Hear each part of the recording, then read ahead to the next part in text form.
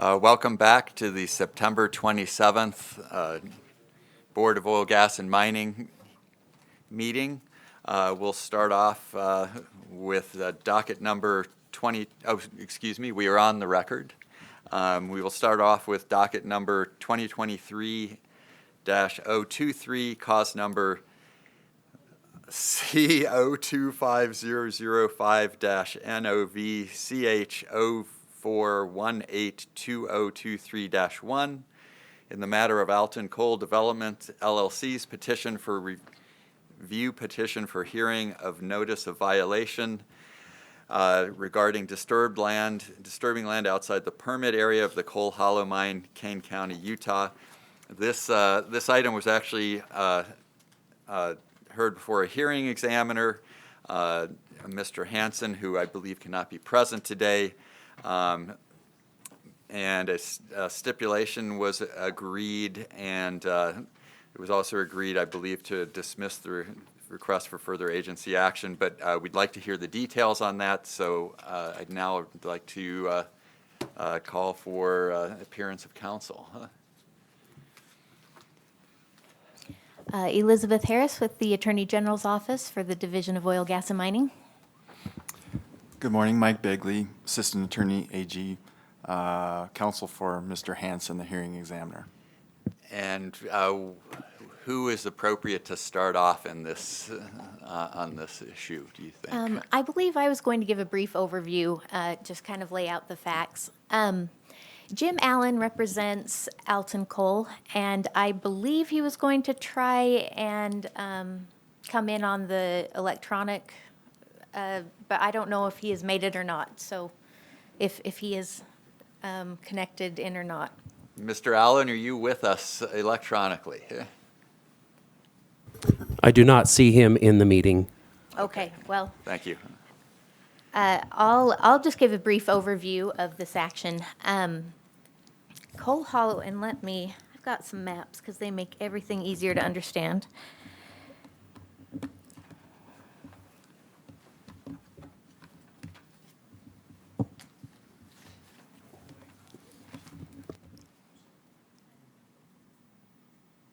Okay. Coal Hollow is a surface coal mine located down in Kane County, a little bit close to Bryce Canyon. This map right here is a map of their permit. That orange line is the coal recovery boundary. And if it kind of looks like the state of Texas a little bit, there's that 90-degree angle, or the 90-degree corner on the left side with the orange line on the top. That's kind of where we're going to be talking about. So it is a part private surface, part federal coal mine, and because of that was required to get federal mine plan approval. Last year, originally, I wonder if I can, I do. Okay, originally, the mine plan called for them to mine this area here. And then in 2022, they submitted an amendment to the plan to come in and mine this area here. We call these D1. So this map is a map of the coal recovery sequence. And so last year in April, they were finishing off, they had completed all of this mining. They were finishing off this pit F7 and F8. And then at that point, they were going to come over and mine D1 from left to right. I don't know if you can see on the map, there is a stream that comes down right here, and it comes right down through pit D1. And because of that stream, they had to, in order to mine pit D1, they had to do some hydrology work. Let's see if I can get this. And what their plan called for was before they could come over and mine this pit D1, They needed to put a plug in the stream at plug A, so that any water coming down that stream would be diverted down into the pit. They needed to put another plug over here at plug B, so that, I don't recall what plug B did, but I know it was important. But that basically would stop any water from being present in this stream when they were mining through that D1 area. When they were doing the mining, although the mine plan called for them to finish this pit F7 and F8 and then come over from the west side and do D1 from this side and then that side, what actually happened was they went beyond that coal recovery boundary that was unpermitted, or it was not approved to mine. So this orange line is where they should have stopped the coal recovery, and instead they continued to recover coal throughout this green part. And if you can see this little area right here, they extended into that pit D1, and they completed that mining before any of that hydrology work was done. So the diversions had not taken place, and they were mining from the wrong direction. In April, there was a slide that happened right in this area right here, and the high wall failed, and the high wall made because the high wall failed, it failed all along this boundary right here. And the disturbance then went beyond the permit boundary because the land came down beyond what the permit boundary was. And then it also failed along this area here. When the division went and inspected, they issued, they discovered when they inspected the high wall failure that they were mining outside the approved boundary. And they issued several violations. The first thing they issued was a cessation order to stop all mining in pit D1, and on the basis that there was not adequate bond, since they were not operating in the approved mine plan, it was not bonded for what they were doing. They also issued 3 NOVs, and those are the CH 041-22023-1, -2, and -3. NOV 2023-1, that matter was related to a road that they were doing maintenance on, and they went beyond the boundaries of the road. The parties agreed, Alton Coal had an agreement with the county or the city to actually maintain that road. So the division agreed to just vacate that NOV. That was not a violation. NOV-2, that dealt with the failure to follow the engineering standards in the mine plan that resulted in the high wall failure and the excursion past the permit boundary where that high wall failure took place. And then there was the NOV-3, which dealt with the failure to follow the hydrology plan to complete those plugs to divert that stream before they actually were mining in the D1 pit.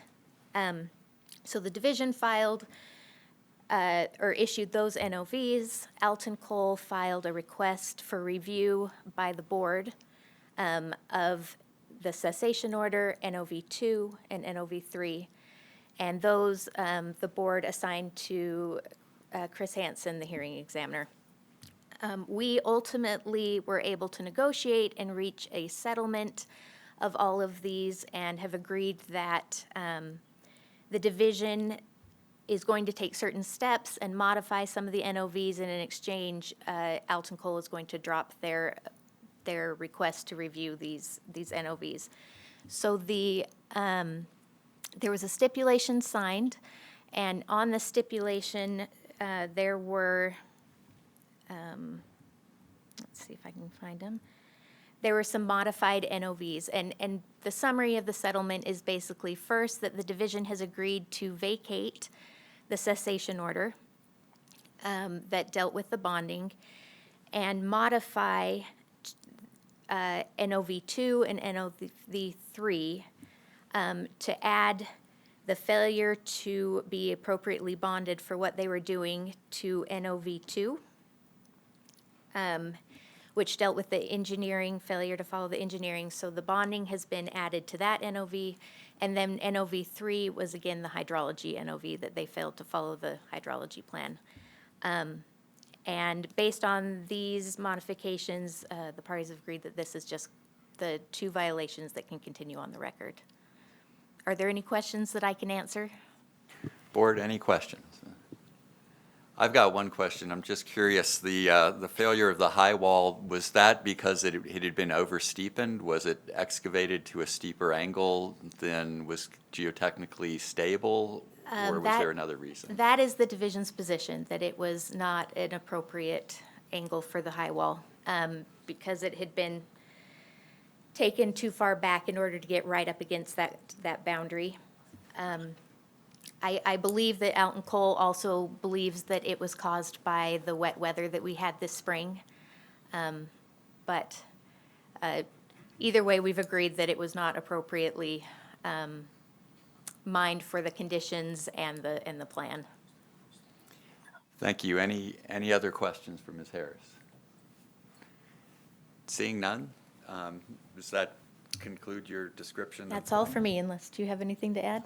All right, that's all for me, thank you. Mr. Begley, over to you. Chairman Borden, with your permission and indulgence, I would like to also introduce you to my co-counsel for this matter. This is Emily McKay. She's our new O'Hara Fellow that will be working with the DNR, entire agencies. She has a aptitude and a preference and an intrigue for water, all things water, but she's also really willing and able to roll up her sleeves and get to the bottom of any and all help that DNR needs and all the agencies within it. So with that, I would like to introduce you to Emily, and hopefully you can say hi after this. Welcome. With representing Mr. Hansen on this, I just have a couple things to add. Mr. Hansen's really apologizes for not being able to be here in person. He had a personal conflict that really prevented him from being here today. So based on his professionalism, as always, he insisted that we get together, and I am going to be basically reading a script that he wanted me to say with a couple of little add-ons. First and foremost, with him not being here, I can say that based on his reputation and professionalism, both the operator, ALTON, and the division both suggested and recommended Mr. Hansen to be the hearing examiner in this matter. And as the board knows, he was delegated with that authority initially. And Mr. Hansen, because he would like to cure any regulatory issue and make sure that the mine becomes operational as soon as he possibly could, directed me to initially have a pre-hearing conference call with the attorneys, Mr. Allen and Ms. Harris. We did that, and I think that initially we were on the path to maybe consider if there's any other option other than to pursue the violations in the cessation order. And in so doing, we scheduled a site visit. All the attorneys and Mr. Hansen and myself visited the mine site on June 8th, 2023 to review firsthand what the situation was. And stemming from that site visit is the process that was basically put in motion, and I believe that Mr. Hansen would be very complimentary to the attorneys that were working on this. I think Liz Harris and Mr. Allen demonstrated exemplary legal work to get whatever issues that were involved at the time resolved between the parties. And Mr. Hansen is very appreciative of the fact that the path to settlement was in the control of the parties and not the board. And he is authorized me to basically compliment the attorneys, but first and foremost, let the board know that he has reviewed every aspect of this file. He's followed the settlement discussions as much as he possibly can without interfering with them, and he's reviewed the stipulation that's been put on file, and he's approved of the stipulation and has signed the order in his capacity as a hearing examiner, which I've provided to Ms. Whittier for the board's consideration.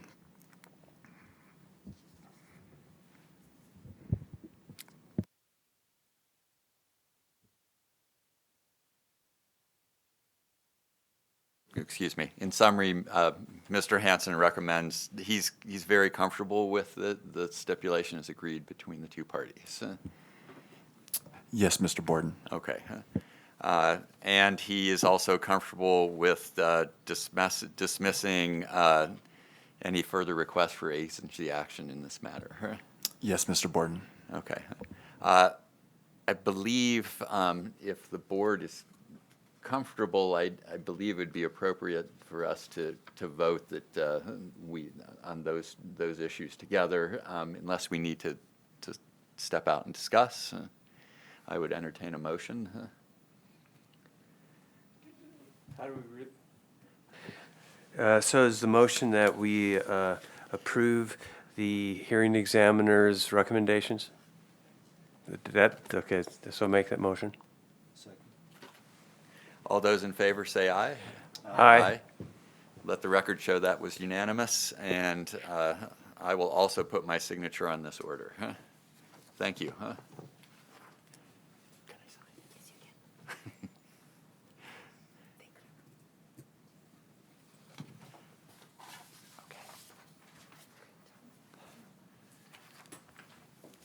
And that brings us to item number 2, which is docket number 2023-032, cause number 139-172, in the matter of request for agency action of Petro Swiss Capital Partners, LLC, for an order requiring an accounting and payment of royalties to Petro Swiss Capital Partners, LLC, from Blue Diamond Oil Corporation for the Powell 2-13-A2K and Ute 3-35Z2K oil and gas wells, Duchesne County, Utah.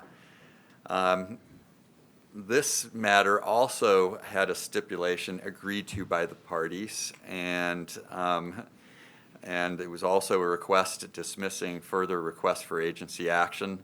And I actually signed the order pertinent to those two issues yesterday, so I believe that concludes this item as well. Which brings us to item number 3.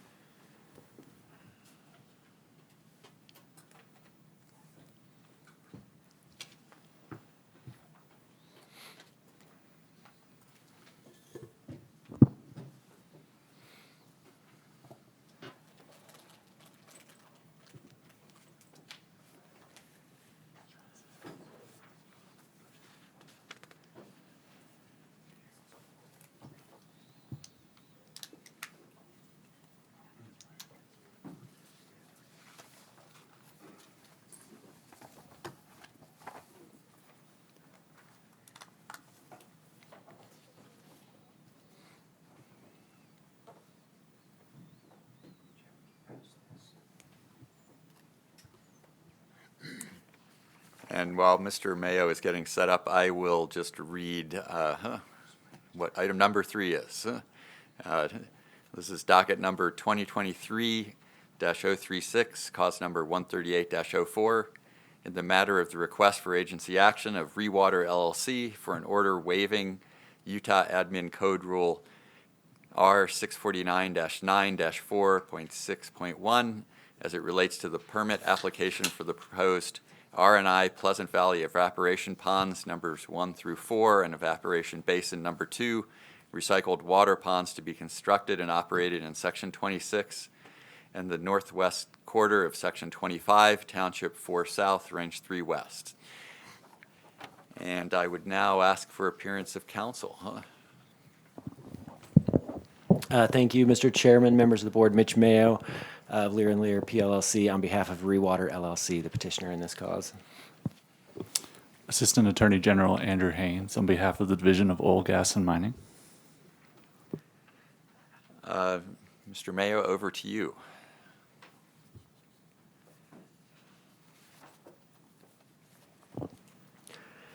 Thank you, Mr. Chairman. Again, Mitch Mayo, Lear & Lear on behalf of Rewater LLC. With me today and appearing in person at this hearing are Mr. Kevin Darcy, Vice President of Business Development with Rewater, and Mr. Brett Mickelson, the President of IGES, Inc., which is a civil engineering firm contracted by Rewater. Can we please have these witnesses sworn in at this time? Would you please raise your right hand? Do you solemnly swear that the testimony you shall give in this hearing shall be the truth, the whole truth, and nothing but the truth, so help you God? Thank you for that. The resumes of Mr. Darcy and Mr. Mickelson were submitted as petitioners' exhibits T and W, respectively. If separately asked about the contents of their resumes, they would confirm the same as true. Mr. Darcy will be testifying as a fact witness in this matter. Mr. Mickelson, who is new to board proceedings, and I plan to qualify him as an expert in civil engineering with an emphasis on waste management facilities permitted under the Division of Waste Management and Radiation Control. Also, with the board's permission, I'll be moving for admission of my exhibits at the end of my case in chief. At the beginning of 2023, Rewater purchased the facilities at issue from Dalbo Holdings, Inc. for two purposes. One, to operate the existing evaporation facilities, disposal facilities that are located on the parcel, and two, to permit, construct, and operate produced water recycling ponds, what I'll probably call the recycled water facilities, that each exceeds the size limits for evaporation ponds outlined in Utah Administrative Code Rule R649-9-4 6.1. And I may refer to that as the pond size rule. The pond size rule, as the board may be aware, limits ponds of this nature to a size no larger than may hold 10 acre-feet of water. However, in the current operational climate in the basin, this is an insufficient amount of water to really be beneficial to continued operations. On June 5th of this year, Rewater filed a permit application for RNI Pleasant Valley Evaporation Ponds number 1 through 4 and Evaporation Basin number 2, which I will shorthand as the permit application. This permit application details Rewater's plans for development of the proposed recycled water facility. The recycled water facility is designed to accommodate the ongoing full-field development in the basin, and as such must hold more than 10 acre-feet of water to be available for single use. Because the permit application requires an exemption from the pond size rule, and given the regulatory transition underway regarding oil and gas exploration and production waste, Rewater determined that pursuing division approval of the permit application was impractical and the instant request was necessary. From the beginning of this process, Rewater has been engaged with and has informed both the Division of Oil, Gas, and Mining, the division, and the Division of Waste Management and Radiation Control, WMRC, of all relevant information related to the permit application and to this request. Both agencies have been very helpful throughout this entire process. Rewater recognizes the nuances and broader policy implications presented by this request and wishes to express formally on the record its appreciation for both the division and WMRC's efforts to educate Rewater and to learn the details surrounding Rewater's permit application and its proposed plan of operations at the recycled water facility. A couple of important items to note before we begin regarding the nuances of this request. One, the recycled water facility is not a waste disposal facility. Rather, it is a facility designed and built to manage and recycle produced water for commercial use in ongoing oil and gas operations. And two, the recycled water facility is not an evaporation pond. And the reason I bring these up is fairly apparent. First, waste disposal facilities This is not a waste disposal facility, but waste disposal facilities will, from now going forward, be regulated by a different agency than the Division of Oil, Gas, and Mining. They will be regulated by the Waste Management and Radiation Control Board. So I'd like to point out and make clear off the outset, this is not a waste disposal facility, which is why we're here.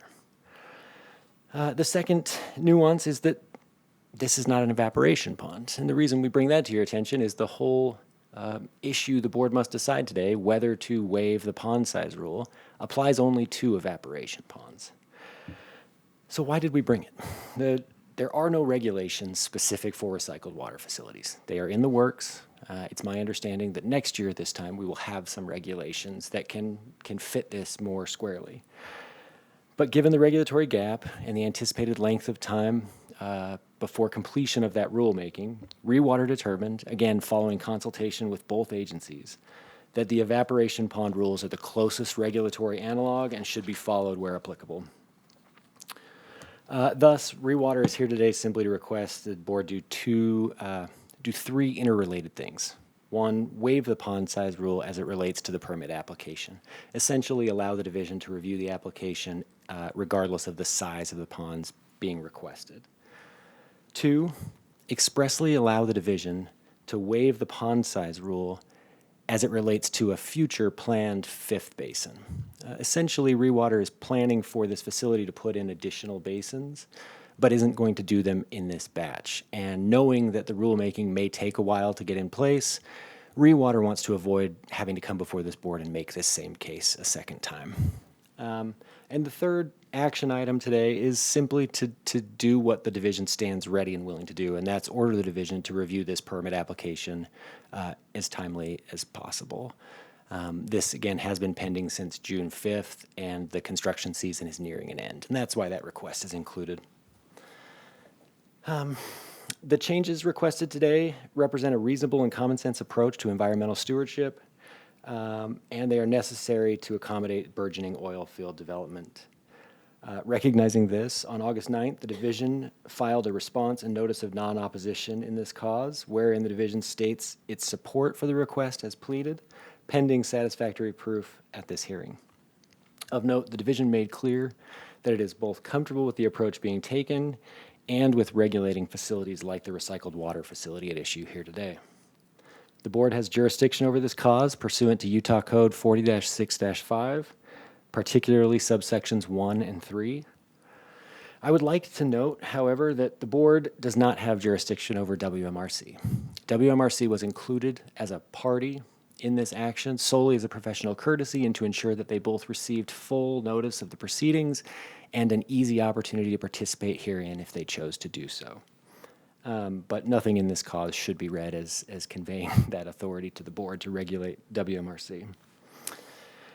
Notice was provided as required under Utah law to all interest owners and to all relevant governmental agencies as required under the regulations. They were sent to their last known addresses of record in the office of the Duchesne County Recorder. In addition, notice was published in the Uinta Basin Standard, the Deseret News, and the Salt Lake Tribune during the first week of August 2023. Finally, as has been discussed here, notice was provided to WMRC and to their counsel, Mr. Brett Randall, Assistant Attorney General for the Environment and Health Division. WMRC, as I mentioned, was included as a professional courtesy and to allow them the opportunity to both review and opine as necessary. Aside from the aforementioned response from the division, there have been no other comment letters or responses filed in this action. Based on that, it seems not a large leap to assume that the parties noticed implicitly approve of the request here today. And with that, I'll begin my examination with Mr. Darcy. Mr. Mayo, one thing I realized I did not do is I did not ask the division, especially regarding the expert witness. Do you have any concerns about us recognizing the one witness as an expert witness? I'm happy to voir dire and give kind of a background on his education and experience when he comes up, if it makes the division more comfortable. If that's when you want to do it, we can do it there. Yeah, I was just waiting for all that before we make a comment. Thank you. Okay, Perfect. We can wait till it flows better with what you prepared. Thank you. I appreciate that reminder. Okay, Mr. Darcy, Would you please state and spell your last name and state your business address for the record? Yeah, Kevin Darcy, Kevin Darcy, Darcy. Business address is 3319 North University Ave, Suite 200, Provo, Utah, 84604. Okay. And what is your current position with Rewater? I am the Vice President of Business Development. And do you have access to the corporate records in that role? Yes, sir. Quickly, could you mention the corporate and bonding status of Rewater LLC? Is it where is it located, and is it a business in good standing? Yeah, it is a LLC registered with Utah. It is bonded with all appropriate agencies and fully insured. Okay. And maybe a quick side question. The facility at issue today here, the intention is it will be fully bonded as well. Correct, yes. Thank you. Moving on to essentially all of the testimony. Are you familiar with Exhibits B through S submitted in this cause? Very familiar. And were they prepared by you or someone in your offices under your direction or supervision? By me. Okay. Thank you. Let's start with Exhibit B. We're talking about the management recycling of produced water, so it helps maybe at the outset to define it. Please help the board understand what produced water is from Rewater's perspective. Sure, and this is probably a very simple definition, but there's been a lot of questions through the process of different water rights, and so we laid this out that it is water that is brought to the surface in connection with oil and gas production. Brine, saltwater, flowback are synonymous with the term produced water. So it is a byproduct of oil and gas production. And where does that produced water come from? Why does it exist? It is in the formation, native, and it is moved up the wellbore with the oil and gas in somewhat of a mix up until it's separated on location. Okay.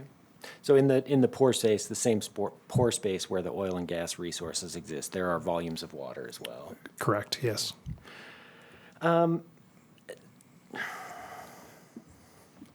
For every barrel of oil, there's typically anywhere from 1 to 2 barrels of water that'll come to the surface. And this is probably fairly regionally specific. You're talking Uinta Basin. Horizontals in the Uinta Basin that we drill tend to be around that. So for every barrel of oil you pull out 1.5, 2 barrels of water.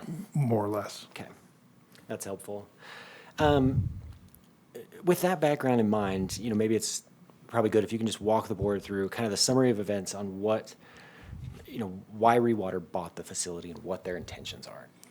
There was a need for frack water, kind of south of Mighton. Okay. And with that, there was the concept to build 2 fresh ponds and then expand the produced ponds as well. Okay. So this facility was owned by a company that specializes in evaporation in the basin and other water services. They had previously permitted this for evaporation.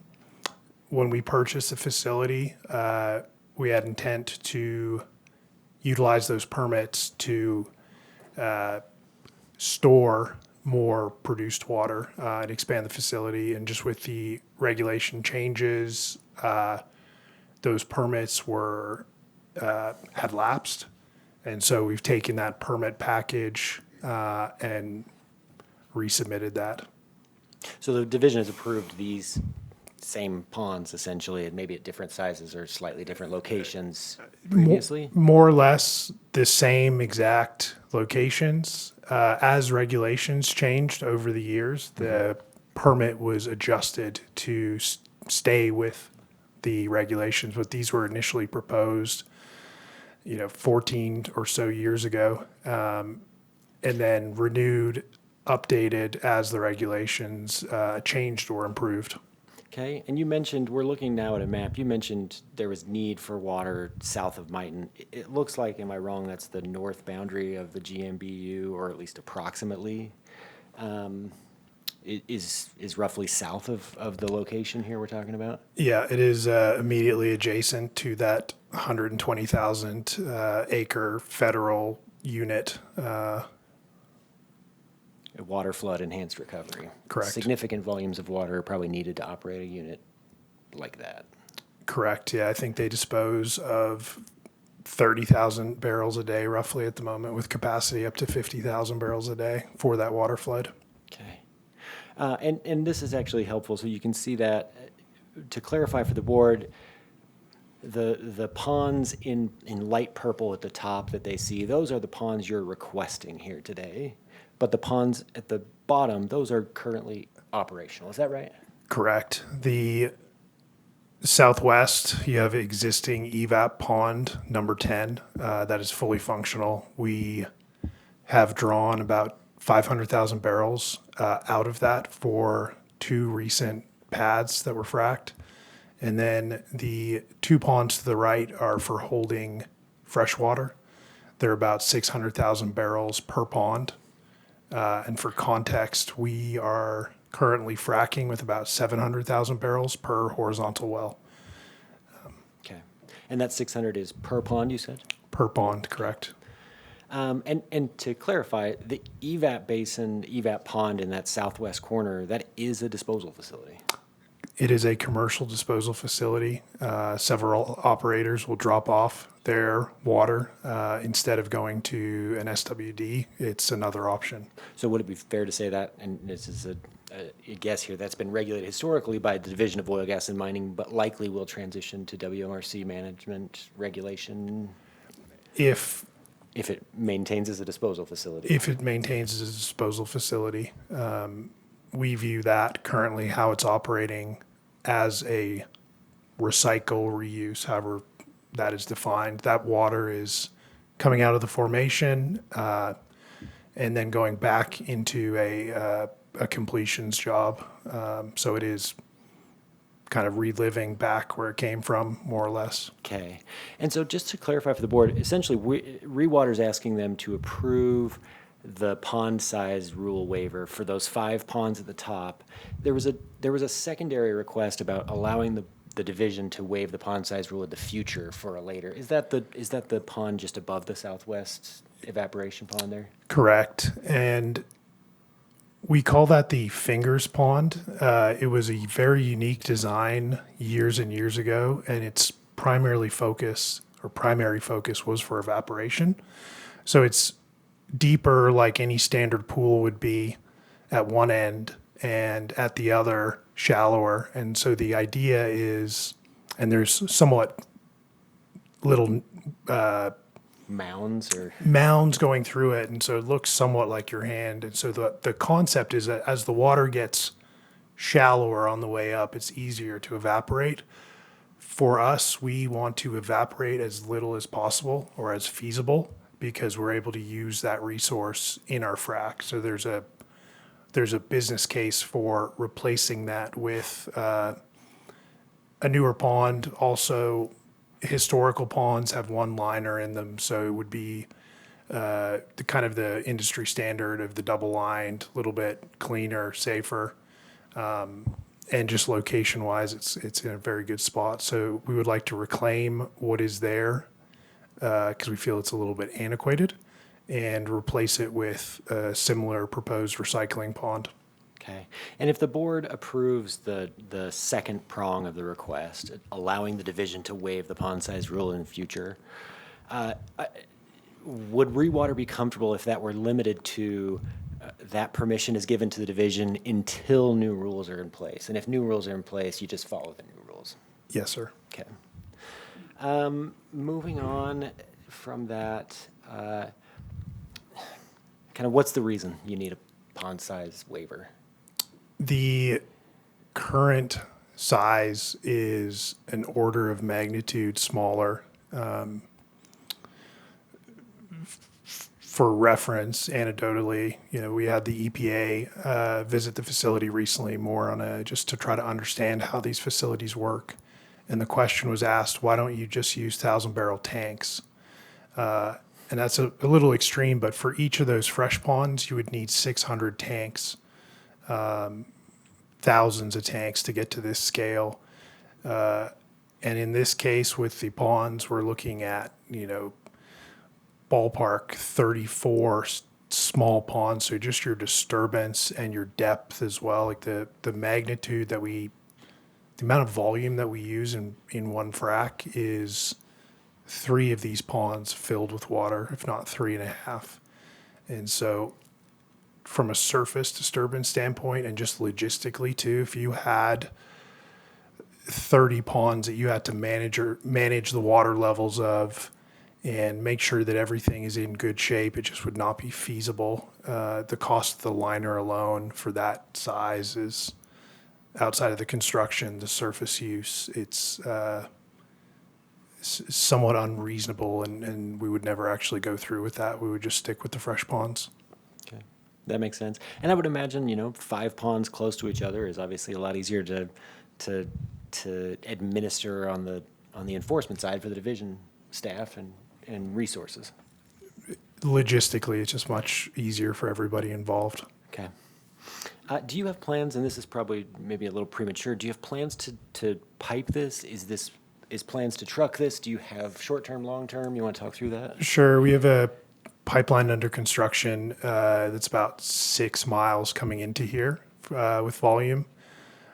We will build up a kind of a better treatment on the way in. So the facility, how it operates currently, is kind of a vaulted system, just a very standard separation. Water comes in on a truck, it's dropped into a vault.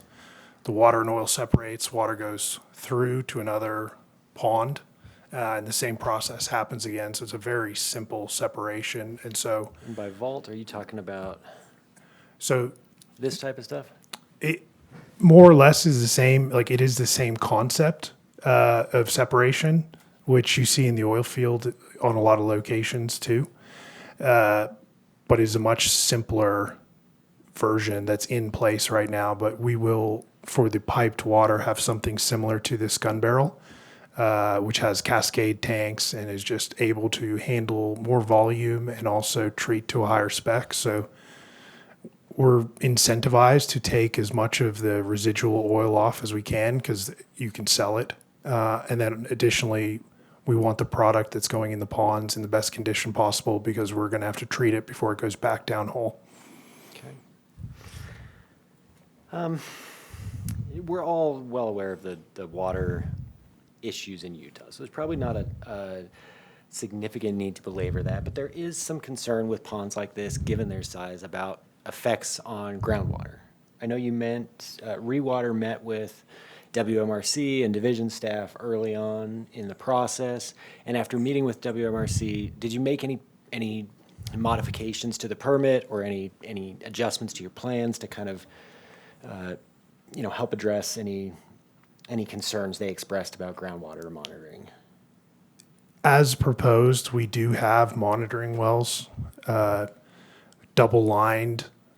It's pretty sophisticated as designed. There's a lot of geology work that went on in the area too, core taken historically. So where this is located and with the monitoring wells that work in place, we're very comfortable. Even on our fresh ponds in this area, while building them out in one area, there was some shallow water that's just fresh water that comes to surface, and we built out what is a French drain underneath it. So from a business standpoint, we want to make sure that the integrity is there so our investment is safe, and that we're able to hold that volume. So it's designed to a pretty aggressive spec on the safety side. Okay. And maybe just to, I guess, put the board and division's minds at ease, this isn't the last regulatory stop on this train. This is probably the first regulatory stop on this train. There will be additional agencies that will need permitting done and approvals through this process. Is that right? Yes, and the stakeholder involvement we've had to date with all of the agencies, owners in the area, there's quite a regulatory hurdle in general, which not saying that as a critique, it's fair. But if you were to look through our permit package, it's hundreds of pages. The amount of geology work that's been done, design work from engineering firms, it's been quite a complex process. So where these are laid out with the design that's in place, these are extremely kind of well planned. Okay. Perfect. Before we conclude with you and allow the board to just ask questions, are you familiar with the certificate of mailing that's on file in this cause? I am, yes. And Exhibit A that was filed, I don't have an image of, but was the returns of service of those mailings. Are you familiar with that? I am, yes. Okay. Who's on that list? And, Yep, who did you notify? So fortunately for this project where we're located, we have a handful of large ranch owners in the area. And so we don't have a very segregated position where we had to notify 40 people. And the same is true on the mineral position too. So this is a very unique location. If there was fee minerals underneath this and we had to notify 100 folks, it would be a lot more difficult. But we have directly under it one mineral owner with the tribe. The Ute Indian tribe also sends us, we purchase a lot of our fresh water through them, so they're currently operating on the facility. The BLM is immediately to the south of us on the mineral position. They were notified. We had some conversations with them too. The EPA was notified just because of the location within the tribal boundary. We met with them on the location as well last week and spent about 3 hours with them just walking through what it was, what we're seeing, how we're planning this. The county of Duchesne and then those ranchers and regulatory agencies that were appropriate. So we've had quite extensive stakeholder involvement in this process. Okay, perfect. I don't have any further questions for you. Turn the time over to the division.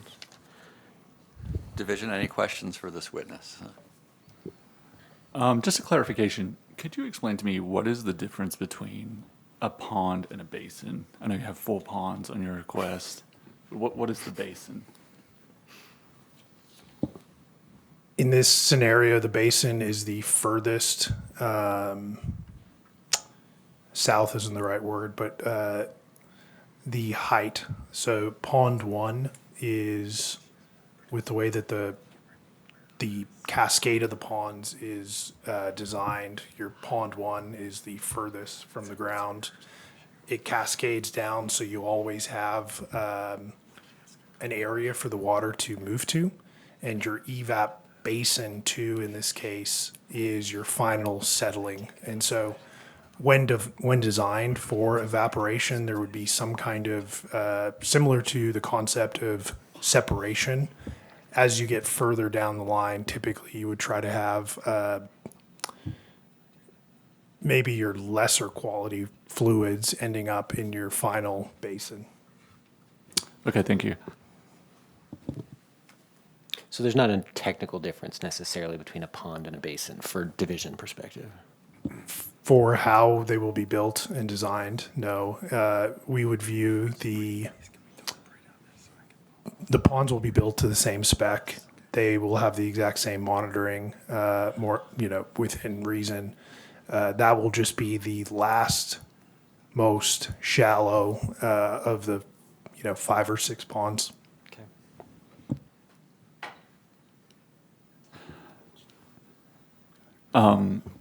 With the board's permission, the division staff have. Okay. So on your ponds, I know we went out and looked at it a while back, but I was just wondering. Oh, Orland with the division, sorry about that.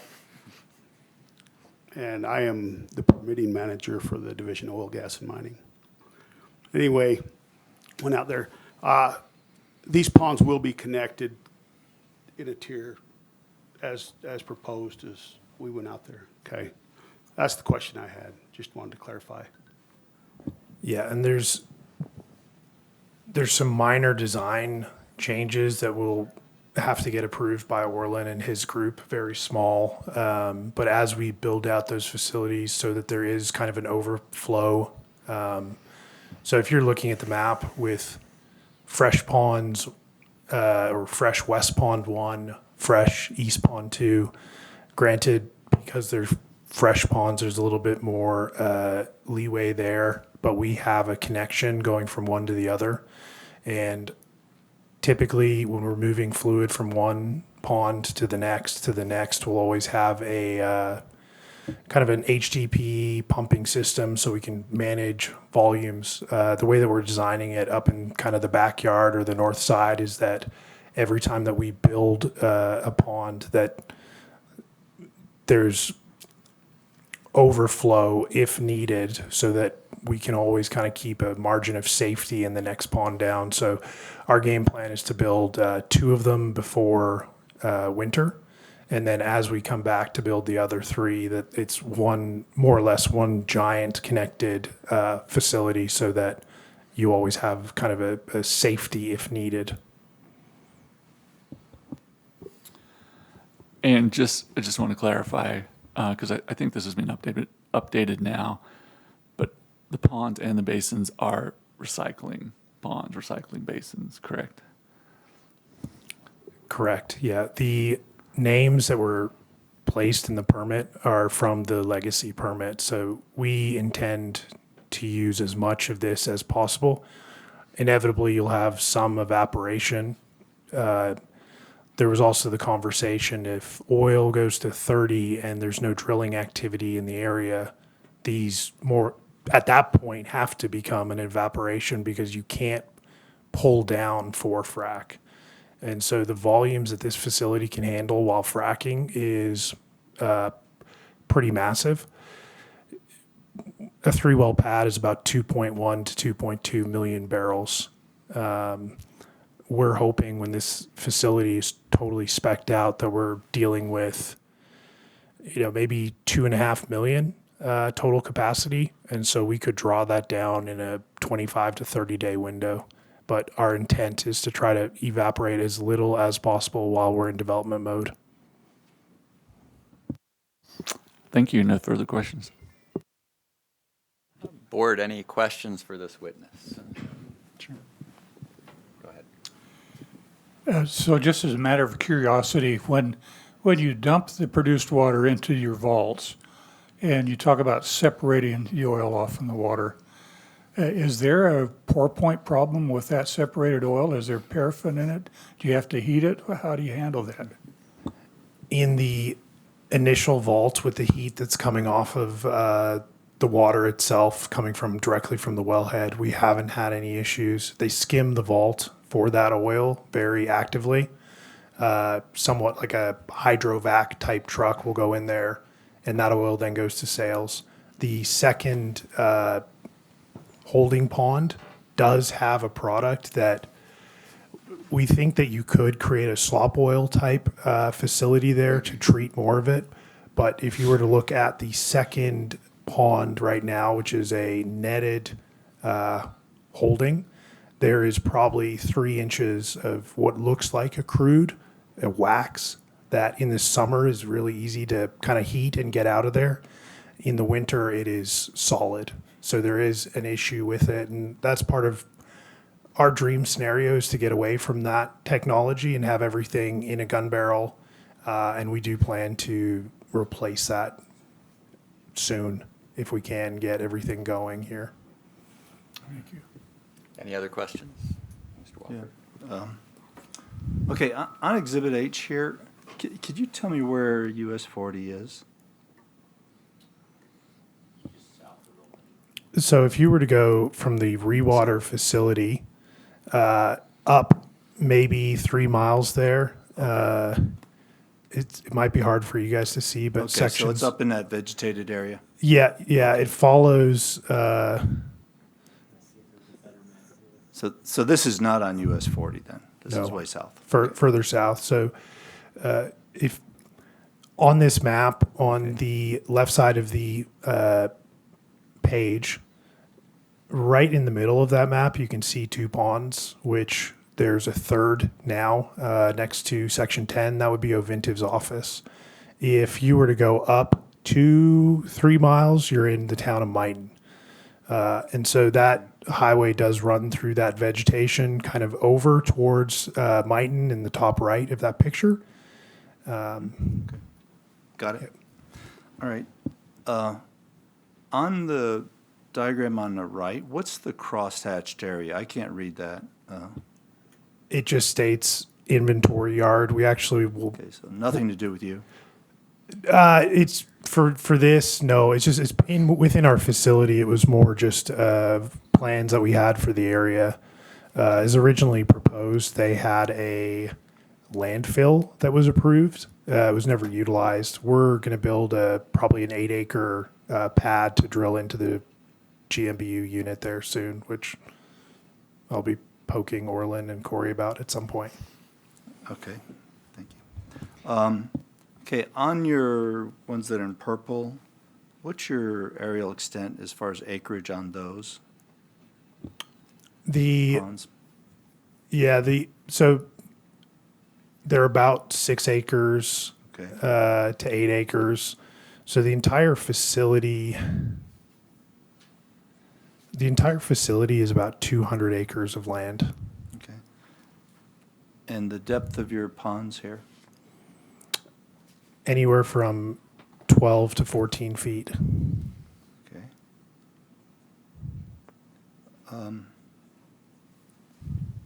And so your gun barrel currently isn't heated, and you're thinking about in the future having a heated facility? Yeah, we're building it in the next 2 months with the pipeline coming in. So the current offload could probably handle 15,000 barrels. A gun barrel like that can handle 20. And so, our dream development scenario is we build 2 of those and then decommission the old holding pond. Sure. Because it's more effective. And when you're all done with this, how many monitoring wells will you have around your facility? Right now, we have, I'd say, close to, on the 2 existing ponds that are in place, I'd say that we have about 9 currently. With the design, probably adding 2 to 3 per pond, just with how it's laid out total. And so we try to have complete coverage. If we're just to drill 1 pond, we'd have 4. 2 ponds right beside each other, you'd have 6. And so you always, if you look at a pond isolated, you'll always have 4 kind of covering your boundaries. Okay, so you're probably going to add something like 10 more? Yep. Okay.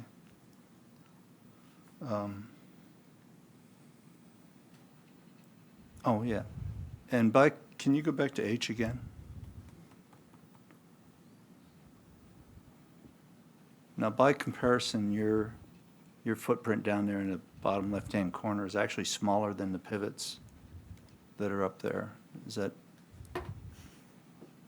accurate? Okay. Thank you. Any other?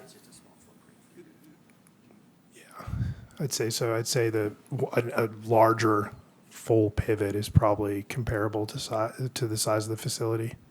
Okay, thanks. Any other questions? Okay. How deep are those monitor wells going to be? Typically, they're 1 to 2 feet underneath the liner. Okay. And that takes care of all the potential potable water or anything that you're not going to disturb any aquifers. I assume that's what you're worried about. Mostly trying to understand that if there is any kind of a leak, that we can catch it immediately. The way that those systems work is they're really a pipe network underneath the ponds themselves. It's a very simple, they're angled too. So the depth changes depending on where it starts and where it ends up so that the fluid will move to them. So you can look inside very quickly with the flashlight and see if there's any water that's moved over there. And so really the concept is if you have any breach for whatever reason, that you can catch it kind of day of. And so we check those things.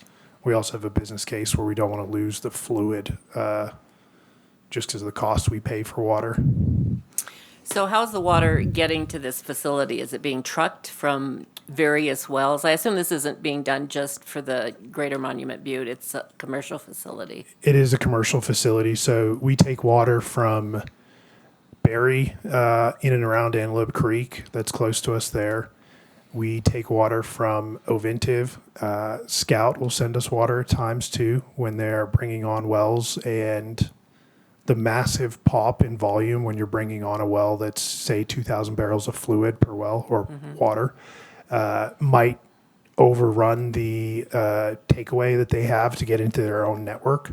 And so we'll take it until it gets to the point that they can tie in. We're looking to do more in the area too with some of the local operators like the Ovintivs, and then take our own or water from the WEM entities down the road. And so these companies are paying to put their recycled water there and then to take it out again. There are fees in and out, I assume. There are, yeah. There is a standard disposal fee that's pretty average in the area, if not less than what it would cost to send it to an SWD. And you're taking this, I assume, from multiple wells, so you've got multiple mineral and surface owners involved. It's not just all tribal, or it's going to be some fee and... Yeah, and the product that we take as a waste product, or there's a transfer of ownership at that point, no different than if it was an SWD. You're just getting rid of a quote-unquote waste at that point. Okay. And so there is no... similar to if you were to sell oil at the wellhead, there's a transfer that takes place. Okay. But instead of a revenue, it's a expense. Okay, thank you. Yes, Mr. Moon. So using produced water for frac, what does it take besides that initial separation of the crude? What else do you have to do to it to make it frac water? So we're dipping our toes in the water a little bit on how much volume that we can use at the moment. So anywhere from 10 to 15% of our frac water at the moment is produced. We have a system of about 4 or 5 kind of standard laydown tanks that you would see. We drop in a biocide in there to pre-treat. It kind of gets shaken up, and then it is blended with the fresh water and goes to the location. And then typically frac will pre-treat water to a certain spec, and so they test it on the way in. But mostly it's just a biocide at the moment. And so for our first frac, some of the water had been sitting in that pond for years, because with these facilities, when they are just evap ponds, you're very limited in what you can take in. So if it's a 500,000 barrel pond and you think you can evaporate 50 of that over the course of a year, you can't bring in volume. So we pulled down 250,000 barrels, which is more than half of what that pond had. So we over-treated on the first round. Then we're taking a lot of really good flowback water from, say, an XCL or people in the area that, with newer horizontals, the life cycle of the water we're getting is in very good shape. It's sent down there for frac, and we're getting the first 60, 70,000 barrels back up that had recently been treated. So overall it's been going very smoothly so far. So you always have to mix it with fresh water to kind of meet their spec, or eventually can you get to be able to use 100% produced water for a frac? We would like to, but the biggest difficulty is the volume component. Like for us, if you were to look at the facility having, let's say we bring in 10,000 barrels a day, 2,000 of those barrels for a full year would be enough for one well. And so for any frac that we have going at the moment, we are constantly backfilling our fresh with 100,000 barrels a day of fresh coming in. And ballpark, we're going down hole with 120,000 barrels a day. And so we would like to use as much as possible. The more folks we have piping into the facility, the more attainable that becomes. And that's part of asking for these additional ponds too, is outside of your winter time, just having more volume on deck for your fracs so you can use more produced, because we can't pull in fresh water. If we're able to pull it in at 100,000 barrels a day and we're limited at 10,000 or 15,000 for produced, you could do it, but you could frac one well every 4 to 6 months. And so XCL is up around 60% produced water, and they've got a beautiful system that they have up there. All of their wells are piped back to that facility, and they're able to use a massive amount of it. So I think they've kind of led the basin in a lot of ways too with their technical team. But having it all on pipe, like that's where we aspire to get to. So it's not necessarily it's just a capacity problem. Really, you could use 100% produced water for a frac and just treat it some and. In theory, we think you could get up to a much higher number. We know that the upper limit right now that works is 60% because the XCL guys have done it. So if we had the volume, we could increase it, but we also want to kind of, work our way into it so that we don't see any issues on the backside with H2S. And that is the scary part. If you don't treat to a certain spec, when you bring on these wells, you have a lot of chemical treatment. And so some areas of the basin, H2S is native or natural. And so we're just trying to work our way up where we have good data behind what we're doing to say 20% worked, 30% worked, 40% worked. And ideally, as we have more capacity, we'll get to that point. Thank you. Any other questions? Yes, Mr. Galecki.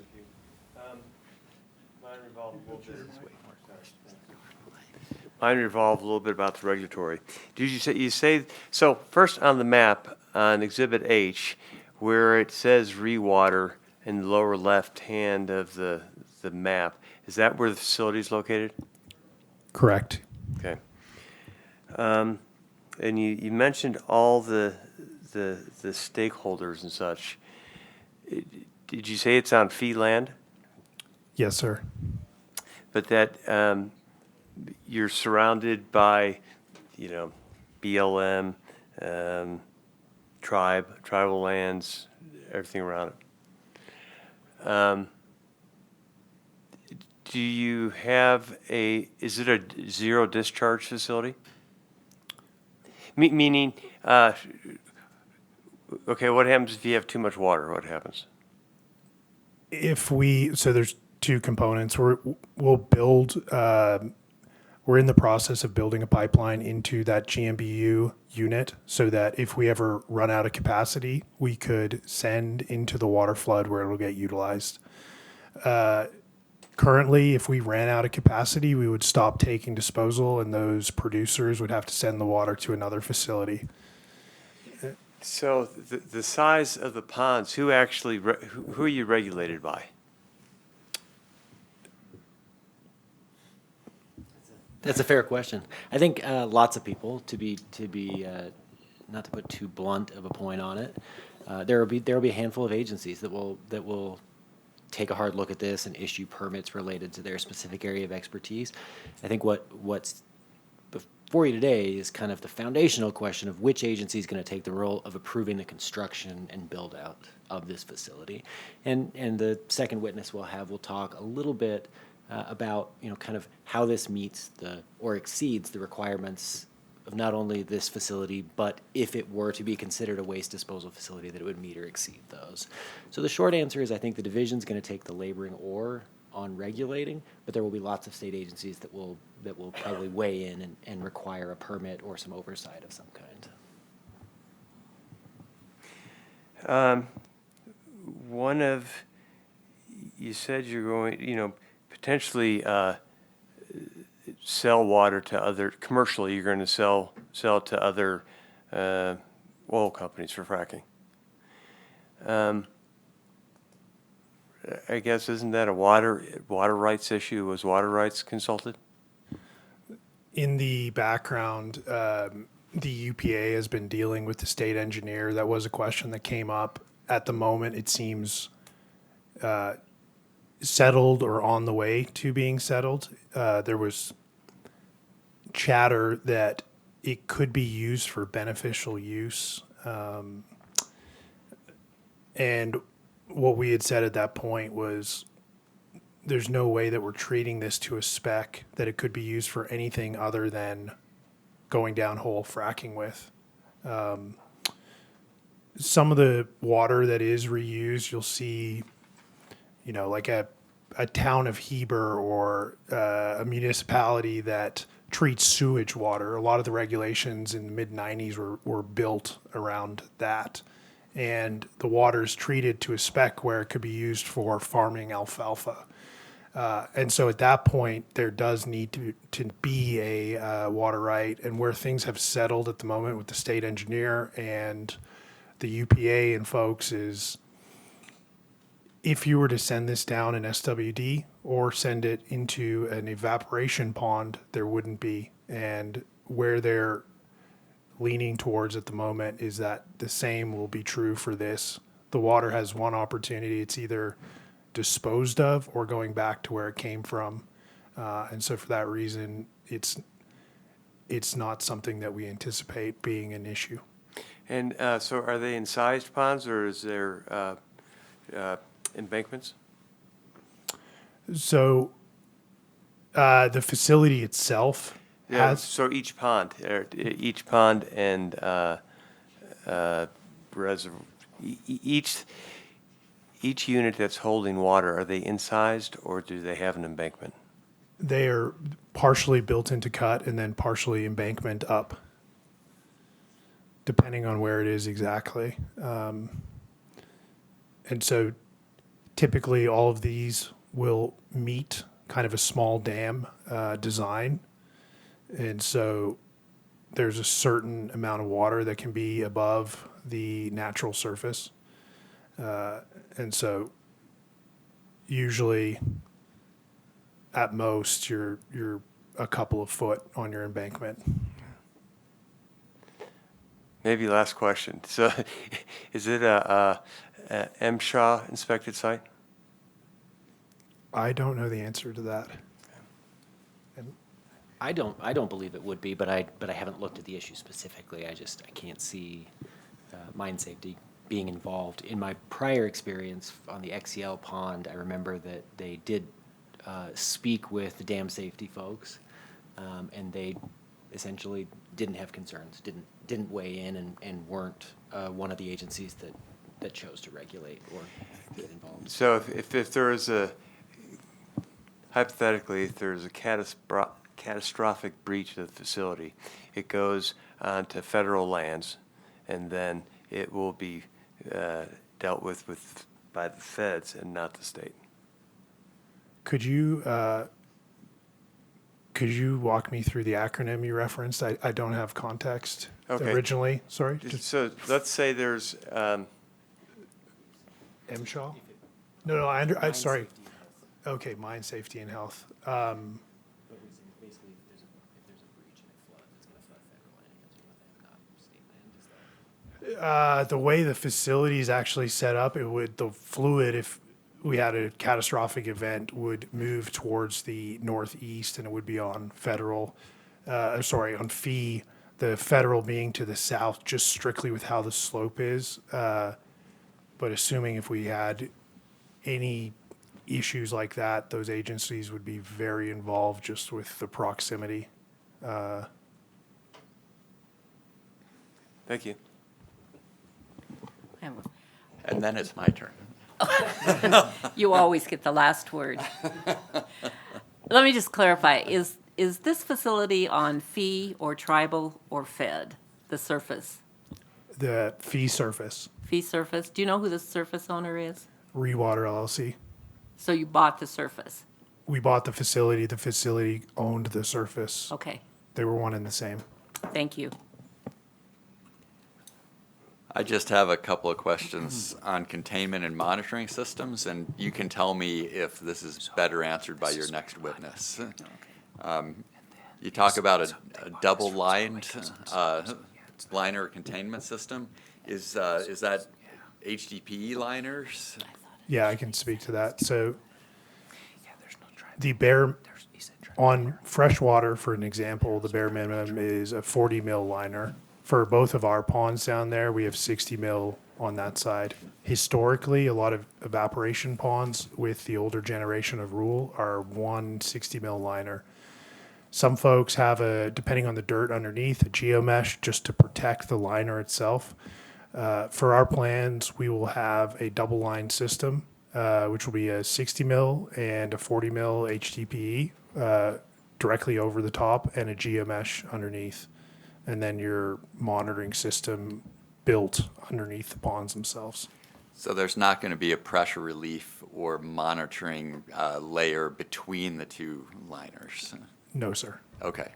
That brings me to the next question. We talked about earlier about monitoring wells, but it sounds like it's more like a leak detection system, which is laid underneath the lower liner. Is that a better characterization maybe than a monitoring well, which gets down to groundwater? Yes. And, Yeah, leak detection. okay. We would be using them interchangeably on our side, but you're viewing those as different. Yeah, in my Yeah. background, I always heard those talked about a little differently. So they're basically perforated pipe placed under the lower liner. Yeah. And you're depending on the soil to have a low enough permeability to perch any leaking water so it would get into the pipe. Correct. With typically there's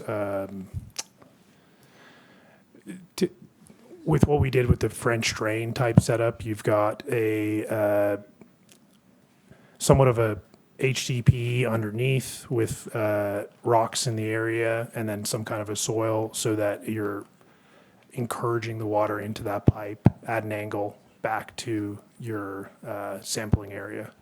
Do you have a design spec for that lower soil layer that needs to perch the water, like 10 to the minus 5 centimeters per second hydraulic conductivity or compaction? Or this again may be a better question for the engineer, but Yeah, not a great. I won't have the answer for that. I know it's to spec for what the classic evap type companies have used, so we're mimicking that.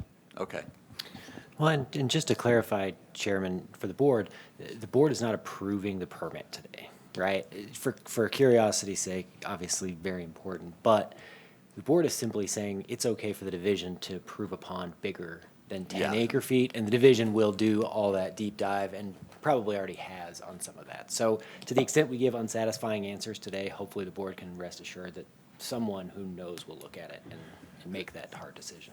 It's somewhere within that 160-page permit application that I don't have a great handle on personally. It's been like the amount of detail on all of this has been incredibly complicated. And we outsource to experts on most of this in the planning and implementation stage. Okay. And thank you, Mr. Mayo. That is a good reminder that we are merely being asked to allow waiving the pond size rule, basically. Is that correct? Huh? That's right. Okay. Any last questions? If not, back to you. Thank you. With that, I'm done with Mr. Darcy, and I'll call my next witness. I'll have him stand by in case there's any follow-up questions that kind of touch on the project as a whole. Thank you. I'd like to call Mr. Brett Mickelson. And I apologize. I've watched you all squint trying to see this screen. This next exhibit is going to be the worst of all of them, and I'd like to apologize in advance. Mr. Mickelson, I'm going to turn that on. Could you please state your name and spell your last name and state the business address Okay. for the record? My name's Brett Mickelson, Brett, last name Mickelson. Business address is 2702 South, 1030 West, Suite 10, South Salt Lake City. Okay. And who do you work for? What do you do for a living? So I'm an evil consultant. So, I've been with IGS, actually, was one of the founding partners with IGES over 25 years ago. Okay. And talk a little bit about your education. Part of what we have to do here is qualify you as an expert. And so I want to talk through kind of your educational experience, where you went to school, where you've worked since then, and specifically your expertise as it relates to waste management. As you can see on my submittal, I'm a product of Utah State University, got a civil engineering degree out of there. Was immediately hired by an international consulting firm at the time called Dames and Moore, which has since been bought by URS, which was bought by AECom in the process. So I spent about 11 years there. Then several of us out of that company started IGES, and IGES is primarily a geotechnical firm. Somehow I got pigeonholed in the waste management niche of this, and I've worked in various aspects of solid waste, RECRA, CERCLA, some mining wastes as well. Okay. And so in your professional experience, do you work with the Waste Management Radiation Control Board and their regulations and rules related to waste disposal fairly regularly? So for clarification, I don't work with the board. I apologize. I've worked with staff over at the solid waste group under their various names for 35 years. And as I relate to the push that button again, would you? Oh, there we go. Sorry about that. And as it relates to the board, I don't work with the board. I'm currently the chair of the Waste Management and Radiation Control Board in a volunteer position. Okay. Thank you for that. I'd like to turn it over to the division for any additional questions or voir dire. Division, any concerns or questions for this witness? No concerns, a very impressive resume. Thank you. Thank you. I'd like to request that Mr. Mickelson be admitted as an expert in civil engineering with an emphasis on waste management. So admitted. Okay. Thank you. Now we'll stop looking at this small slide and just speak generally. Mr. Mickelson, you heard, and it's probably best if you just leave that on because I forget to click it every time. Okay. You heard the testimony here today. Obviously, you reviewed the permit application prior to filing the request for agency action. Maybe just to back up, what is your involvement in this project? How did you get involved in this project? So my involvement in this, I was not the engineer of record for the preparation of the documents or technical expert, I should say. I know of the company Geostrata and of the person that did prepare the package, and it looks to be very complete. So my involvement in this was not specifically for that package. I was asked by your firm to sort of compare and contrast the waste management regulations with the DOGM regulations at a high level. Okay.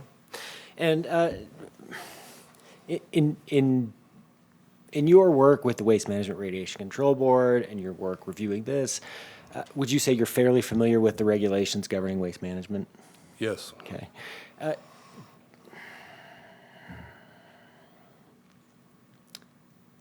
I'll cut to the chase. In your experience, do you believe that the Division of Oil, Gas, and Mining is an appropriate, or maybe the appropriate agency to be permitting approval of a facility of this type? It's pretty obvious from the previous approvals, the other ponds in the area, and the way your regulations are set up to deal with liquids, rather than the waste management rules that are set up to deal with specifically solid wastes of a variety of types. Okay. And in that event, maybe following up,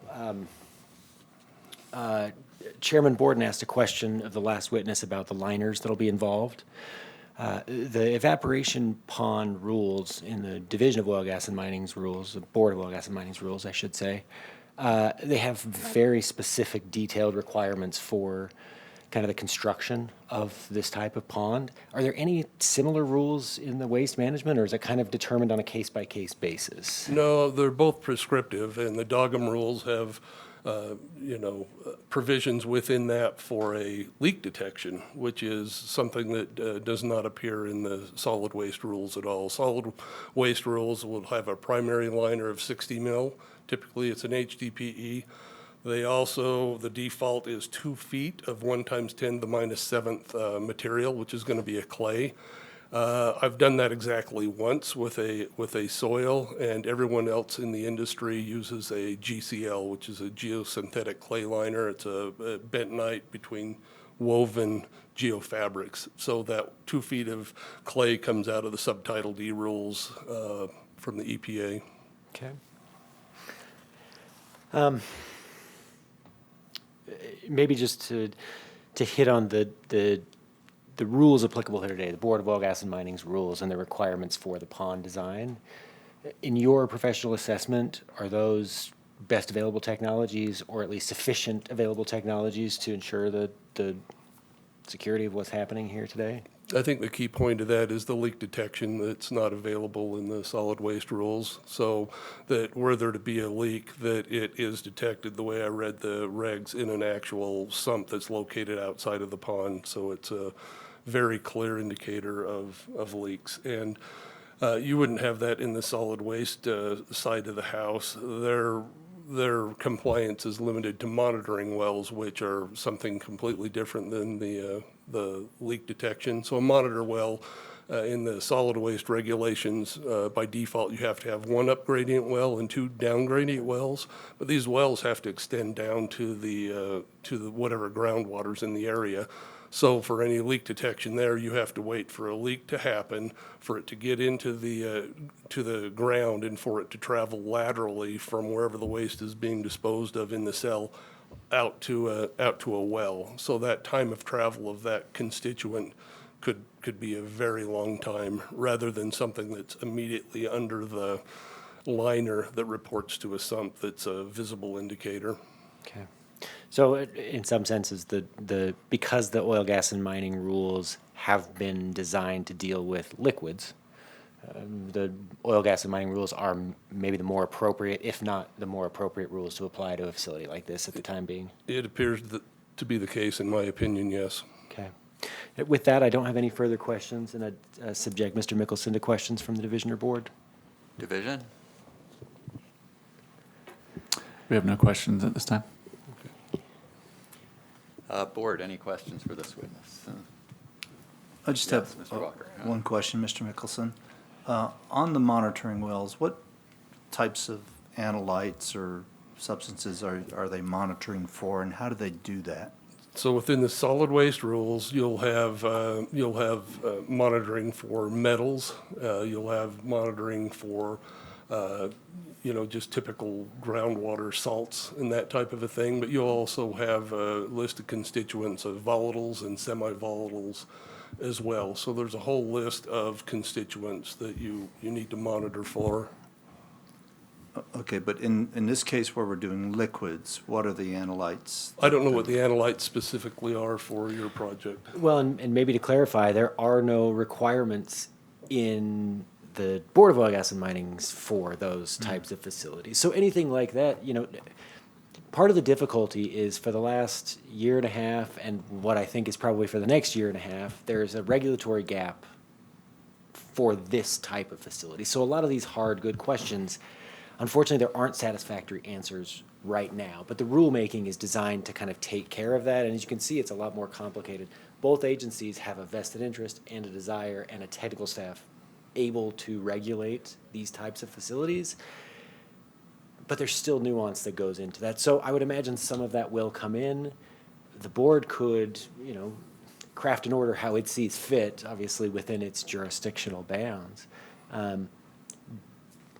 But there simply is no requirement at this point in time. Okay, then of the 9 existing monitoring wells they have right now, what are they looking for? You want to come on up here? This is probably a question for the land witness, but I think what he just said, if everyone's comfortable with me relaying it, is simply for fluid. And I think the distinction that Chairman Borden made is key. One is leak detection, essentially, in Chairman Borden's view, and one is groundwater monitoring. What is currently in place, correct me if I'm wrong, is not what Chairman Borden considers to be groundwater monitoring. It's what Chairman Borden has stated as leak detection. Okay. Is that? And I think I've worked with a lot of these water storage facilities with HTP liners, and the leak detection system, generally you're just looking for fluid reporting to your collection basin, and that's indicative of a leak because you're up in the vadose zone. So you're not looking for any of those specific markers, just the water itself. Okay, thank you. Thank you. Any other questions? Yes. This is actually for the division. There are a couple of existing facilities out there that were Dalbos. Does this project, or historically, have there been any problems with the existing ponds or the maintenance of those ponds before we go forward with new ponds? No, I'm not aware of any structural integrity issues at the existing ponds at this facility. So there've not been any NOVs or any problems out there? Not for containment. To the best of your knowledge. Yeah, to my knowledge, not for containment of fluids at the ponds. It's really only been a one pond site. Okay. And it's, I mean, in the bigger scheme of things, it's one of the newer ones in the state, not necessarily the newer, even though it is approaching 2 decades old. It's one of the newer facilities. Okay, thank you. I have a question or two for you, Mr. Mickelson. I'm just returning to my question about permeability of the underlying geologic materials, soils, whatever you want to call them, to perch water that's leaked through the HDP liner through a torn seam or something. Are there any concerns, like if this is founded on a sandy substrate, the water's not going to report to the leak detection system? You need something that's 10 to the minus 5 centimeters per second or something to drive that, perch that water underneath the HTTP liner. Any comments on that? Yeah, you're exactly right. So part of that is if this is over fractured bedrock, for instance, you would never see that, or if it's over gravel, you would not see that report. What you need is a subgrade that has sufficient permeability that causes the water to mound up, and even if it's not just the water mounding up, just enough surface tension to fill in the voids to cause water to flow laterally, and that's also why these under drains are sloped. Okay, and do you see any benefit to having a composite monitoring system with some small number of monitoring wells down gradient to make sure nothing's escaping the leak detection system? And are there such wells, any existing wells like that at the facility now? I don't know the answer, but I'm happy to call Mr. Darcy back up. Do you know if there are any groundwater monitoring wells currently in the facility, or is it just the leak detection? There's a freshwater well at the facility. Okay.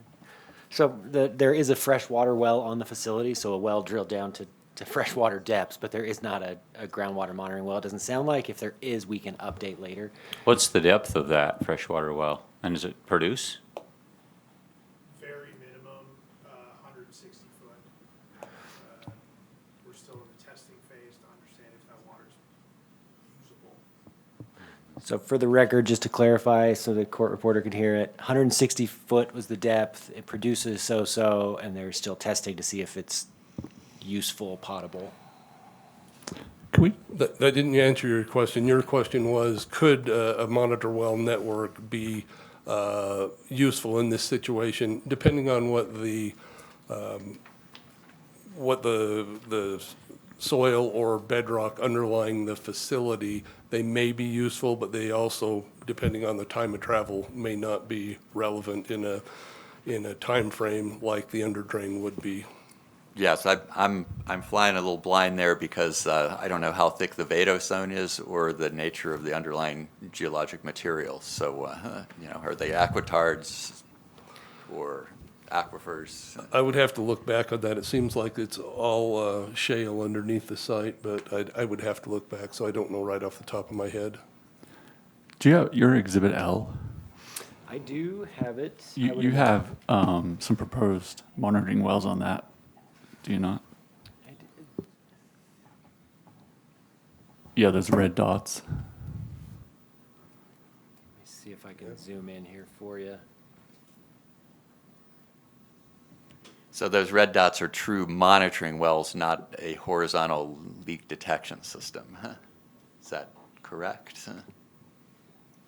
Drilled to the water table and through it. Huh?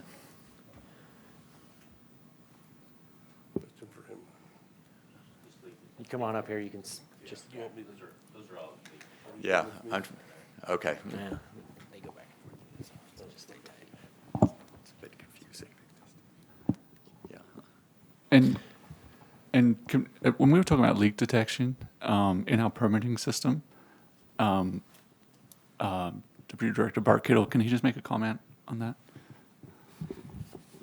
Thank you, Mr. Chairman. First of all, I need to introduce myself, Bart Kettle, Deputy Director. I didn't do that in my previous statement. I apologize.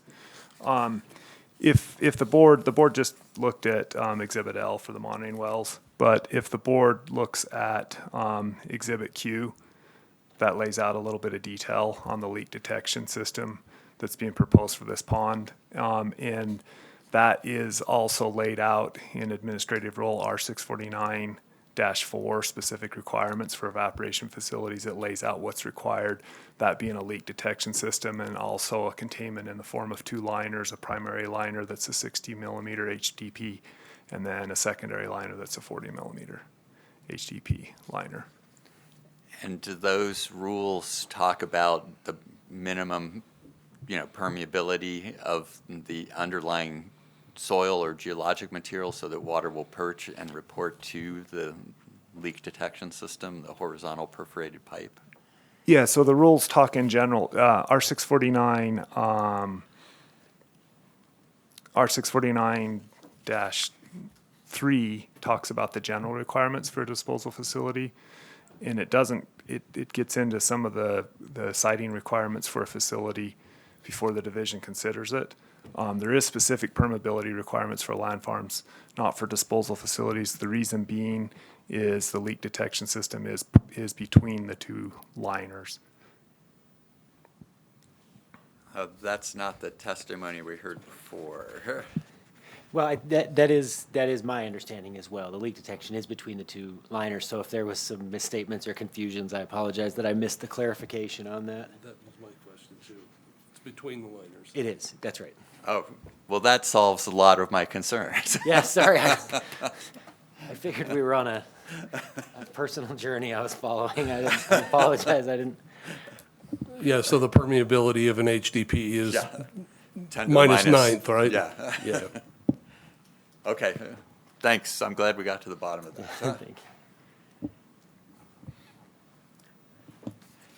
Thank you. Oh, yes. So, I don't know if maybe I missed it, but, we're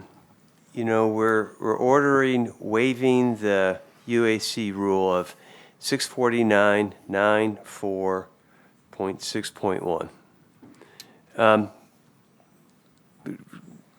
Do we have that available to see exactly what we're waiving? I don't believe I have it pulled up. Actually, I do have it available as a slide, I think. Let me see if I can. We may have hit it. I just, we've gone through a lot of things, but I want to make sure exactly what the order is. 9-4. My expert brought a copy here for me to read. I've got a summation on mine, but the pond size rule, it says in total, ponds shall be designed for 10 acre-feet of water or less unless otherwise approved by the division.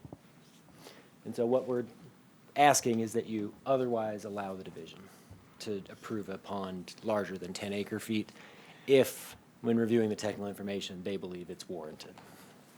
Thank you.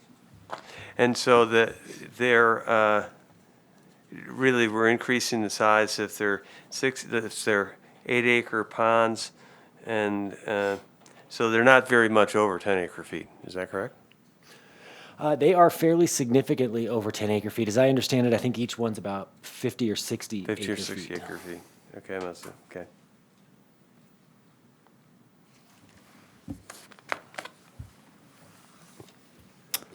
So, along with it, so Oventive and XCL, they have large ponds. Why haven't we had to see them about this very question? Well, I know with XCL we did in August of, or I guess September of 2021. I was here before you guys doing what I believe was the first of these types of hearings at the time. And it was a pretty involved presentation and request. But this very question was asked and it was approved. Okay. This was the sole request. The reason we didn't really bring that to attention is the board was, that was after the legislative changes that created the confusion, before we had any clarity as to where the confusion was going to get sorted out. And so the board was rightfully very cautious about limiting the precedential effect of that and said explicitly in that order, this order is in no way precedential. So we didn't really want to focus on that or bring it up, given the board's expressed preference to kind of have each of these determined on their own. I can't speak to the Oventive pond at all. Any other questions for this witness? Seeing none, back to you, Mr. Mayo. With that, I won't belabor the point. I think it's clear today that hopefully it's clear today, there's one real central issue before the board, and that's whether they want to authorize the division to approve a permit application for a pond or a series of recycled water facilities that will hold more than 10 acre feet of water. If the board's inclined to allow the division to do that, I would suggest the other two requirements are fairly necessary and fall lockstep with those, and that being that the division have the authority to so waive that pond size rule for the future contemplated pond, and for the division to be ordered to review it in a timely fashion. And Rewater has met all the regulatory requirements here today. Notice was provided to all parties required by statute, or excuse me, by rule to be notified. And no one has appeared today. Importantly, I'd like to put the board's mind at ease. This is going to be a division-regulated facility from all the leanings that we can gather. And it meets the division's established standards, and it exceeds in a lot of ways WMRC's established standards for waste disposal facilities. One more key thing, waste management, radiation control, the other agency with a primary interest in a facility of this type was fully noticed, included as a party, and given every opportunity to weigh in, and they have chosen, based on the filings and the presentation, to not do so. It's my hope that the board sees that as an acceptance of what's happening here. And with that, I'd ask the board to approve the request as pleaded. Division, over to you. Thank you. As Mr. Mayor stated, the reason we're here is because, to be quite honest, we don't have rules in place that specifically address recycling facilities. We have evaporation facilities, which is our closest counterpart, and that's the ones we're running with right now. The three things that Rewater is asking is, one, whether the board is okay with creating pond sizes that are this large. Two, if so, allow the division for future construction to also have the discretion to waive that size requirement. And three, to ask the division, if you approve of this, to move ahead on the permitting application process. As it stands, with the regulatory changes that are going on, we're in constant contact with WMRIC in this process. They have not indicated, just as Mr. Mayor pointed out, any objection to this. We, as the division, has a permitting process in place for evaporation facilities that we follow as we're permitting this facility. And the current understanding is that that is in the process, and we are in contact with Rewater on certain requirements there. The division has no objection to any of the requests here made. but with the understanding as we finalize our rulemaking process specifically for recycling facilities, that they will fall under those rules just as every other party that comes forth wanting to do the same thing. With that in mind, I'd like to turn some time over to Deputy Director Barkittle to make some comments. Thank you. Hopefully I'll be able to clear up a few of the questions I think the board has. So as listed in the division's response of non-opposition, in 2019, the general session HB 310 amended the definition of solid waste under the Solid and Hazardous Waste Act. And that the primary implication of that amendment is it put the regulatory responsibility for solid waste from E&P sources under the Division of Waste Management and Radiation Control. I'll refer to them as WMRIC from here on. Through conversation with WMRIC, the division has agreed that the board should have continued jurisdiction over recycling facilities such as being proposed in this proposal. The catch in this is, for administrative rule, the division does have R649-9 that lays out the requirements for evaporation facilities, but it doesn't specifically lay out the requirements for permitting or operation of recycling facilities. R649, the division believes R649 is adequate for the citing and the review of this, and it addresses many of the questions the board had today related to citing, leak detection, and secondary containment for a facility. What R649 doesn't address is the requirements for recycling and the requirement to not accumulate solid waste. The division believes that we can review this permit and address those two items and conditions of approval in the permit while the rules are being developed and adopted by the board. And then the division would expect that the facility conform with the rules once they're adopted. That's it for me. If there's questions, I'll happily try to answer them. Any questions for the division? Yes.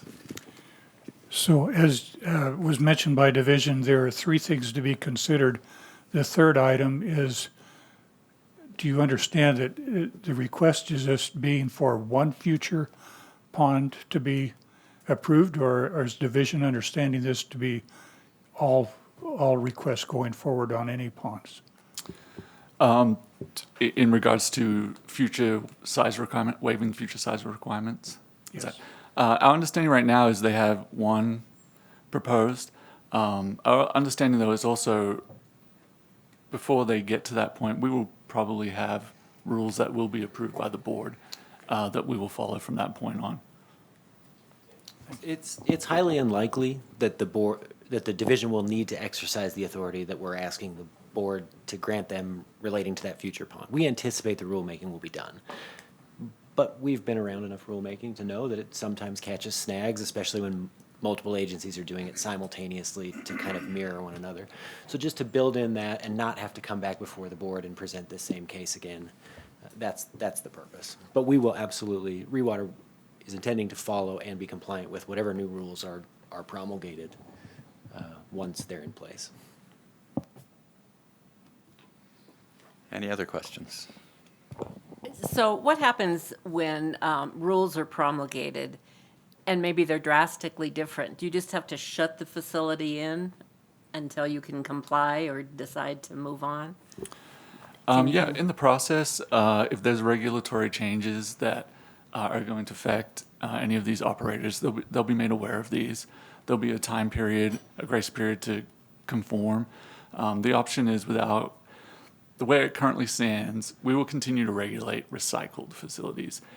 If operators don't want to move into more of a disposal facility, go back to more of an evaporation pond and get rid of produced water that way, they will then move over under WMRIC's standards, which they will be coming up with rules for as well. So there'll be a grace period there, an opportunity to comply, and if not, they won't be left in regulatory purgatory. There'll be a way for them to continue. They'll just have to decide on their business model what they want to do. Okay, thank you. And maybe to just bolster that, it will be a functional facility, either regulated by DOGM as recycling or by waste management. And to the extent I can proffer this on the record, we've been assured by Waste Management they would be comfortable issuing a permit for this as a disposal facility with the caveat in the permit that you could use it for injections. Division is comfortable permitting as a recycle facility that will eventually become waste disposal.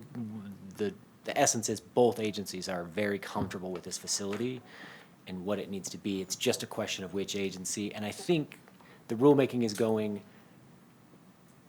I would be surprised if it didn't take a hard look at the couple of big ponds that have been put into place. And so I don't think there's much of a likelihood of an existential regulatory gap once this is created. So where are we in getting new rules? Are we close to being done? Are we just starting? Where is that? The rulemaking process should be considered near the starting point of it, in that the division has a draft that they believe the recycle rule should be, that is getting ready to be released out to stakeholders for comment. However, I think it's probably appropriate to note when we look at R649 and R649-94 specifically, the specific requirements for evaporation facility, I anticipate that those will probably be the baseline for the proposed rule for both the division. And while I can't speak for waste management and radiation control, I know they're very familiar with those rules, and I think there's a fair chance that it could be a baseline for their rulemaking as well. Thank you. Anybody else? I've got one quick question. I think we would all agree that it's better to recycle this water. This connate water is probably saline.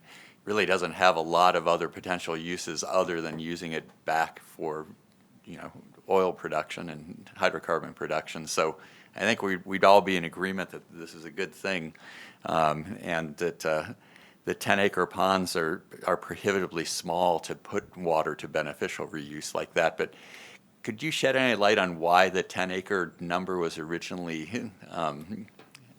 developed? Maybe a small amount of light, in that the division felt at the time of the rulemaking was made for a 10-acre requirement that ought to be looked at very hard. Rather, a pond size larger than that was appropriate for the size. As you get the surface size too large for ponds, two things happen. One, obviously the volume increases, so if there is a problem, it takes longer to remove the fluids from it and address that problem and fix it. And then the second thing is that if you get enough surface area in the pond, you can get wave action issues. 10 acre is a very conservative small amount, though. Thank you. I do have one more question. Yes. Sorry. Do we have a maximum size anywhere? I mean, is this just open? We waive the size requirements, but do we have a maximum size? The permit application's already been submitted, so I think for this specific matter, if the board wants to make this order similar to the XCL order from 2021 and essentially say this has no precedential or very limited precedential effect, then I think essentially the board can take comfort in the fact that the size is limited by the existing permit application. Okay. The division, if the permit application were changed after this to quadruple the size of those ponds, my guess is the division would have discomfort and we'd probably be back here before you. But that's already been submitted and they're aware of the size you want for these ponds. That's right. Great, thanks. Yep. Anything else from the board? Okay. Back to you, Mr. Mayo, and I do think we need to enter those exhibits as well. I was going to say, I think that's about it. I believe I've already concluded, and I won't waste your time concluding a second time. But it's probably appropriate to move for admission of exhibits. I'd like to move, we didn't necessarily discuss each and every one of these today, but we flipped through them and looked at some. I'd like to move for admission of exhibits A through C, and exhibits G through T, and then exhibit W. Sorry, let me catch up with you. That's okay. A through C, G through T, and W.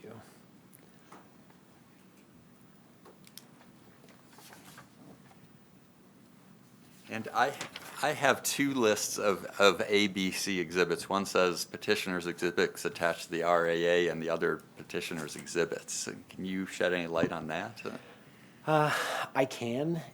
We didn't discuss directly any of the exhibits submitted as attached to the request for agency action, but to the extent the board would like, we should probably move for admission of those exhibits as well. They are part of the record because they were included in the request for agency action itself, but it's board preference, and I'm happy to move for those admissions as well. It's okay. Okay. We don't have to do that. Perfect. So I guess move for admission of A through C, G through T, and W. So admitted. Okay, thank you. And with that, I'd request you approve. Any last comments from the division? Nope. I think we would like to step out and just discuss very briefly. So we're going to go off the record, and we'll try to be back as soon as possible.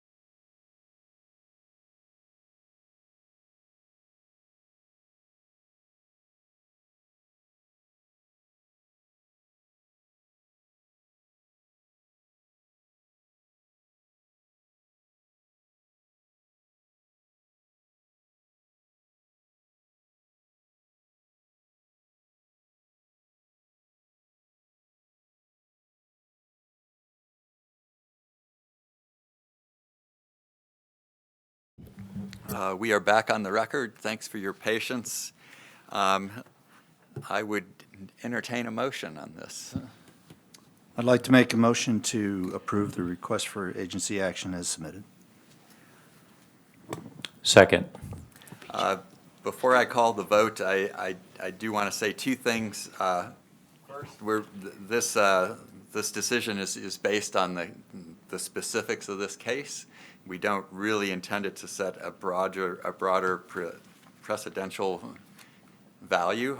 The second thing, I think this whole long discussion we've just had highlights the importance of the rulemaking and somewhat the urgency of the rulemaking around this, so that there is more clarity going forward. So we'd encourage the division to give some priority to this one. And now I will call for the vote. All those in favor say aye. Aye. Let the record show that was unanimous. We will be breaking for lunch and reconvene at 1 o'clock, unfortunately without me, but I am leaving you in the capable hands of Ms. Garrison, who will enjoy the afternoon. And will you please draft the order? I'm happy to do so. What time would you like us back from lunch? 1 o'clock. 1 o'clock? Perfect. If that Thank works. Thank you. We are off the record.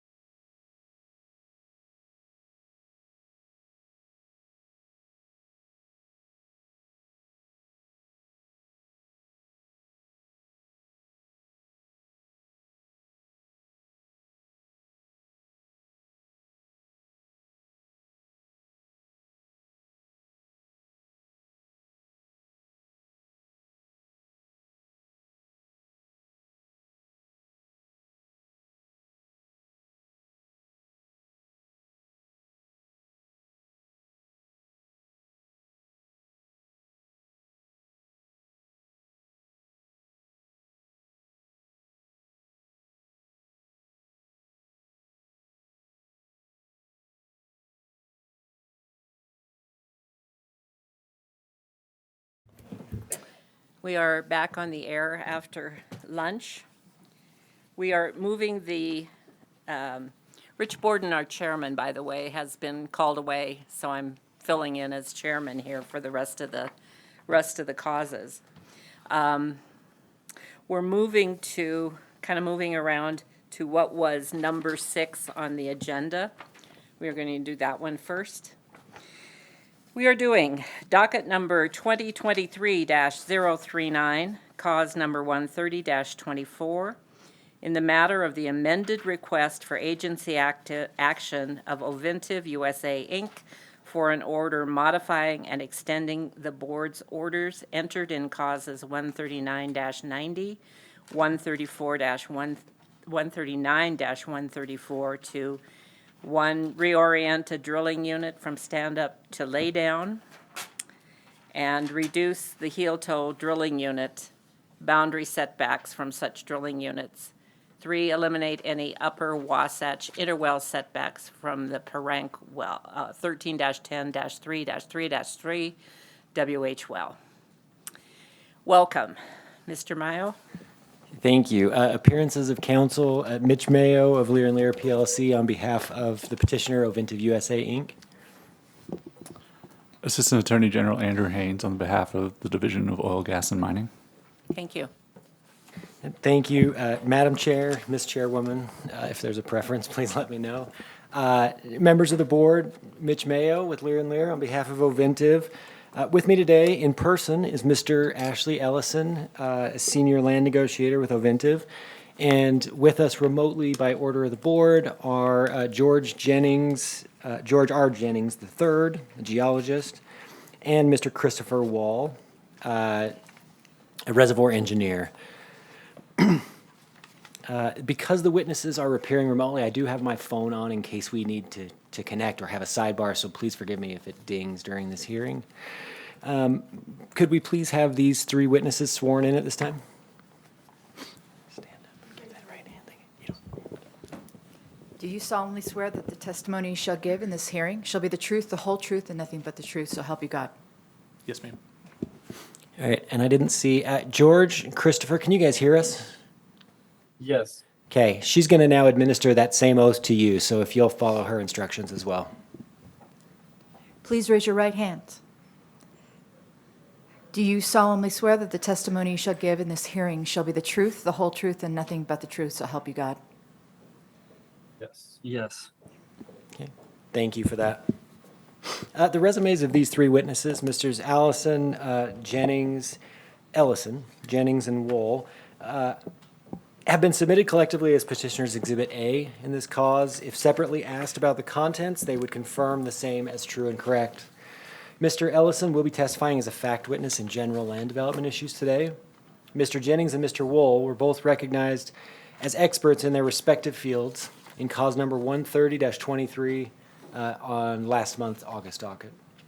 In light of Mr. Jennings and Mr. Wool's resumes included in Exhibit A, and with presumed stipulation of counsel from the division, I would move to recognize Mr. Jennings and Mr. Wool as experts in this cause in their respective fields, in geology and reservoir engineering respectively. Division. Yeah, we have no objection to that. Also, with board's permission, and I'm assuming, do we need a ruling from the board allowing that? The division doesn't object to them being recognized as experts? So recognized. Thank you.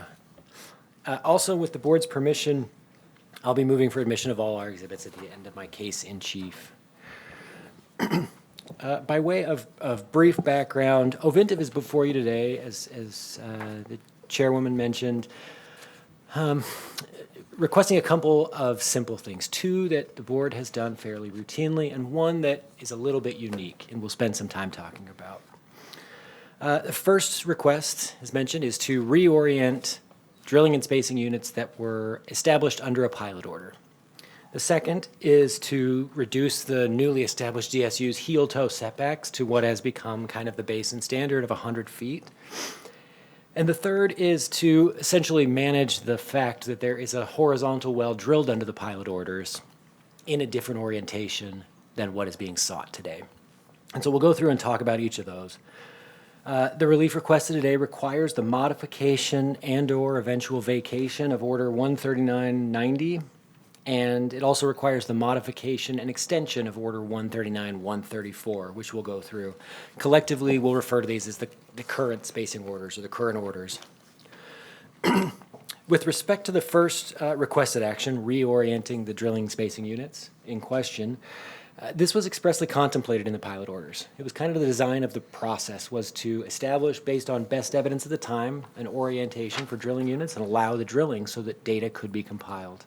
Ovintiv is simply here to kind of prove up the concept of pilot orders. They drilled wells, allowed under the pilot orders, have determined based on that data that these units need to be reoriented. So that first request is fairly straightforward. And they will be presenting evidence that shows these units should be established as laydowns and not as current stand-ups.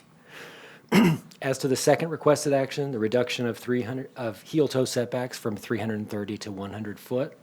Again, this has become fairly standard practice over the last few years, as operator after operator has compiled sufficient data from their horizontal drilling programs to technically justify the setback.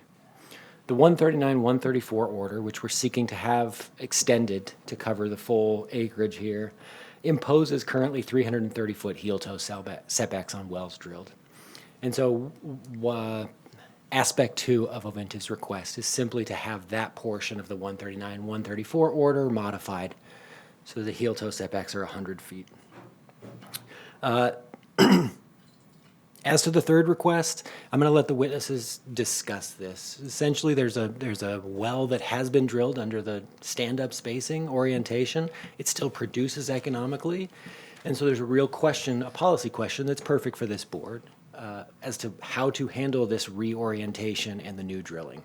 And they're going to go into detail in that in testimony.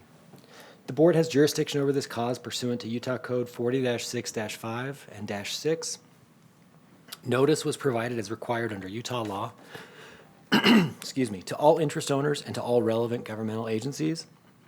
Each of these mailings were sent to the address provided by the agency or to the last known address of record from the Duchesne County Recorder's Office.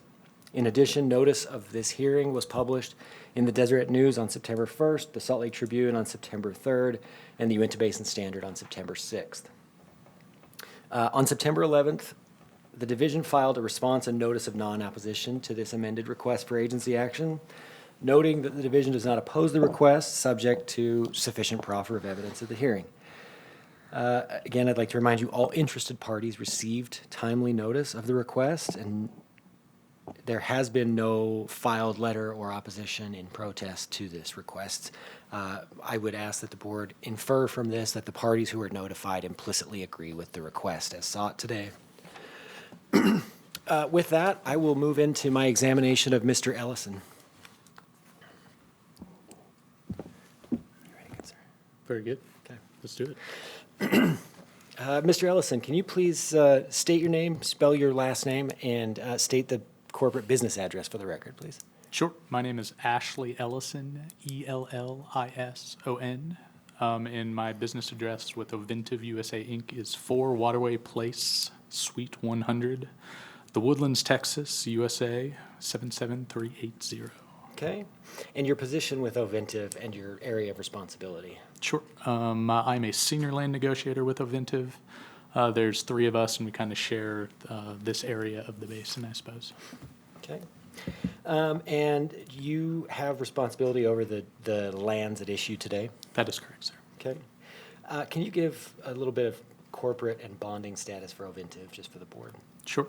Ovintiv is a Delaware corporation in good standing with its principal place of business for Rockies operations in the Woodlands, Texas. It is duly authorized to conduct business in Utah and is fully bonded with all appropriate federal, Indian, and state agencies.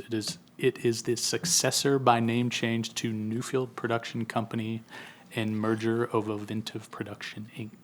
Okay. Now, I'm going to flip through some of the exhibits that I want you to discuss today.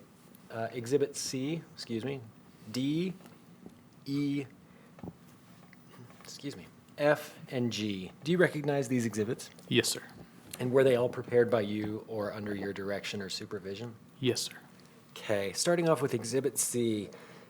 Can you just simply help the board quickly orient as to where this unit or these units are located in relation to the other areas in the basin? Sure. The red outlines comprise of section 3 and 4 and 9 and 10 constitute kind of 2 lay-down 1280 DSUs, more or less.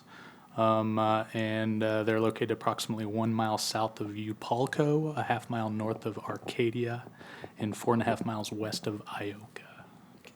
And to be clear, the red hash there, that is the proposed orientation. They are not oriented that way, correct? That is correct. Excuse me. Thank you. Turning to Exhibits D and E, which we'll probably deal with together, if that's okay. Exhibit D and Exhibit E. Quickly, just tell the board what these show at a high level. Sure. In the simplest terms, Exhibit D shows the existing wells on the subject lands. And then Exhibit E identifies the spacing orders applicable to the subject lands and the surrounding area. Okay. So for Exhibit E, can you walk through the spacing orders that we're requesting the board modify here today and how they apply currently? Sure. So red is the proposed DSUs, and then... This red square in the middle? Yes, that's correct. 3 and 4, 9 and 10. The west side of those DSUs is currently spaced on order 13990. That's represented by the yellow dots. So that's sections 4 and 9. And then the eastern side of those 2 laydown DSUs is order 139-134, and that's the blue crosshatch. Okay. And what does the 13990 order establish? Sure. It establishes sectional 640-acre drilling units, and each of those units are spaced at a 640-acre production unit under that order. Okay, so 4 and 9 are currently not spaced as a 1280. That is correct. Okay. Order 139-134, relevant to this discussion, it looks like it establishes a stand-up. Sure. Would you please walk the board through that? Sure. So 139-134 establishes a 1280 long lateral horizontal kind of stand-up area. And it's effective for, so it establishes the 1280, and then it also establishes a conversion for the wells that were already drilled in those units. And then kind of the background of conversion is the conversion's effective for the existing verticals and short lateral horizontal wells as the first of the month following the date of first production of the first long lateral horizontal well. And then it's effective as of the date of first production for that first long lateral horizontal well. Okay. And so I guess for the board who's probably heard about Ovintiv's conversion orders often, it's the same conversion process. Exactly the same conversion process. Okay, thank you. So just to clarify, the requested setback reductions will be effective immediately. That is correct. Okay. Yep. Looking at Exhibit D, we'll go back to that if we could. So the 3 and 10 are established, as you just said, on a stand-up 1280 basis. 4 and 9 are each on sectional 640 bases. Could you please walk the board through the wells that have been drilled and are currently producing on the subject lands? Yep. We'll start with the blue. So section 4 has the Evans well, the Evans 1433. It was spud in 2011, and it's currently spaced at the 640, not 648, 640 allocation. For that well, there was no compulsory pooling order was sought, and the Evans well has yet to achieve 100% payout. Okay. Section 9? Sure. Section 9 has 2 wells drilled in it. The Gilbert well is the vertical well in the the eastern side of Section 9 there. It's operated by Ovintiv, 640-acre allocation, and I guess I'll talk to the Patterson well. They're kind of both force pooled together, I suppose. Yep. The Patterson well is the short lateral horizontal in Section 9. Both of these wells were compulsory pooled by order 139-105. They were assessed a 300% risk penalty, and there's 4 parties. And full recoupment under that order, 139-104, has not yet occurred. And for sections 3 and 10, it clearly looks like a well there. Can you tell the board about that? Sure. So that's the P rank, everybody's favorite well. The P rank 1310-333WH. It's operated via Oventive. It's a 2-mile lateral. There are 2 estates that we established a non-consent penalty, compulsory pooled of 300% in order number 139-119. And full recoupment is under this order has not yet occurred. Okay. So would it be fair to say that the P rank is the pilot order well? Yes, that is correct. Okay. Just to sum up, section 4, there's no recoupment concerns. Yep. Sections 9, 10, and 3, there will be recoupment to deal with in some way. That is correct, sir. Okay. The requested issue today, if approved, would mean the Evans, Gilbert, and Patterson wells convert from 640 allocation to 1280 allocation going forward. Is that right? That is correct. Once a well is drilled. That's correct. But the P rank, under the request, the amended request submitted, will not convert to a different 1280 allocation. It's going to remain payable on a section 3 and 10 allocation. Is that correct? That's correct. The 1 long lateral horizontal will not convert. Okay. Given that nuance, in this case, probably different than what the board has seen in prior causes, can you briefly discuss for the board how recoupment, as discussed in the 139-134 order, the spacing order that authorizes the P rank well, can you discuss how recoupment will be handled going forward with respect to the pooling orders you just discussed, the pooling orders covering the Patterson and Gilbert in section 9, and the pooling order covering the P rank in 3 and 10? Sure. Any recoupment still owed under the 139-104, so the Gilbert and Patterson wells, will be waived so as to allow for go-forward participation in those converted DSUs. Okay. In contrast, the P rank well, if approved, will be maintained on its sections 3 and 10 allocation and will not convert to the new allocated well requests. Any recoupment still owed under Order 139-119, the P rank one, will not be waived.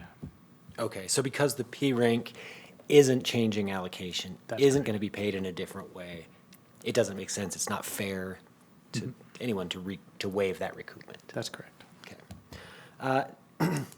Switching gears a bit, one final question with this set of exhibits. Can you tell the board whether there are any tribal minerals at issue in these subject DSUs? Sure. The majority of the minerals, roughly 2/3 of these 4 sections, is tribal minerals. The remainder is fee, I guess. Okay. Yep. And I'm assuming a spacing order such as this is probably a necessary prerequisite, if not a practical prerequisite for CA. Yeah, generally when Indian minerals are involved, a spacing order may not only facilitates, but it is required for the BLM and the BIA's approval of a conforming communitization agreement, or CA. Okay, perfect. Moving on from those 2 exhibits, Exhibit F, notice area. Can you please walk the board through this exhibit and tell them what it shows? Sure. This exhibit shows the area we notified of this request, including the subject lands and surrounding area. Okay. And you're familiar with the certificate of service and the supplements there too that are on file in this case? Yes, sir. Okay. The names, who's on that list? Sure. So the names represent all the production interest owners within the subject land, so the crosshatch, the 4 sections. Okay. And then we also notify all working interest and unleased mineral interest in the surrounding land, so the solid pink. Okay. And how did you get that list of names? Sure. Yep. The names and addresses were compiled from Oventive's internal land records, including title opinions and a search of the BIA and Duchesne County records prior to filing the RAA by Lone Wolf Energy. Lone Wolf is Oventive's contracted land service company, so they do all this kind of work with us. Okay. And I'd just like to remind the board that Lear & Lear, on behalf of Ovintiv, mailed a copy of the request to all these parties by regular mail, not certified mail. Moving on to what will be your last and hopefully very short exhibit, would you please tell the board what the purpose of this exhibit is and what it demonstrates? Yeah, sure. Basically, this kind of just shows that we are clearly the majority working interest owner in these DSUs. Regardless of orientation. Yes, regardless of orientation. That's Okay. correct. Perfect. With that, I'm done with Mr. Ellison and subject him to division cross. Thank you. With the board's approval, division staff has some questions for this witness. Yeah, Dustin Doucette, engineering manager for the division. If you'll turn to Exhibit D, you had mentioned on the P-rank well that 139, 134 order allowed for conversion. But in this case, there were no wells to convert when that was drilled. Is that correct? That is correct, sir. Okay. Yep. And just to follow up on a couple things, and you may not be the best to answer this, but on the P-rank well, you had mentioned it will not pay out or hasn't paid out. Was that the 300% or is that at even 100%? Oh, sure. That's even 100%. I checked into that, and we're a long ways away from reaching the 100%, and then even further the 300%. So working interest owners in this well won't even make the money back on that well. No, that's correct. Yep. And just going down the line, you don't think it will pay out at 100% in the future? It will. I would say no. The payout was something like the 34,000 months is what I checked into that. So it's not, at the end of the day, it is not the greatest well. It's us and then XCL is the other working interest owner. They make up kind of the difference, I suppose. Okay. Yep. That kind of went into my next question on Exhibit G. Sure. I think you kind of indicated. I wanted to ask the carried unleased mineral interest and partner working interest on specifically sections 3 and 10. You mentioned XCL was a partner. Do you know about what percentage of that box that makes up? Yes, I think they own roughly 5%. 5%. So there's 9% unleased mineral, roughly? Yeah, that's correct. Okay. And then on the other sections indicated on the new DSUs, are those similar ownerships in the other sections as well, or is it? Sure. So, yeah, good question. So we did buy out XCL's interest in future wells, I guess, in this area. So XCL only owns interest in section 3 and 9, which is why those numbers don't necessarily kind of add up if you're just doing the 14%.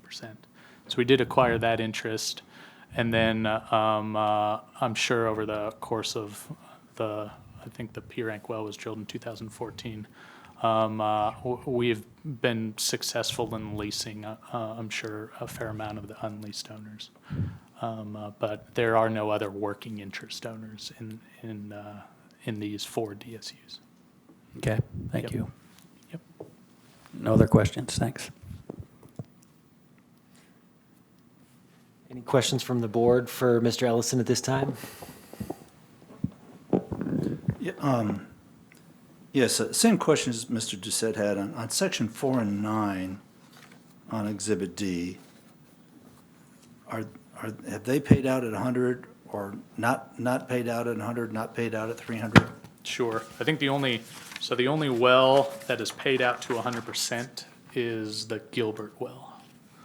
Okay, so it's someplace between 100 and 300, and the That's others correct. are not yet to 100. That is correct. These are not the greatest wells in the basin, I would say. And they're over 10 years old, so they're That's not true. ever going to, okay, thank you. Any other questions from the board? So when the horizontal wells are drilled, lay down, should this be approved, what will their proximity setback vertically be from the pre-rank well? Sure. I will yield my time to the smart people that will be answering. Okay. Yeah, so. But I assume. They'll get to that, yeah. But I assume that you still anticipate unleased personnel in that where you will probably have to go to a compulsory type of situation again. Yeah, there's generally just a few people that we can't find in any given area, I suppose, through airship issues that potentially we might have to compulsory pool at that point. Thank you.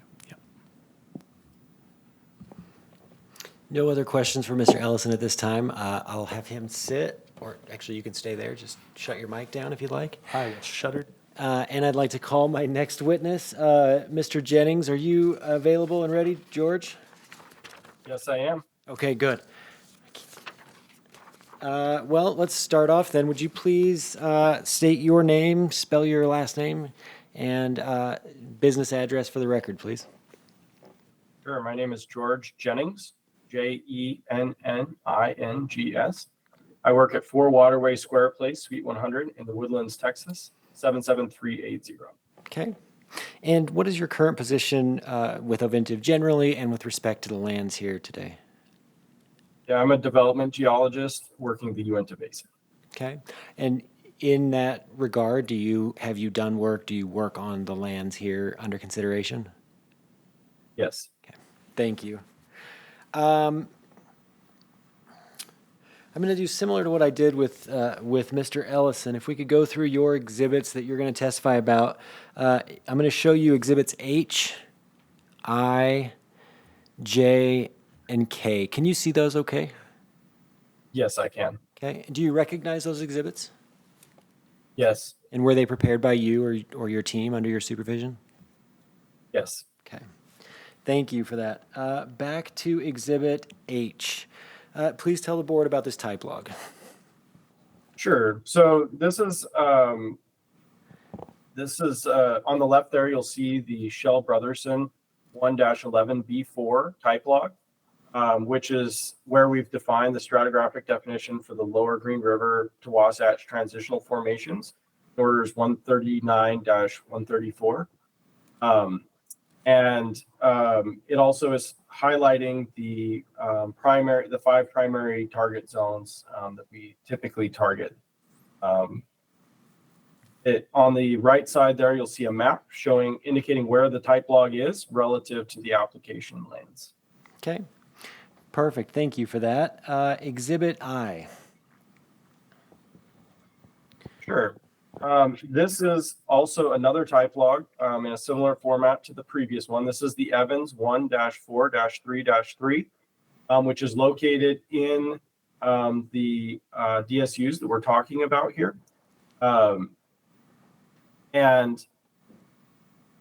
This just highlights how the basin type log relates to this particular area and highlights again the 5 primary targets that we typically drill, and also the 8 potential horizontal targets that are in the sections.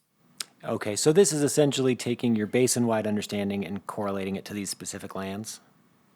Yes, that's correct. Okay. Additionally, you'll see... Oh, sorry, go ahead. Sorry, I just didn't know if I cut you off, but apparently I did a second time. Go ahead, Mr. Jennings.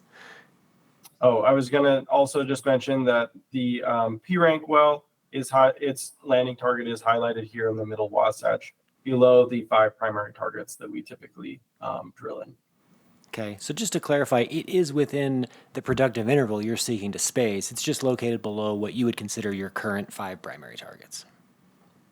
That's correct, yes. Thank you for that. Exhibit J. Could you quickly walk the board through what this cross-section shows? Sure. This cross-section is just showing the type logs going from west to east through the DSU. And really, the point of this cross-section is just to reflect the uniformity that's present in the area. You can see nice, consistent stratigraphic packages here. And it really highlights that the lower Green River Wasatch transitional formations constitute one common source of supply in this area. It's consistent with the board's designation of those formations as one pool throughout the Uinta Basin. Okay, perfect. Finally, moving on to Exhibit K. Just to note here, it references the Thorn UT well. That is a well you've used on one of your other slides, and I'd like you to refer to that if you could for us. Where that comes from. Oh, never mind. I apologize. I'm ahead of myself. I was thinking of Christopher's testimony. Please go ahead and describe this slide, Mr. Jennings. Sure thing. This map here indicates kind of the maximum stress. It's a map of maximum stress. And you can see the maximum stress indicators from individual wells are displayed on the map. And then the general gridded average of those indicators shown here. You can see that we have in the Evans well in the section, we have an actual stress indicator there. And in general, the average of the closest wells with the stress indicators, they average a maximum stress. They have an average maximum stress of 10 degrees northwest. Okay. And based on all of your testimony here today, would you, in your expert opinion, would you say that the lower Green River Wasatch constitutes one common source of supply for purposes of this hearing? Yes. Okay. And would you say, in your expert opinion, that the data you've uncovered through your pilot program and additional drilling has indicated to you that these DSUs should be oriented for maximum production in a laydown orientation rather than stand-up? Yes, that's correct. Okay. With that, I am done with Mr. Jennings for now, and would allow the division to cross.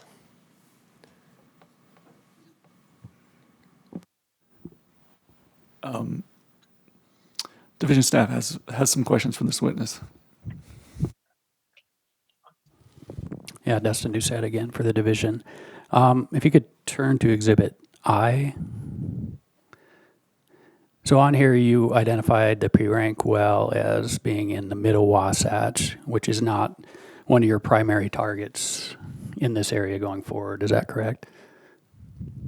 That is correct. It's yes, that's correct. And then just as far as the Gilbert well, what zone was that drilled in, or what horizon? The P-rank? Gilbert? You mean Gilbert. Patterson? The Gilbert, wasn't that the other horizontal? Or was it the Patterson? I thought it was. Oh, sorry, the Patterson. My fault. Yeah, the Patterson 4-9-3-3WH W15, I think. Trying to read my chicken scratch there. But the 5K on the western side of the DSU, of the southern DSU there in section 9 is also a middle Wasatch well. Okay, so your intent's not to drill these horizontals, at least initially in those zones. How far away from, the middle Wasatch is your closest potential horizontal going to be in these DSUs, proposed ones coming up? Sure. I mean, so you can see on the Evans type log there, the center of the middle Wasatch is about 10,250 feet TVD, and the upper Wasatch, the middle of that would be somewhere around 9,000, around 8,000 or 9,000 feet TVD. Or, I'm sorry, not 9,000, 9,000, close to just below 10,000, or just above 10,000 feet TVD. So you're looking at, around 250 feet. However, regardless of that distance between those, we really want to just focus on maximizing our resource recovery and minimizing waste. And, we feel that, this is the best way to do that. So you don't believe you'll come within 250 feet of those existing wells, at least in the near future? Vertical That distance. is not our intent, no.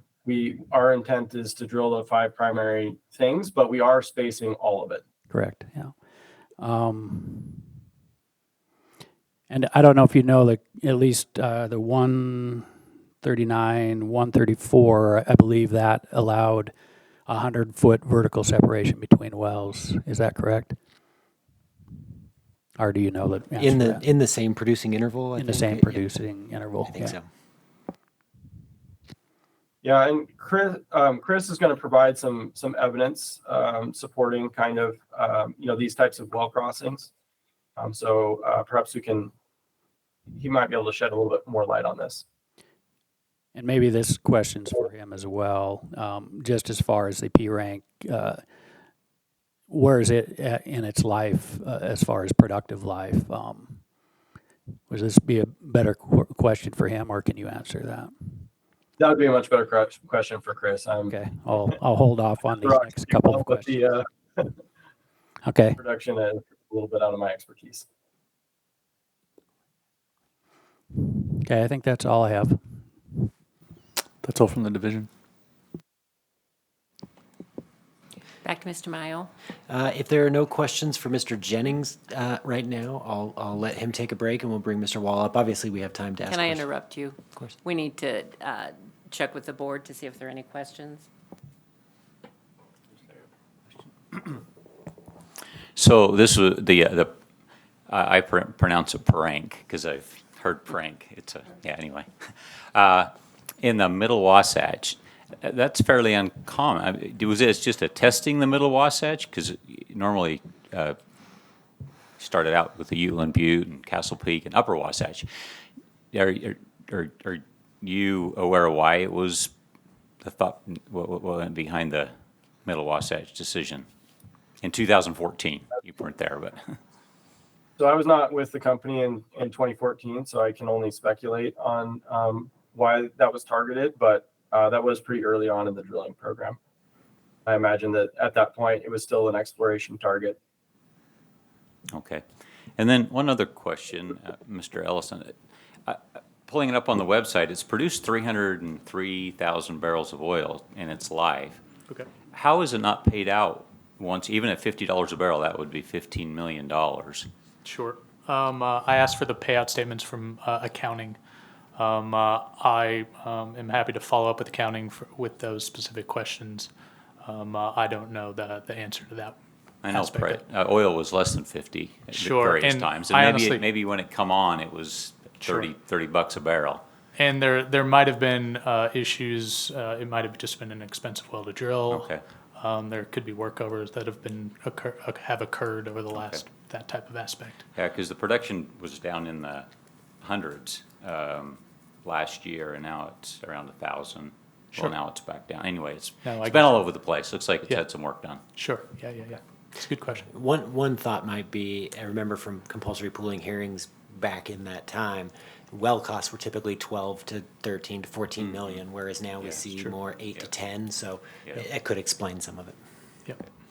And wells are also a lot cheaper if you batch drill them, I suppose, and that was a single well. Yep. Board. Mr. Church. So, Mr. Jennings, I also wondered, the wells in section 5 and 8 are both vertical wells. Are those in the Middle Wasatch also? And what has their performance been? I don't know if I can speak to their performance. I'm also not I don't know, I'm not a production engineer, so I don't know exactly where those are perfed. But I can look into that. Okay, them being both vertical up and down, and the per rank well also. These were all drilled after the Evans well, is that correct? And with the stress direction information coming out of the Evans well, It's kind of a puzzle to me is why they would be drilled in a stand-up position rather than horizontal if that data was already available. Again, I wasn't with the company in 2014, so I can only speculate, but we've placed, I think it's only been in the last several years that we've really understood how important that there's a change in maximum stress direction here. So in the eastern part of the basin, it's maximum stress runs east-west, which is through most of the basin, and it's only on the western side of this basin here that it changes to be a north-south orientation. And I know that there's been an enhanced emphasis on understanding that because of the poor production that we've seen in some of these stand-up wells in this part of the basin. And so also, would you say that there's more information about productivity in the zones that you will be targeting up above the Middle Wasatch in this area, and that perhaps the performance has been, because the Middle Wasatch is not as productive as the upper zones that you'll be going after? Yes, that's definitely true. The primary targets are, have higher oil in place and are just generally more productive zones. Thank you. Any other questions? Sorry, Mr. Mayo, you may continue. Please, no apology. With that, I'll probably let Mr. Jennings rest. Please, George, don't go far. Hang on and listen. There may be follow-up questions as this hearing continues. Absolutely. Thank you. With that, I'll call the final witness for this matter, Mr. Christopher Wall, who I accidentally called Christian 6 times yesterday, even though his name is Christopher. So, Mr. Wall, are you there? I'm here. Can you hear me? I can. Yeah, you can hear us okay? Yes. Good. And you heard Mr. Jennings and Allison's testimony as well? Allison. Yes, sir. Okay, would you please state your name and spell your last name and your business address for the record? Yes. My name is Christopher Wall, W-O-L-L. My address is 4 Waterway Place, Suite 100, Woodlands, Texas, 77380. And I am a senior reservoir engineer with Oventive working the Uinta Basin. Okay, thank you. And do you have a particular knowledge or working relationship with the lands here at issue today? Yes. Okay.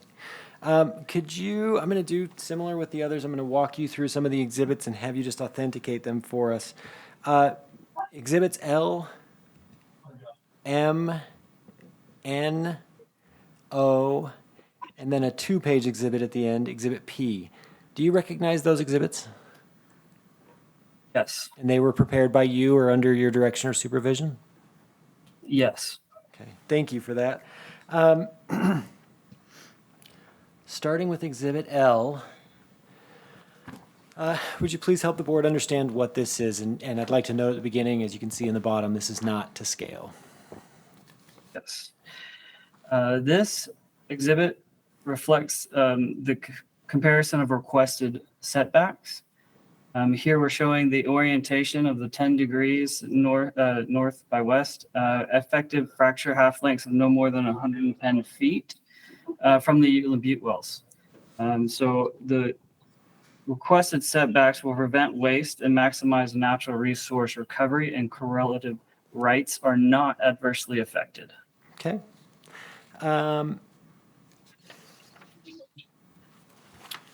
Can you talk through the drainage calculation and how you come up with the kind of ellipse of drainage here that? Sure. The drainage calculation is based on Hales and Evers of 1981. The parameters, the input parameters from the Thorn UT 421 3-2-16-7H, which is on Exhibit K. What we're showing here is that there's no drainage of adjacent lands at 5 years, and then minimal drainage, if any, of adjacent lands 10 years and beyond. Okay.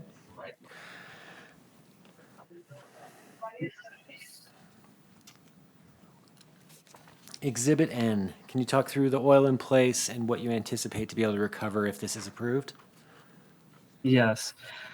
So this table is at the ARAA density of 17 long lateral horizontal wells with an estimated oil in place of 332.9 million barrels and a total EOR of 9.9 million barrels for full development.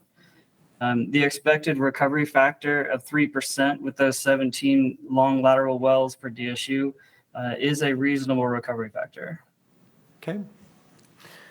And so those numbers you just gave, that's for full development of all 17 wells that we're requesting be permitted here today? Or that is correct. Thank you. Economics. Obviously, it's a reasonable rate of recovery factor. Economics. How does it fare? So, with this particular exhibit, what we're showing is the comparison of 330 setbacks versus 100-foot setbacks. And the economics clearly favor the requested 100-foot setbacks. As you can see, the positive variance between the two, and especially you're getting, additional revenue, which is additional severance taxes and royalty revenues with the 100-foot setbacks versus the 330-foot setbacks. Okay, so this economics just shows, because there are no additional wells being requested, this just shows basically the change in economic impact of the 330 to 100-foot heel toe setback. That's correct. Okay. Last exhibit, we've talked a little bit, a lot about the P-rank, however you want to call it. Well, it's one of those unique situations. And Exhibit P, you kind of talk through how Ovintiv decided to treat it and how it's protective of correlative rights. So can you walk the board through this data? Sure. So this exhibit provides some examples of the impacts of offset completion activity against the existing wells. So on this first page of this exhibit, you have two graphs. The one on the left is a data set of 3 wells. You're looking at the average production before and after the wells were offset by completion. That distance was a max of 500 feet. So this is a data set that's within 500 feet of an existing well. And what you see is that there is actually some uplift initially seen on these wells, and then at least on the oil production, and then went back on decline. And the graph on the right is a larger data set where we expanded our zone of influence to around 1,700 feet. And from this data set on those 35 wells, you didn't see any impact of offsetting completion activity. Okay. So on the second page, what we're trying to demonstrate Before you move on, can I just ask to clarify one thing? You said, that almost that you see on the first set of wells, you see an uplift initially, and then it goes back on decline. Can you tell, do you have the data to say whether that's kind of, it returns to its natural decline curve, or whether that decline is accelerated in some way? Any kind of extra information about that return to decline? It appears that it returns to its original decline. So there's a bonus or flush production, but it doesn't necessarily mean that you've accelerated the return or the oil production here. So it would be a reserve add, if you will, or an increase of production from the well. Okay. Benefit. As far as you can tell, it's a short-term benefit with a return to what it was going to produce originally. That's correct. Okay. Sorry for interrupting. Now, you said the second page? So on the second page, we were looking for a very specific example, knowing that we're going to be crossing laterals here. So this is the best example that we could find in the basin, where we have a north-south well. It's a 5K that was drilled north-south, and then we drilled another well east-west. Those well bores came within 125 feet of each other when we completed them. And what we saw was actually an increase in production and in the north-south well after the completion activity. And it is still above its original decline. So again, in this particular case, this well solid benefit from the activity, the canoe completion. And really, we bring this up because this is probably the most pertinent to the Parank well. And it would suggest that the Parank well would not be negatively impacted by cross-laterals interaction with the completion. That makes sense. If there's impact, the data you have before you says it's most likely to be a short-term positive impact to the Parank. Potentially, yes. Potentially. And just to remind, this is an example you pulled, you said, of an existing producing north-south well and a new east-west well. So directly analogous to what we're talking about here today. That's correct. And when you talk about 125 feet away, do you know off the top of your head whether that's vertical or laterally or kind of at a... They both targeted the Utland Butte, as I understand it. That's correct. Both of these wells targeted the Utland Butte, so 125 feet was within the same interval. So this would be lateral, wellbore to wellbore, toe to middle of the lateral. Okay. With that, I have a couple follow-up questions if I can. I'm going to ask you to put your expert stamp on a couple things, if you would, if you're comfortable with it. In your expert opinion, does the modification and extension of orders 13990 and 139-134 to reorient these as two laydowns instead of stand-ups, is that supported by the reservoir analysis in your expert opinion? Yes. Okay. And the reduction of the heel-toe setbacks to 100 feet, is that also supported by the reservoir analysis and necessary to recover additional resource that would be wasted? Yes. Okay. In your expert opinion, will the requested setbacks, including the setbacks with the P-rank well, be protective of correlative rights to the fullest extent possible? Yes. And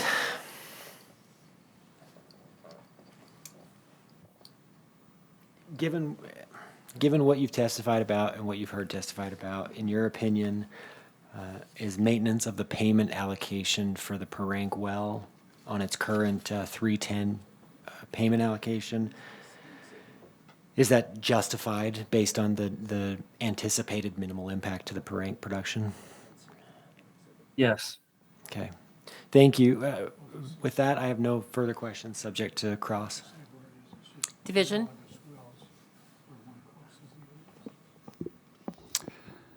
Yeah, just we brought up briefly before the economics of the Parank well. We talked about that it hasn't yet hit 100% payout. Could you speak any more to where you think that well is economically? The reason I bring that up is because on Exhibit M, we talked about drainage and vertical drainage. Looks like at 5 years, it's about 85 feet there. And then we talked about the five different zones, the primary targets that you have. I just want to get an idea, where do you think the Parank would be in 5 years as you go about drilling these targets? So the data that I have is that well is probably 30,000 barrels of oil remaining to drain. So it's near the end of its life, essentially. So in 5 years, if we're doing about 30 barrels a day now,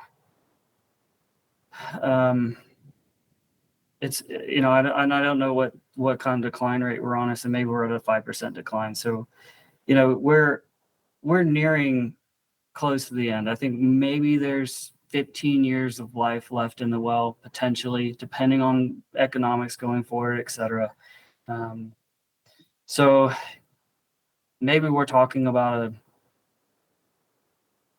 I don't know, what would that be? About a 20 barrel a day well in about 5 years? If that's what the question you were trying to, if I'm answering the right question, sorry. No, that's great. Because we are requesting no setbacks, and so just trying to establish, what effect this could have long term. But division staff does have a couple more questions for you. Yeah, if you, well, you're on Exhibit M, so that's perfect. So when you say there's limited effects, either at 5 years or at 10 years, drainage-wise, what does that mean? I mean, are you saying there's a little bit of pressure decline, but not a lot of fluid movement? What does that mean, I guess is the question. Yeah, so at the end of 10 years, at the tip of that radial drainage, there would be little to no fluid movement, but you would expect some pressure. I don't know to the magnitude. I'm not certain. Okay. And then on Exhibit P, on the first page of Exhibit P, so these data set of wells, the 3 wells and the 35 wells, can you tell me where they're located in relation to the subject lands? I don't know that I could accurately tell you exactly where they are, except to say that they are within the basin, and they couldn't. Most of them are going to be to the east because that's where the densest drilling has occurred. So that would be what we consider the central part of our asset, which is what we call Central Basin. And I'm not familiar enough with the towns in the area to kind of give you, exactly where that may be. But do you feel they are analogous to these wells that you're potentially having similar intersections or setbacks? Yeah, I think when you see George's cross sections there, you can see that the formation, although he's just doing a little section of it, you can extend these lines across the basin, and you see the same stratigraphy all the way across. So east to west, it's pretty consistent. So yes, I do think that these are analogous to, these particular DSUs that we're discussing. And then on the second page of Exhibit P, so it looks like this well in particular was producing 10 to 20 barrels a day before the frac hit and went up to 70, 80 barrels per day. Is that kind of what you're getting off of that plot? Yes, that's correct. And so I think you mentioned the Parank well was 30 barrels of oil per day. So I guess it seems to be a pretty similar situation, what potentially you could encounter in the Parank well. Would that be correct? So the only distinction that I would say here is that the Parank is in the Middle Wasatch. This example is Uteland Butte to Uteland Butte. In our current development scenarios, we do not intend to target the Middle Wasatch. So we're still be, 250 feet away from this Parank lateral. So I think that's an important distinction. Now we may come back and drill Middle Wasatch in the future as we figure it out. But, currently we don't intend to target that interval. Okay. I think those are all the questions I have. No more questions from the division. Board, please, Mr. Church. Yes, so when you frack these wells, have you found that does the frack growth go upward when you frack in the Uteland Butte, for instance? Does the frack growth tend to go up stratigraphic section or vertical section? It does. We do have evidence to support that there is vertical fracture propagation, at least with fluid. Now with proppant itself, what holds the fracture open, we don't have any evidence to suggest that how high that particular prop fracture goes. But relative to the downward movement, you have not seen too much evidence about frac growth going down stratigraphic section or vertical section. Yeah, I think you would say that the downward vertical growth of the fracture is limited in comparison to the upward vertical growth. So with the Middle Wasatch being 200 to 250 feet below the Uteland Butte, you'd say that's another reason that you don't see too much effect of these future wells having on that well. That's correct. Okay, thank you. Any other questions from the board? Mr. Walker? Yes, okay. So, on Exhibit P here, both the first and second page, is that positive uplift in production, is your explanation it's all due to the frac hit? That it lasted about 90 days or thereabouts, or? Yeah, I think there's a couple of explanations. One, you've re-stimulated a very small portion of the lateral with this offsetting frac, but you're also pushing fluid, so there's a bit of a, flood front that could be. So it could be one or both of those things going on that's causing this uplift. Okay. And so this frac hit was 125 feet away, and you're asking for a 100-foot setback. So is it the orientation that allows you to say that the 100-foot setback is not going to cause violation of correlative rights? Yeah, I mean, you bring up a good point. So when we drilled off azimuth, what's happening is that our fractures are running along the wellbore. So we're not getting a lot of drainage away from the wellbore is what's happening when we drill off direction like we did. And so when we cross this, we should be able to get really close to that well without interfering with its original completion. Okay, I understand that. Thank you. Mr. Moon? So on this, go to back to the second page there.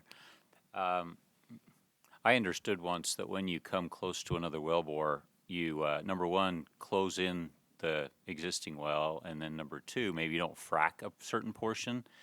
Is that not true? Because I see no reason to do that if you're seeing evidence of improvement.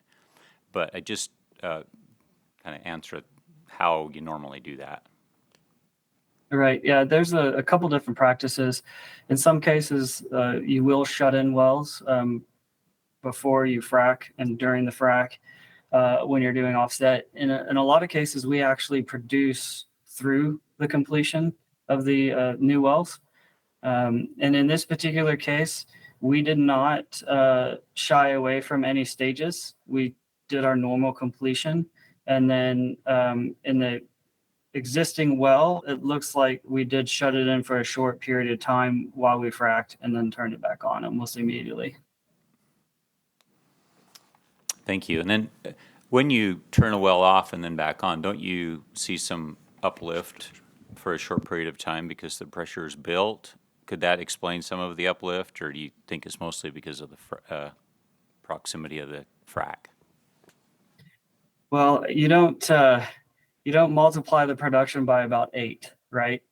When you have flush production from a shut-in. So it's not that. We don't get that kind of a build-up with a shut-in. We're talking maybe you would go up 10 barrels a day, but you're not going to go from 10 to 80 with the shut-in. Thank you. Any more board questions? Okay. Mr. Mayo? Yeah, just briefly, I realize I've done kind of a poor job. If I can ask a couple redirect questions of the witness just to clarify some of the distance stuff and the options that have been talked through. Mr. Wall, this is a pilot well the Pierink well. It was drilled based on best idea, and this is something the board is going to have to contend with going forward, I would imagine. Can you talk through what the three options were facing you guys kind of before filing this, and why you ultimately made the decision that's in the request to essentially not avoid skipping stages? You know, the three options I see are plugging the Pierink well, which is economically producing, skipping stages, or having an artificial setback from the Pierink well, which may make all the new wells less economic. Can you kind of talk through what those options were and why you guys ultimately decided to request what you requested? Yeah, I think you hit on the points right there. So the option number one of plugging an economic well, that's always not a good business decision to do. And it's still draining a resource that we're obligated to maximize. The second option of skipping stages is another poor economic decision. Every foot of lateral that we complete contributes to the production. It would also be a bit wasteful to not drain as much of the lateral as possible. And really, your third option there is really in line with option number two. I mean, we're talking about being able to economically drain a resource, and anything that you do to limit what you're able to complete would have a negative impact and would not be in prevention of waste. That makes sense. I mean, I guess the sum up is there's no perfect way to protect relative rights in this instance and balance it against maximizing resource recovery and preventing waste. It's kind of one of those where the balance is a little messy. Is that your assessment, Ovintiv's assessment? I think that's a fair statement, yes. Thank you. One more clarification. Well, I think that's it. I'll leave it with that. No further questions for Mr. Wall? Yeah. Can we go for a moment, just go back to Exhibit L? Okay. So if I'm interpreting this right, your horizontal lateral, you have a 500-foot setback from the southern lease line there. 560, that's right. Oh, okay, excuse me, 560. Sorry about the small type. Yeah. And the tip of the frac is still 422 feet from the southern lease line. Why are we not thinking about tightening that? Or, I mean, if you're asking for 100 feet on the north-south lease line, why not? Do you understand the question, Christopher, and where he's headed with that? Yes, I do. And the reason for that is we intend to come back and drill on the lease line. Okay. And so if we narrow the spacing to the lease line, that would prevent us from being able to do that in the future. There's kind of two schools of thought. You can move the setbacks as close as possible to try and make sure both units capture that resource up to the section line, or you can keep them far enough away so there's a functional third drilling unit between them that produces the 2560. Okay, so you hold the lease that's south of this one then, too. That's what you're thinking about in the future, is that what I'm gathering? Yes, that is correct. Okay, thank you. Makes sense. Are there any other questions? Okay. With that, I'll briefly sum up. I think it's probably appropriate to move for admission of our exhibits first. Before I do that, I'd like to move for admission of exhibits A through P inclusive.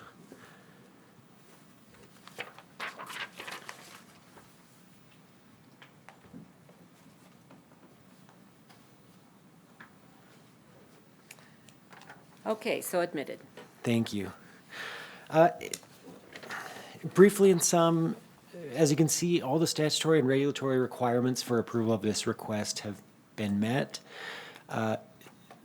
Most of this request is fairly straightforward. Reorient these DSUs to the proper orientation following an effective utilization of a pilot order. to determine the proper orientation. Step 2, reduce the heel-toe setbacks to maximize resource recovery with what we know now is a still protective correlative rights barrier.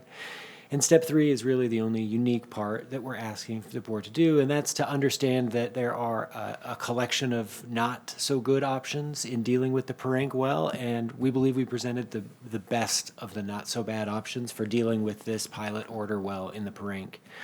With that being said, I'd ask the board to approve the request as pleaded. Thank you. Board, would you like to deliberate a minute or two? Are you? I'm sorry. I'm always missing someone. Just hold up your hand. Division. Thank you. Division, just like to say, when we first received this request, we did have concerns about the no setbacks with the Parank well. After discussions internally and with Oventive and the testimony given today, we are supportive of this request. Thank you. Now, board, are we ready to make a motion, or would we like to deliberate? Make a motion. Okay, go ahead. I make a motion that we approve the request for agency action as requested. I'll second that. It's been moved and seconded. All those in favor? Aye. Aye. Any opposed? That was a unanimous decision. Thank you. Yeah, Mitch, would you please prepare the order for the board? I'd be happy to. Thank you. Thank you. Okay. Now I'm going to turn time over here. I'll step out of this seat. Thank you. We're going to take a brief break here before the next issue, so Thank you. it'll be what, 15 minutes, 10 minutes? Back on at 2:25. Sounds good. We'll be off record. Thank you.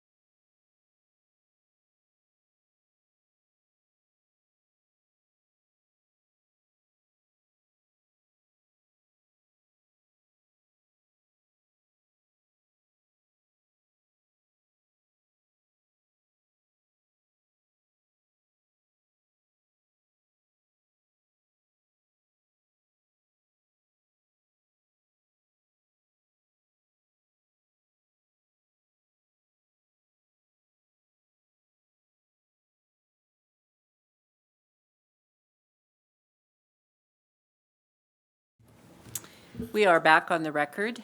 We're going to move on to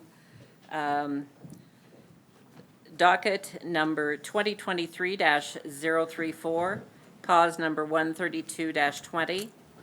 In the matter of the request for agency action of Ovintiv USA, Inc. for an order pooling interests, including the compulsory pooling of the certain non-consenting owners in the Abbott well, 13-30, 3-4-36-35-7H, and the Abbott 13-30, 3-4-36-35-46H well in the drilling unit established for the production of oil and gas in the Lower Green River Wasatch.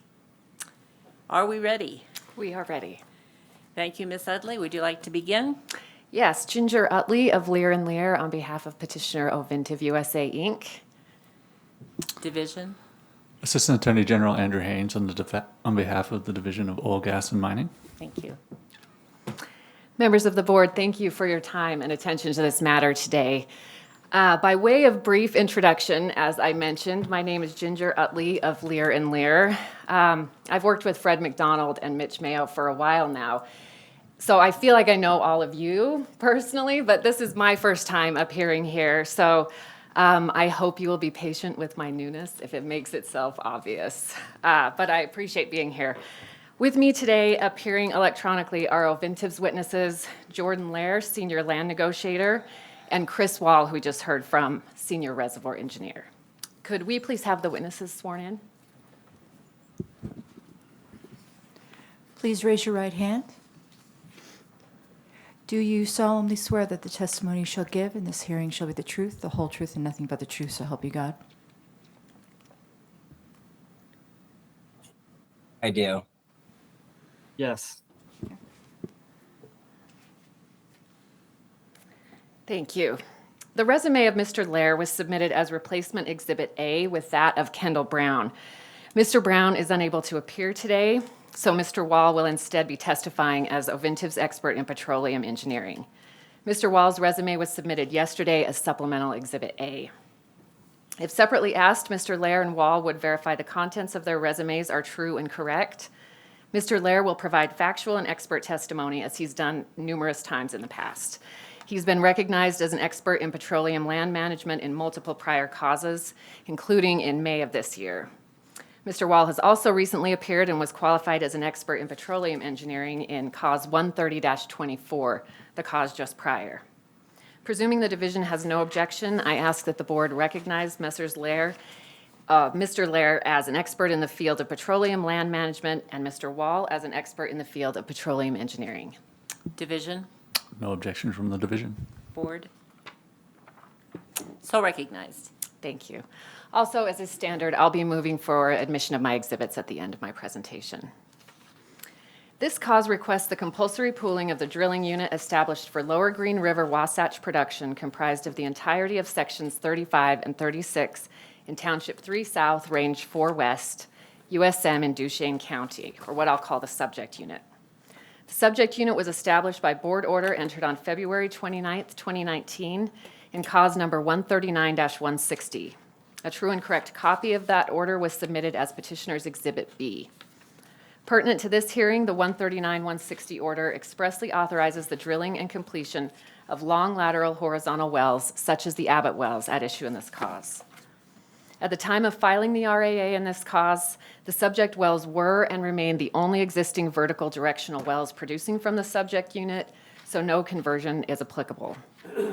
In accordance with the 139-160 order and the APDs approved by the division and BIA, Ovintiv drilled the Abbott UT 13-30, 3-4-36-35-7H well, and the Abbott UT 13-30, 3-4-36-35-46H well, or what I'll refer to as the Abbott wells. The date of first production for the Abbott wells was October 7th, 2022. Several owners of undivided oil and gas interests in the subject unit and Abbott wells have refused or failed to lease or otherwise agreed to bear their proportionate share of the costs of the wells, including Idaho Youth Ranch, Kate F. Markham, Kent Dukes, Scott Dukes, Susan Dukes, Tracy Lee Sherrill, and Mary Ellen Slemaker Benyon. Each of these owners received mailed notice of the RAA at their last address of record where an address was available, and none have objected to the pooling or otherwise responded to the RAA. On July 18th, 2023, proof of these mailings was filed separately in this cause as Petitioner's Exhibit V. There is, however, one update of which I should make you aware. Allen and K. Blood LLC, identified in the RAA, has since executed a lease with Ovintiv. Ovintiv therefore makes an oral motion to remove Allen and K. Blood LLC from the list of parties to be compulsory pooled today.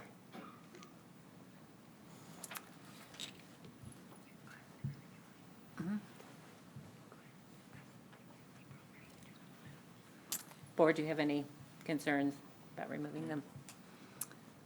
Please proceed. Thank you. Yes. Thank you. In short, at this hearing, Ovintiv seeks the compulsory pooling of the parties identified on page 2 of the request for agency action, accepting Allen and K. Blood LLC. In addition, some of the fee leases were granted by parties claiming by, through, and under the estates of certain deceased parties, as identified in the RAA, for whom no confirmatory or Utah probate proceedings have been initiated, or if initiated, are incomplete as to proper distribution to the heirs or devisees. As such, there's the possibility of some unknown party claiming through these estates who is unleased and not pooled. Collectively, I'll refer to these as the unknowns.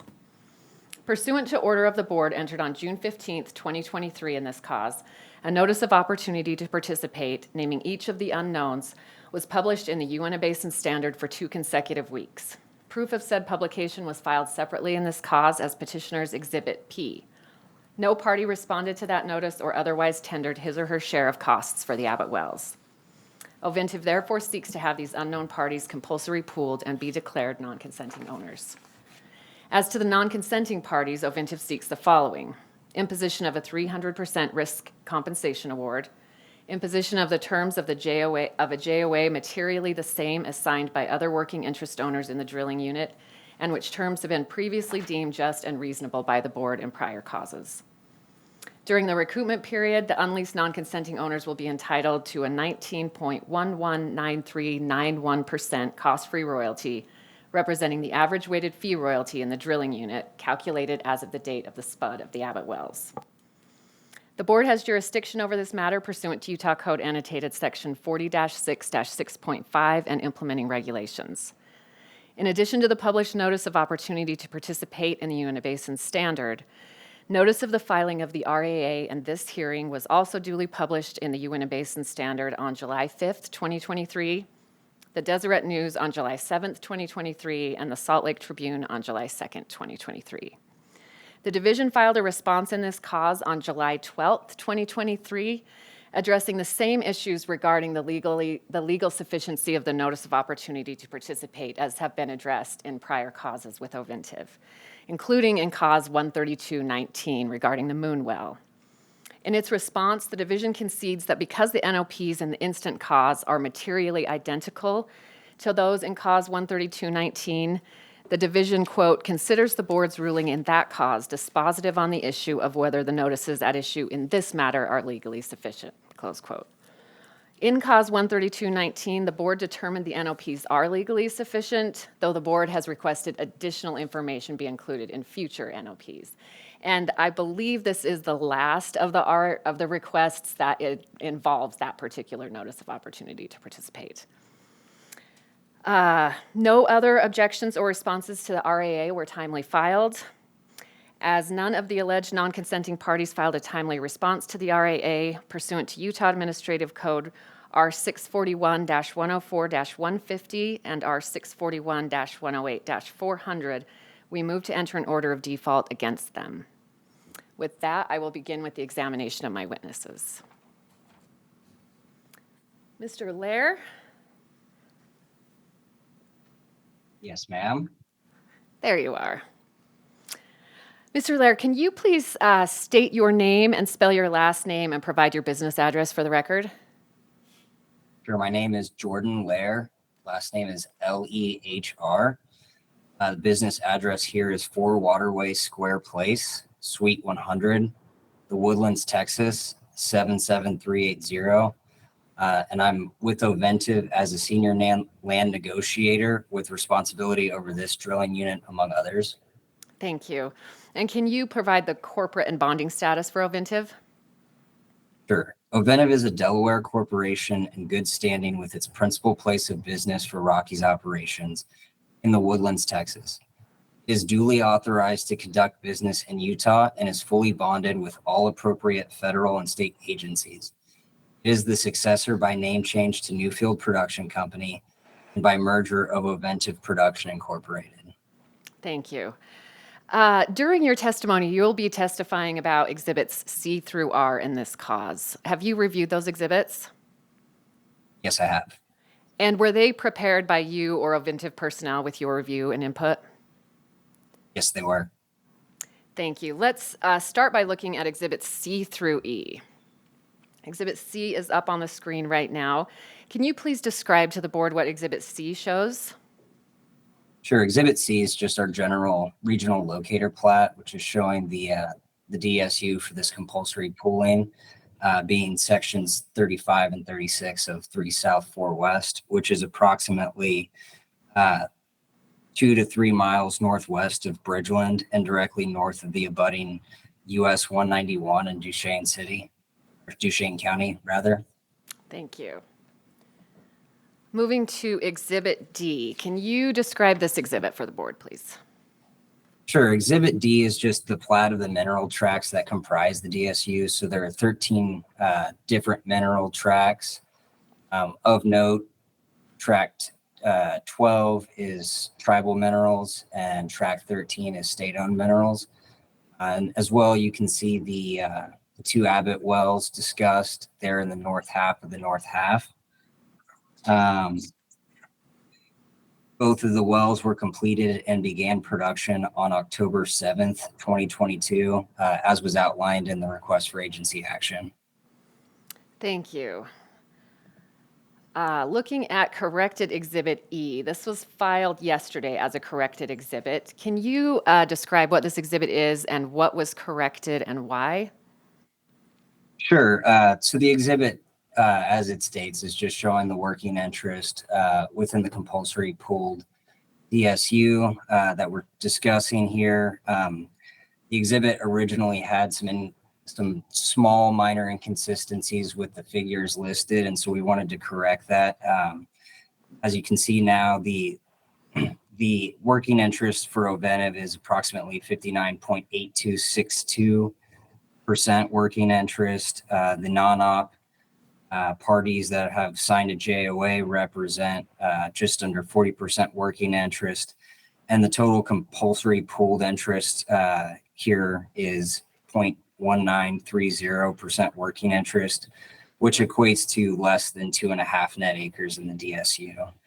And I think the whole point of the slide here is to just again show that Oventive is the majority working interest owner in the unit we're talking about.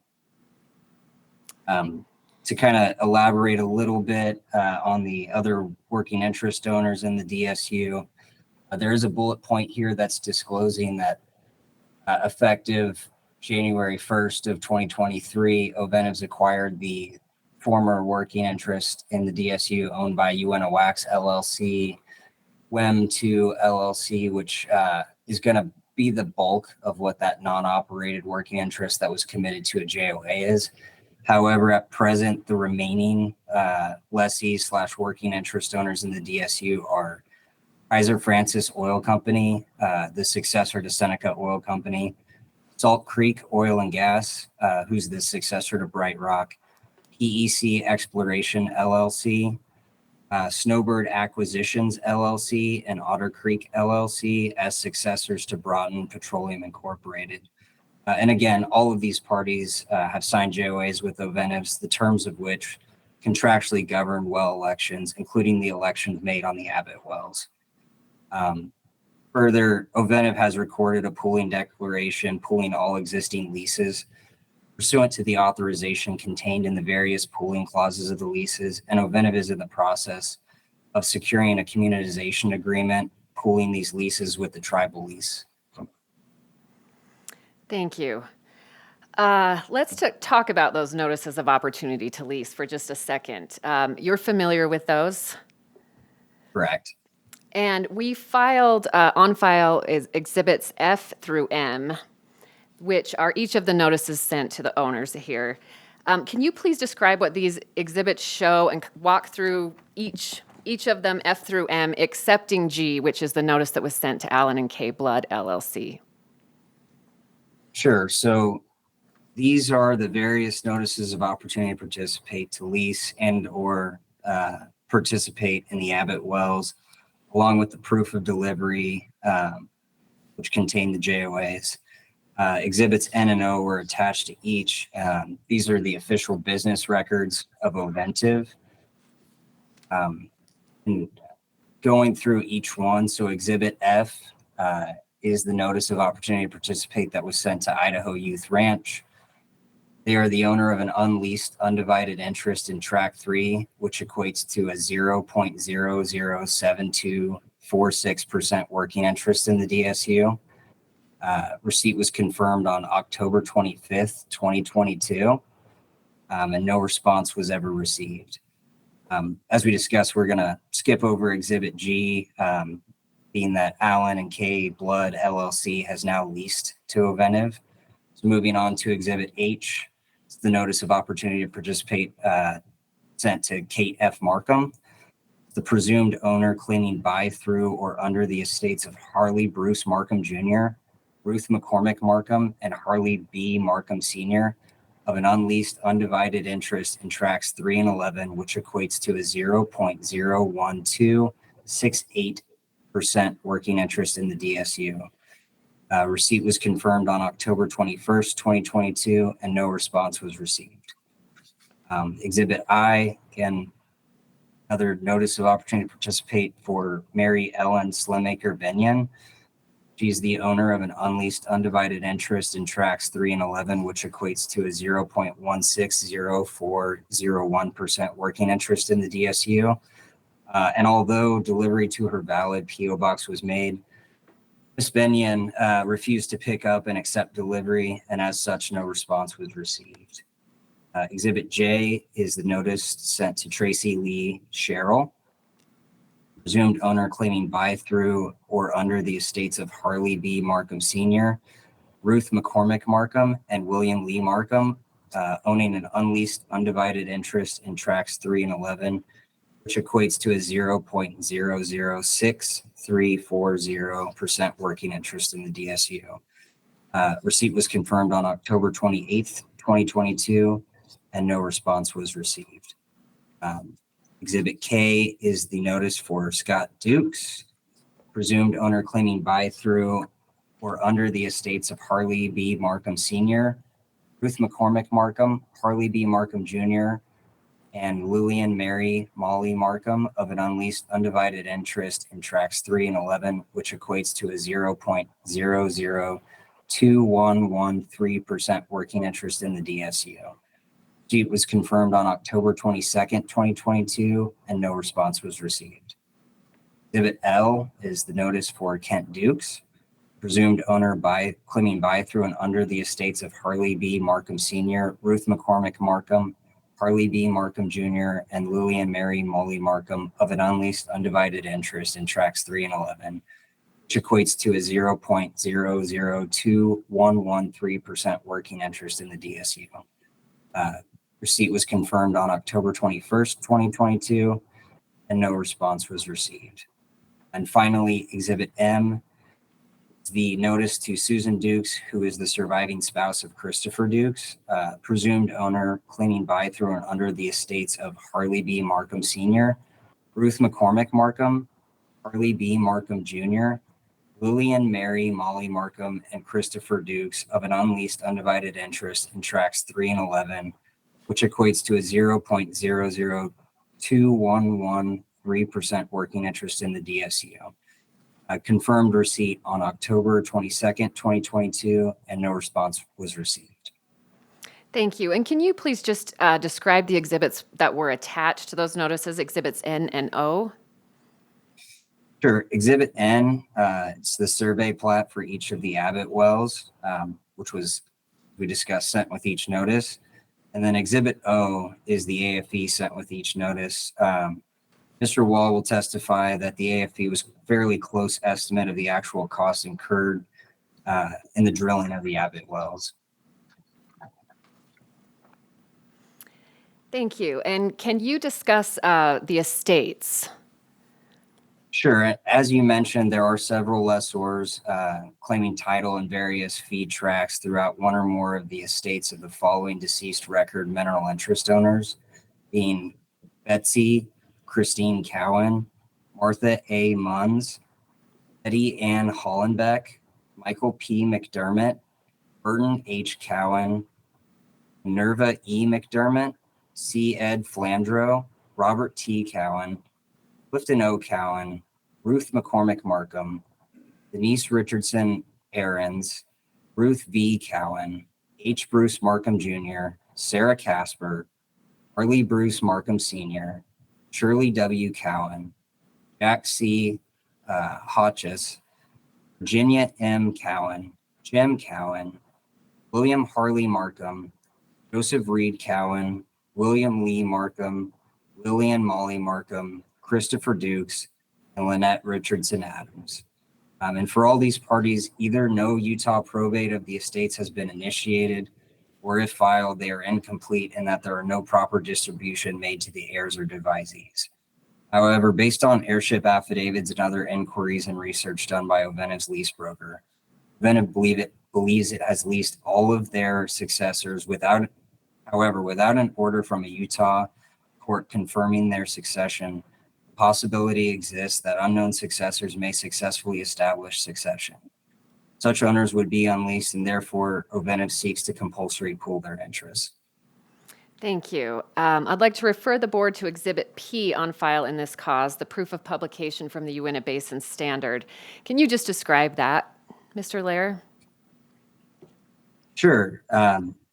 As you said, it's the proof of publication. That notice was filed with the Uinta Basin Standard. It's prepared by yourself at my direction, and we have not received any responses to that publication. Thank you. Now let's talk about the JOA, which was submitted as Exhibit Q. Can you describe this exhibit generally? Sure. So this is the form utilized is a standard industry form supplied by the American Association of Professional Landmen. It's Form 610. This is the 1989 version with modifications to address horizontal wells.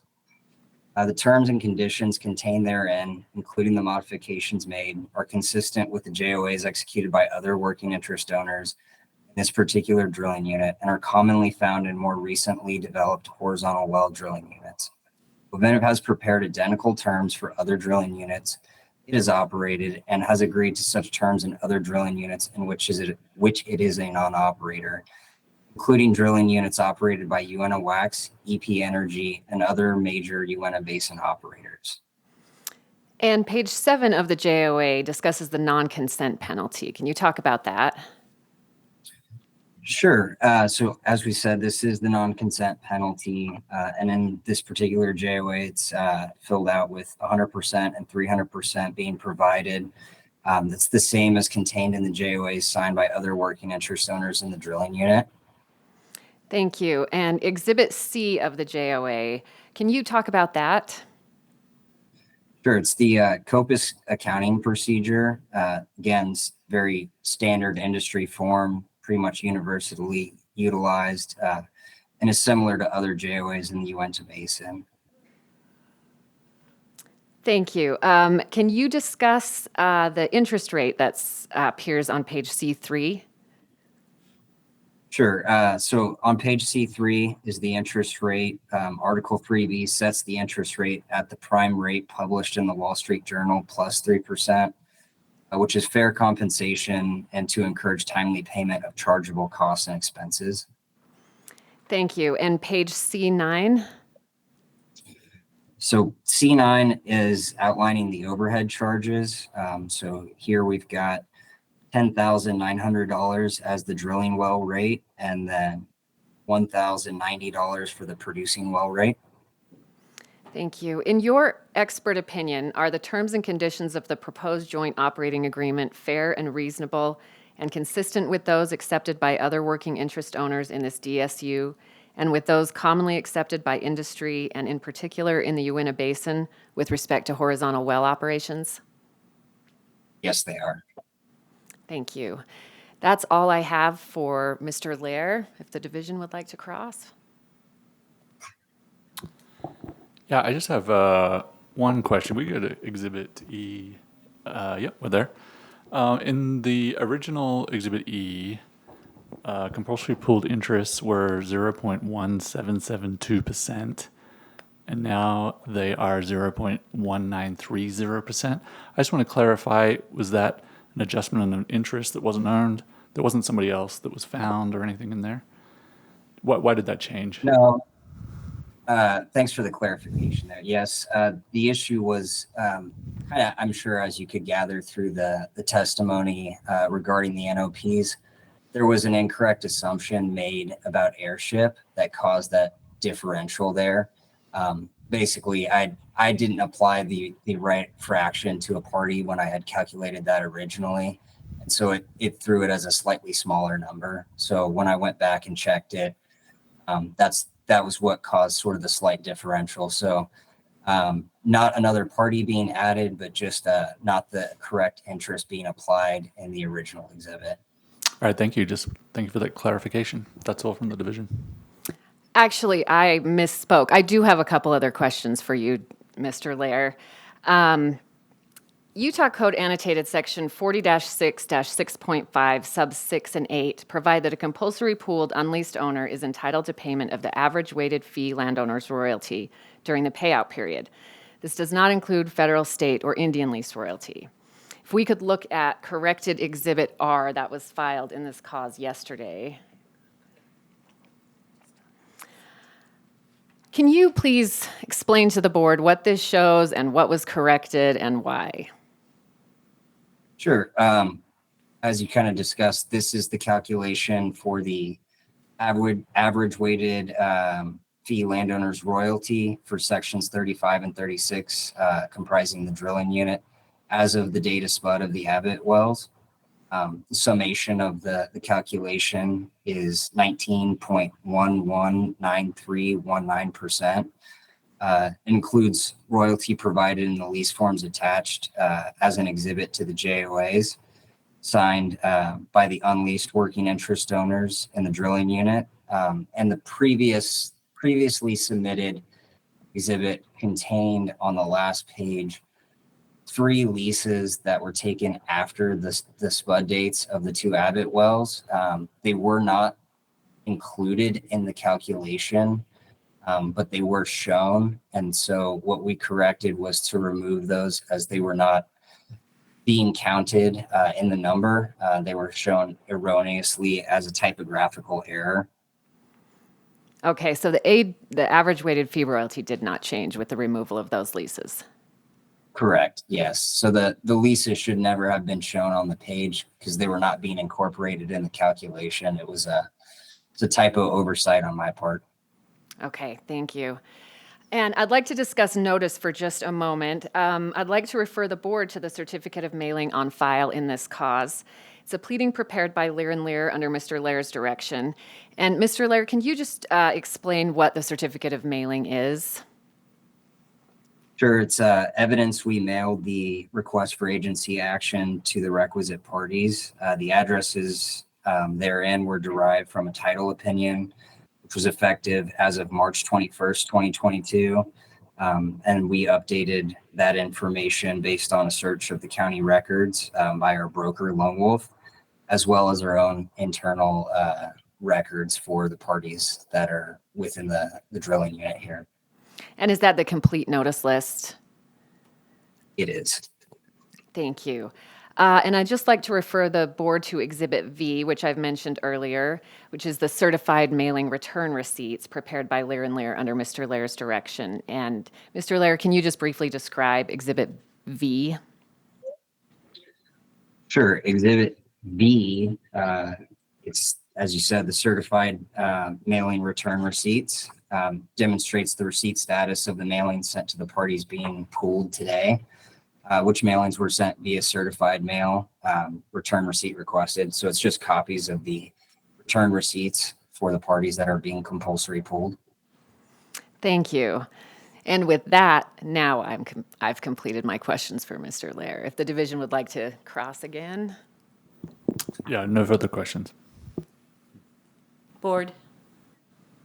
Yeah, the very second to last one on your weighted average, Bright Rock Energy, it says JOA, but then a royalty rate of 20%. Just explain that, because they're not a working interest. They're not a. Well, explain what's going on there. Why are they in there? Good question. So both of the parties listed there with JOA in that column are actually participating with unleased mineral interest, and that's why they're making their way onto the average weighted landowner royalty schedule here. Okay, so their lease calls for a 20% royalty, but then they're participating. So it's the Exhibit B to the JOA, and what Exhibit B is a lease form. And in the event an unleased mineral owner, such as these parties, were to non-consent a well, would be subject under the terms of the JOA to that lease. So they would effectively be leased during that non-consent period under that lease. Gotcha. Thank you. Mm-hmm. Are there any other board questions? Seeing none, back to you, Ms. Utley. Thank you. I would like to call Christopher Wall.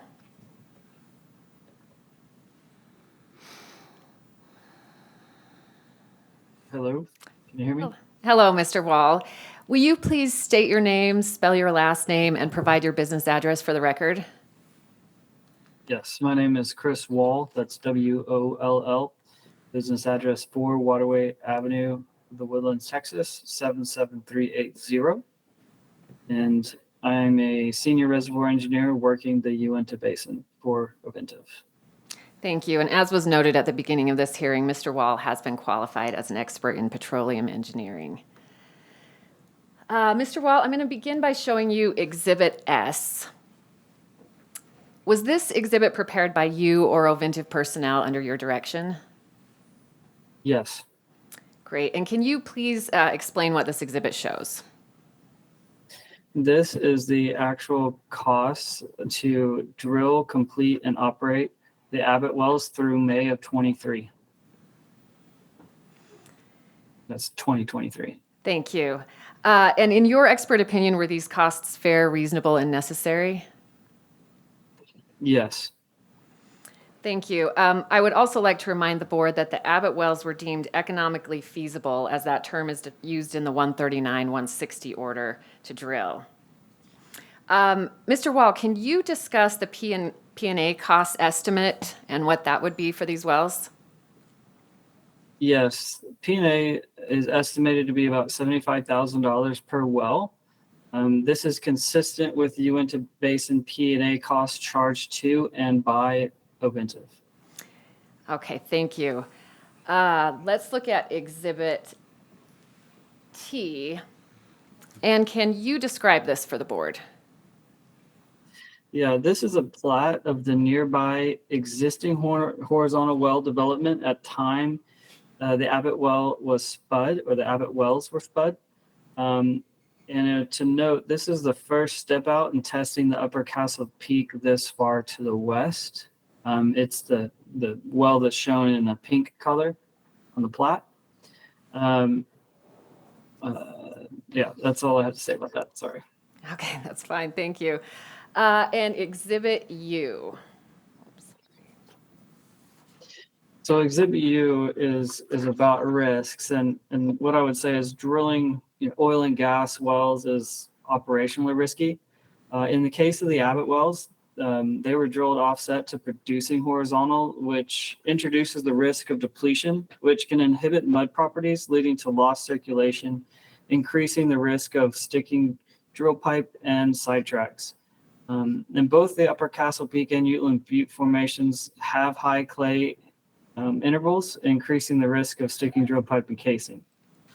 Specifically to the Abbott 46H, this encountered some operational challenges while drilling, resulting in extra drilling time, 2 lost drill bits, and a short lateral.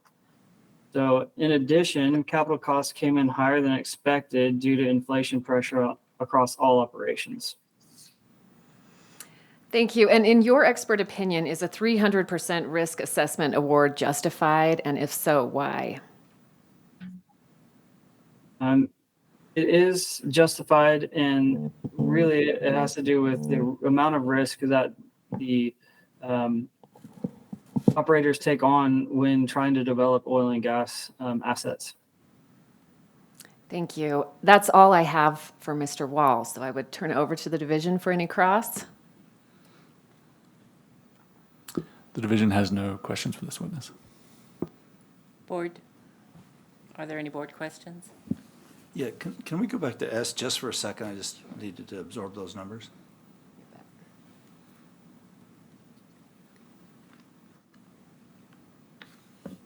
Wow, okay, thank you. Go to T, if you would. So this 46H, you decided to just end it because you had lost a couple drill bits. It just wasn't worth going back in to finish that lateral on out. Yeah, that's correct. At that time, we deemed the extra cost we would incur by fishing and then again sidetracking and trying to get the welded TD was cost prohibitive, especially in a risky area where we had never done an Upper Castle Peak area. So this was a test for us. Because that answers a question I had, because the production on these 2 wells is way different. The Uteland Butte's 291 today, 291,000 barrels, and the 46H is only 175. So you had a shorter lateral, plus it doesn't appear as productive anyway. That's correct. Even if you would have finished it, so, okay. Are there any other questions? Back to you, Ms. Utley. Then I would like to move for admission of my exhibits at this time. Okay.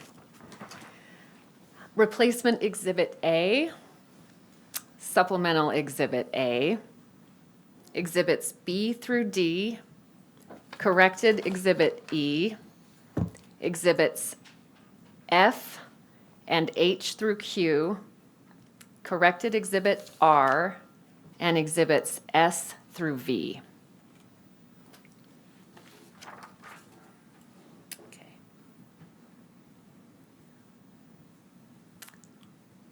And in conclusion, as the evidence, oh, I'm sorry, did you have a question?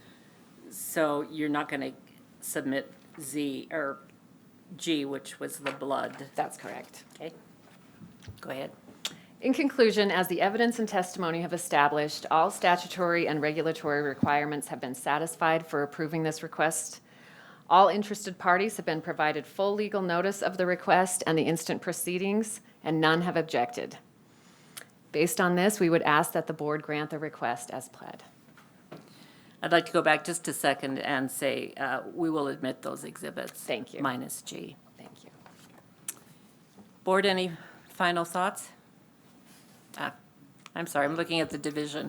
I know who you meant. It's all right. Thank you. I'm looking in the right direction. When we submitted the initial response to this request, we raised issues with the notice and opportunity, the participation letters that went out. The board still has that concern. We feel like they're very minimal. However, we ruled on that. We've moved forward, and we're in the process of rulemaking as directed by the board. With that in mind, we are supportive of this request. Thank you. Board, do you have any final questions before we? Okay. Do we need to deliberate, or are we ready to make a motion? I'll make a motion. Okay. I move that we approve the RAA as requested. I'll second that. All those in favor? Aye. All those opposed? Please, for the record, it was unanimous. Thank you. Oh, and I keep forgetting, please prepare the I'm ordinance happy to that way. do that, yes. Thank you. Thank you. I'm new at this. So am I. Thank you. Okay. You want to take a 5-minute break? Are we ready? Yes, 5 minutes. Can we take 5 minutes, please? Come back at, 3:15. And we are off the record.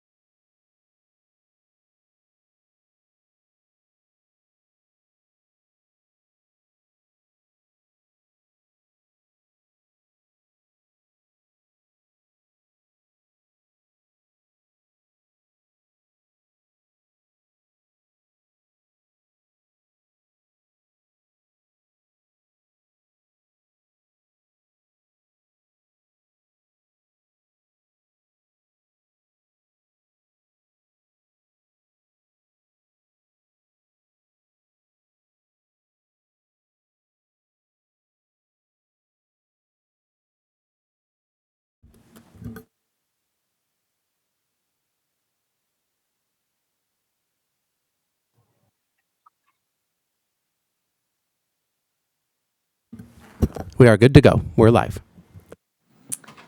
We are back on the record and proceeding to the next matter, which is docket number 2023-038, cause number 132-21, in the matter of the request for agency action of Oventive USA, Inc.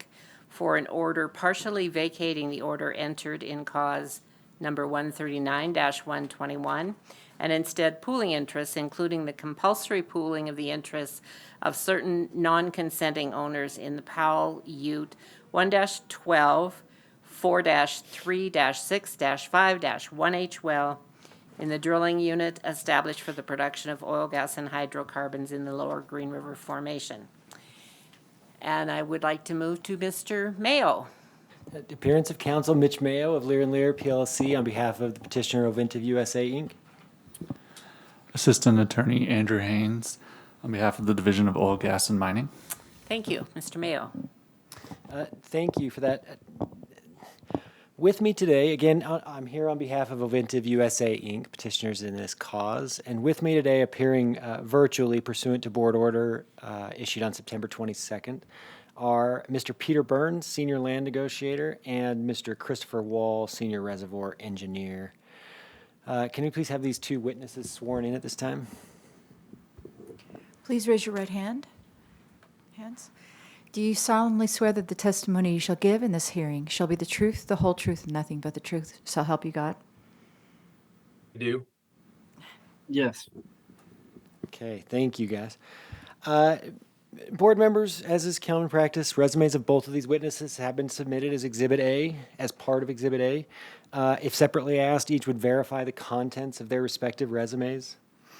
Both have been recognized as experts by this board, Mr. Burns in petroleum land management and Mr. Wall in petroleum engineering. Presuming the division has no objection, I ask that both be recognized as such in this cause. No objections from the division. Thank you. Also, I'd like to confirm that it's the board's preference that I move for admission of my exhibits at the end of my case in chief. That will be good. Thank you.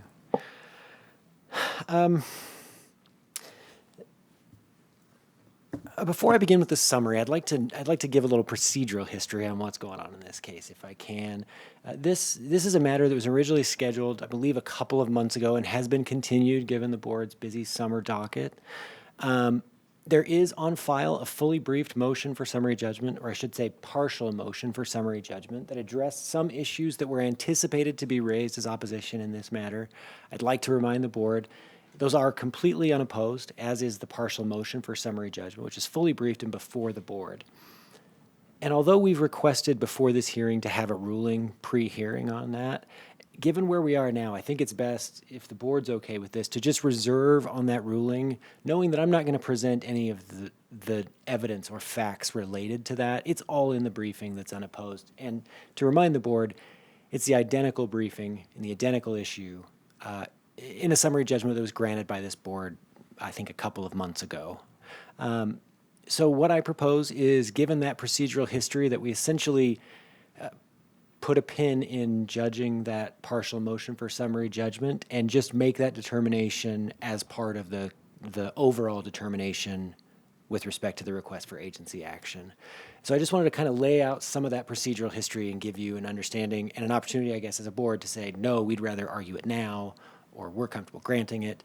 But my suggestion is we simply reserve until conclusion of the case and make a decision on that in conjunction with the rest of the request. Board, do we have any thoughts? I think that'll be fine to present it. Okay, thank you for that. I'll try and summarize this case as quickly as I can, but it's a fairly involved pooling with a lot of interests. This cause involves the compulsory pooling of a drilling unit established for Lower Green River Wasatch production and comprised of sections 5 and 6, Township 4 South, 3 West, USM in Duchesne County. The drilling unit at issue was established by this board in Order 130-07, entered in August of 2021. A true copy of the 130-07 order was submitted as part of Exhibit B. Prior to entry of the 13007 order, Newfield, who is Ovintiv's predecessor in interest, drilled, and Ovintiv now operates, a vertical well, the Moon Well, located in Section 6, and that is the Moon 13-6-4-3W well, located in Subject Section 6. Production from that well has been allocated to date as on a sectional drilling unit basis pursuant to the board's 13990 order, entered in 2012.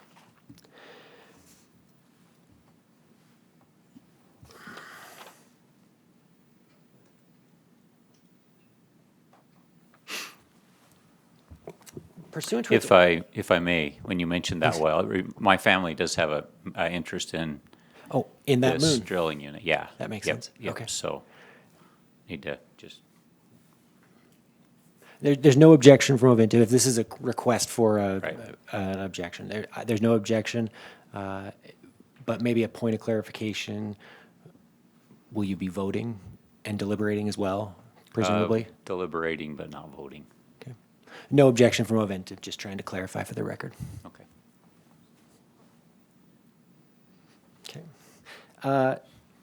Thank you for raising that. I should have caught that as well.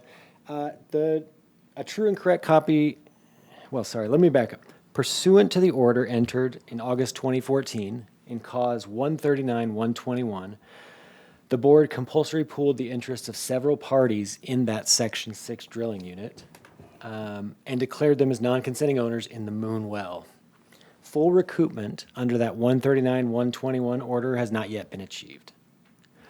A true and correct copy of the 139-121 order was submitted as the remainder of Exhibit B.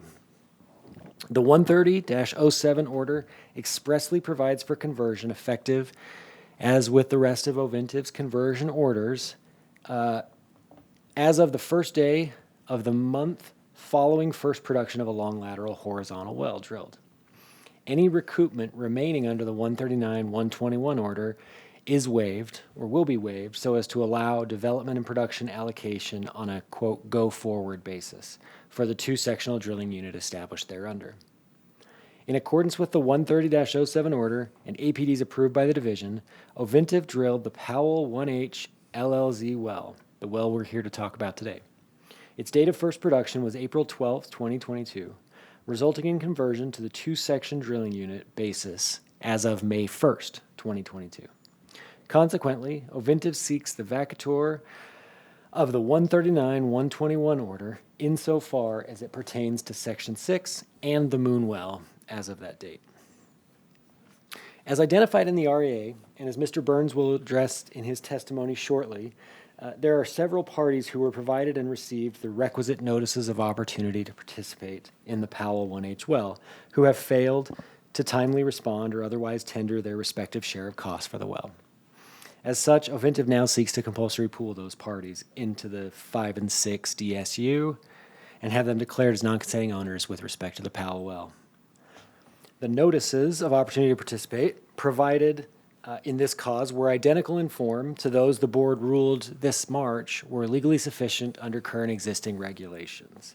However, recognizing the board's preference and the division's preference, stated in those March proceedings, Ovintiv will prospectively include in such notices the party's specific interest in the drilling unit and the specific owner's share of estimated costs reflected in the AFE. This is, as we said, a matter that was filed back in the late spring and has been continued several times, which is why it still has the lingering notice issue. Since the filing of the REA, there have been a couple of adjustments that we need to make. There are 3 or 4.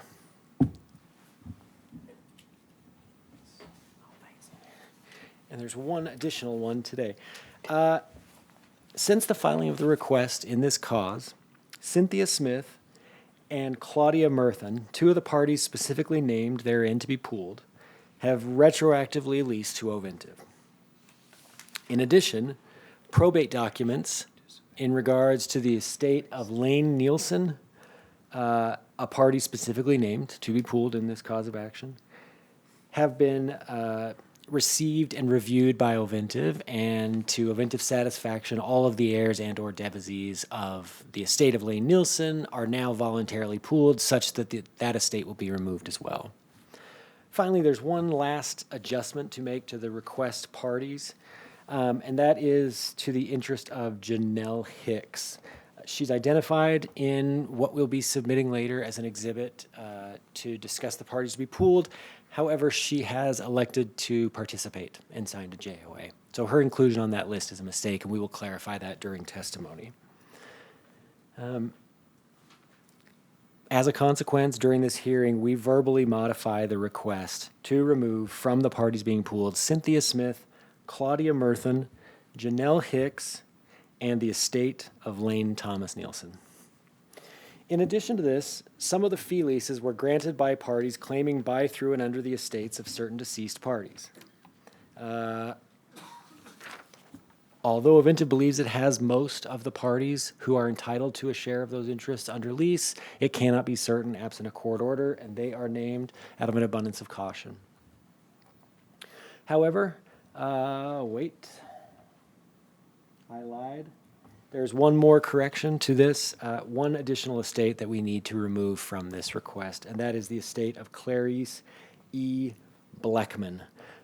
She was mistakenly listed as one of those decedents, but probate of her estate has been conducted in Duchesne County, and the conclusively determined sole devisee leased to Ovintiv back in 2014. Again, this is the last verbal modification. Mr. Mayo, I'm not finding any of these people on this list Other than Janelle Hicks. other than Janelle Hicks. That's good. Janelle Hicks was included on this list as an accident. This Okay. list should be the list of folks that take out all of these people. Okay, So none of them should show up on this list. Okay, I And was confused. We'll explain as we get to the testimony, but the request includes a lot of people, and especially given that this has been continued 2 months, a lot of leasing and document passing back and forth happens, so there's usually corrections. In this one, there's 4 or 5 that we need to correct, and this list should have none of them on there, but it accidentally has Janelle Hicks still. Gotcha, thank you. Thank you.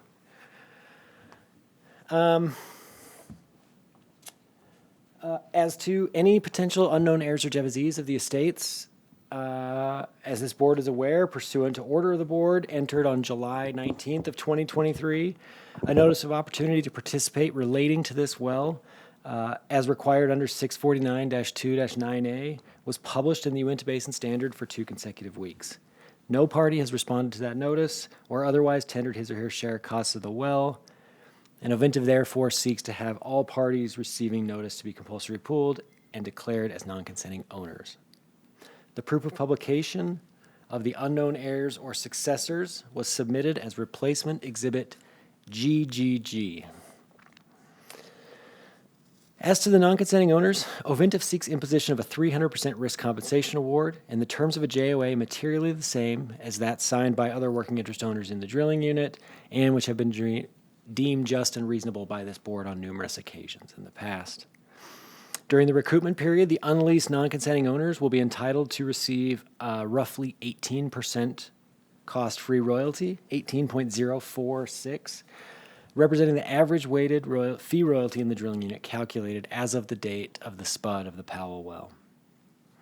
As I mentioned earlier, there's a procedural issue in this relating to International Petroleum LLC is the lessee under a couple of fee leases that involve UDOT and DFFSL. Long story short, those go to the heart of the partial motion for summary judgment that is fully briefed and ripe for decision, and we will avoid discussion of too much of that to save the board from essentially regurgitating what's already on file in the briefs. Of note, IP, LLC, none of their entities have appeared today or filed an objection or protest in any way to this action. I'd like to remind the board that it has jurisdiction over this matter pursuant to 40-6-6.5 and the implementing regulations. A copy of this request was mailed, certified to the known parties to be compulsory pooled, including to UDOT and DFFSL, due to the fact that they are lessors under the IP LLC leases to be pooled. and mailed regular mail to all other production interest owners within the drilling unit at their last addresses disclosed by the relevant realty records, whether they be tribal, Ute Distribution Corporation, BIA, Duchesne County. This was also mailed to all of the relevant tribal and federal agencies as well. In addition to the published notice of opportunity to participate, as previously mentioned, notice of this hearing and the filing of the RA was also published in the Uinta Basin Standard, Deseret News, and Salt Lake Tribune in the first week of August. As the board will recall, this cause was continued from the August docket. No republication of the notice of hearing was required as a result of continuance. On August 9th, 2023, the division filed a response expressing no opposition to granting the request. No other objections or responses to the REA were timely filed. Excuse me. As none of the alleged non-consenting parties, IPLLC, or its lessors filed a timely response to the REA, pursuant to Utah Admin Code 641-104-150 and 641-108-400, Ovinta would move to enter default against those parties at this time.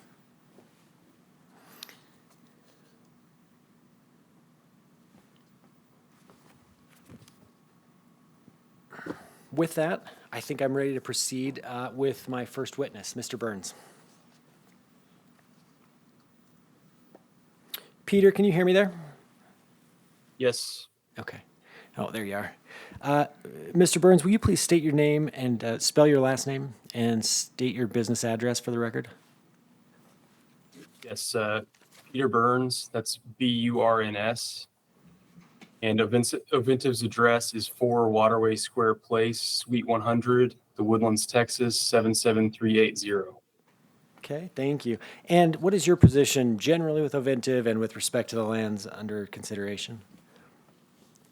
Yes, I'm a senior land negotiator with Ovintive with responsibility over this drilling unit, among others. Okay. And Oventive's corporate and bonding status, for the record? Sure. Ovintive is a Delaware corporation in good standing with its principal place of business for Rockies operations in the Woodlands, Texas. It is duly authorized to conduct business in Utah, is fully bonded with all appropriate federal and state agencies. It is the successor by name change to Newfield Production Company and by merger of Ovintive Production, Inc. Okay. And now I'm going to show you a couple of exhibits, if that's all right. Exhibit C, Exhibit D1, Exhibit D2, Exhibit E, F. Do you recognize these exhibits? Yes. And were they prepared by you or someone under your direction or supervision? Yes. Okay. Starting with C, will you just help orient the board as to where this specific drilling unit is located? Yes, so Exhibit C is our regional locator plat. This with the subject DSU outlined in red. This drilling unit is just due west of Bridgeland with US 40 crossing through a portion of the drilling unit. Okay. And Exhibit D, D1, I guess we'll start with. What is this exhibit? Where did you get it? And what does it show? Yeah, this is an exhibit. D1 is a plat of our well location and oil and gas ownership tract descriptions. This D1 shows the general location of the Powell 1H well in sections 5 and 6 as it traverses the south half of the drilling unit. As outlined in the RAA pursuant to the 130-07 order and APDs approved by the division and the BIA, the Powell 1H well was spud on January 2nd, 2022 and completed as a producing oil well with productive intervals within the Uteland Butte member of the spaced Lower Green River Wasatch Formation. Date of first production was April 12th, 2022. Also reflected on this plat is an existing vertical well, Moon 136-4-3W, located in Lot 2, also known as the Southwest in Section 6. It was drilled in 2014 pursuant to the 139-90 order. Production was accordingly allocated on a sectional drilling basis. Okay. As Mr. Mayo mentioned, under the 139-121 order, 25 parties were compulsory pooled and declared as non-consenting owners in the 13-6 well. Full recoupment from them pursuant to this order has not yet occurred. Per the 130-07 order, allocation from the Moon well converted to the DSU basis as of May 1st, 2022. All remaining recoupments were waived as of that conversion date under the 130-07 order. Okay. So there appears to be a fair amount of tracks, 16 mineral tracks by my count in this DSU, and it's in irregular sections, right? This is not a 1280 typical section. Correct. As shown on D1 and the subsequent D2, there are 16 different oil and gas tracks in this DSU, which is comprised of a total of 1,323.27 gross acres. Okay. Tract 1 is tribally owned, and tracts 9, 15, and 16 are 2/3 allotted Indian owned. A little over 9% of Tract 8, 50% of Tract 14, and 1/3 of Tract 16 are owned by UDOT and administered by the Department of Forestry, Fire, and State Lands. Okay. As provided in the compulsory pooling statutes, the royalty under the leases covering those Indian and state interests in those tracts are not included in the acreage weighted calculations. Is that right? That's correct. Okay. And the remaining tracts, other than those owned by the tribe or UDOT, DFFSL, as mentioned, are those all owned in fee? That's correct. The remaining tracts are all owned in fee. Okay, perfect. Exhibit E, probably not a whole lot of time needed to be spent on this one. Can you explain what this shows? Yeah, this is just a simpler depiction of the mineral ownership and the general location of the PAL 1H well within the DSU. Okay. And finally, Exhibit F. Yes, Exhibit F is a DSU working interest owner summary snapshot. Ovintiv is the majority lessee working interest owner in this DSU and is the operator of the PAL 1H well. Additional lessees working interest owners in the DSU were WEM Uinta and WEM Uinta 2 LLC, both of whom Ovintiv has purchased the interest of. Also Salt Creek Oil and Gas, the Janelle Hicks Trust, and IP LLC. All but IP LLC have signed JOAs with Ovintiv, the terms of which contractually govern well elections, including the elections made on the PAL 1H well. Finley Production Company LP also signed a JOA, but has since assigned its interest to Ovintiv. Okay. And Ovintiv, as the designated operator, has recorded a pooling declaration, pooling the fee leases pursuant to the authorization contained in their various pooling clauses.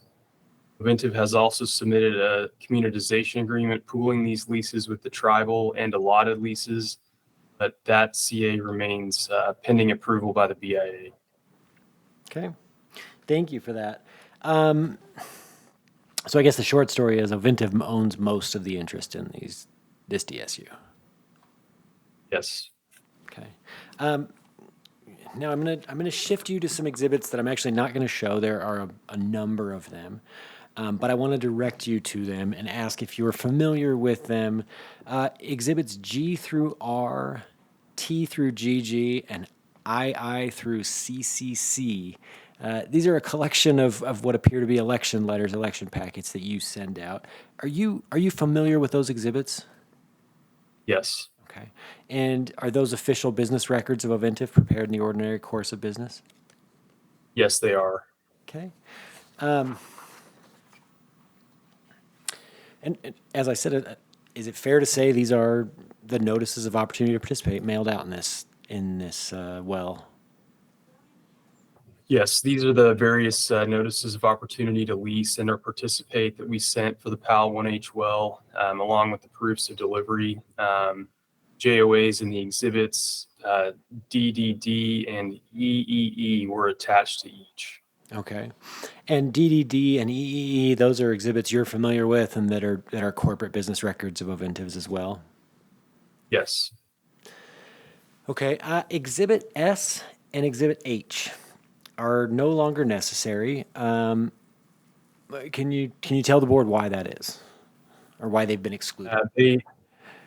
Yes, they are both the notices of opportunity to lease for Cynthia Smith and Claudia Merthen.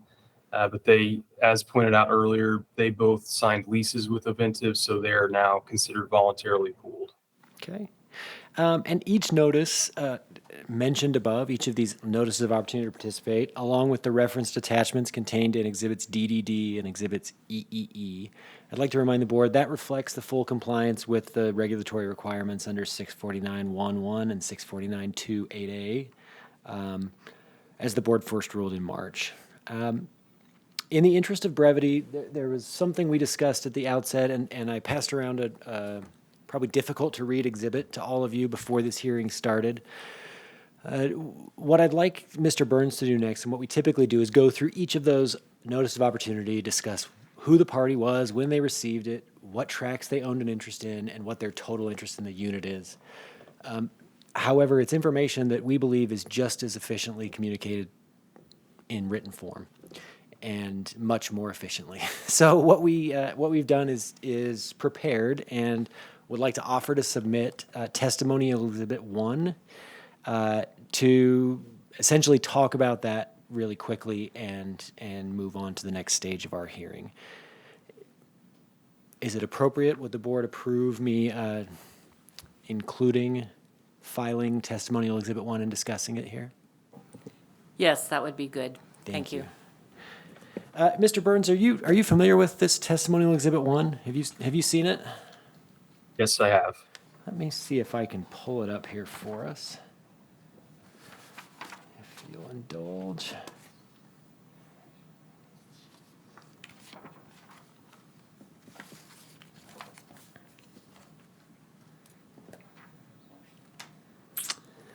Excuse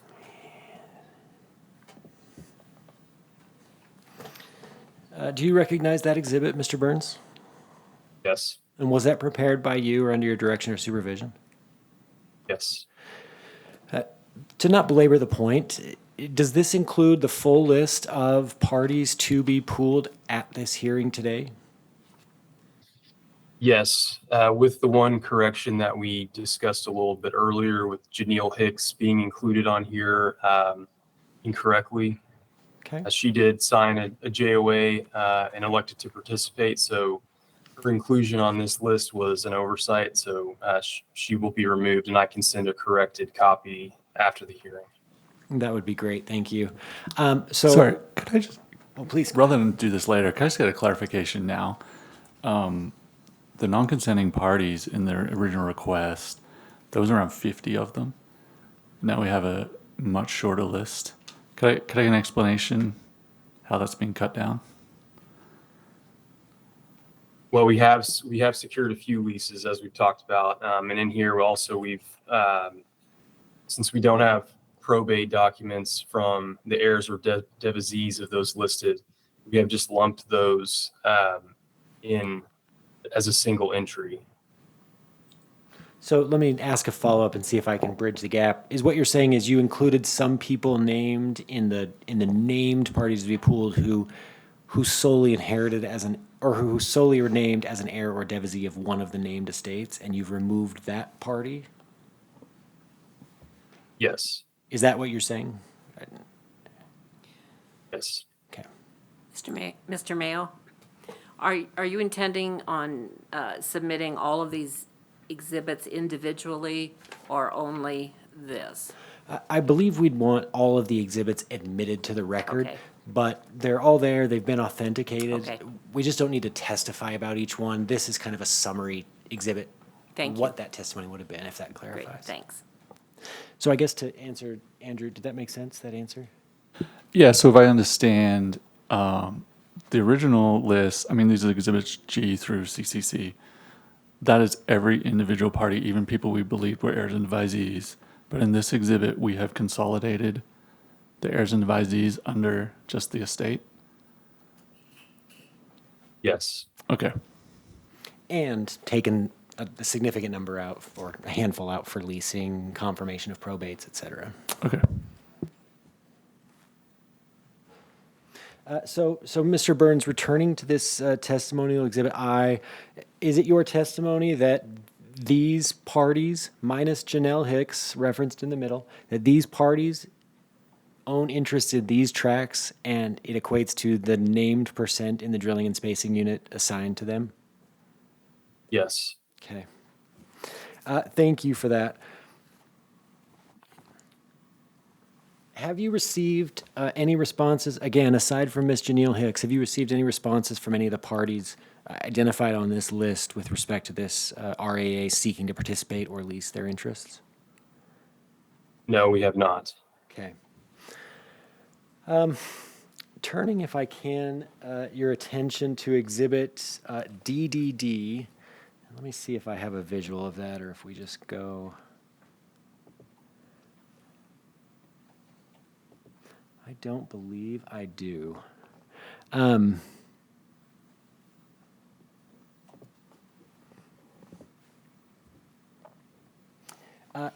As you referenced, the election letters had two attachments with them, Exhibits DDD and Exhibit EEE.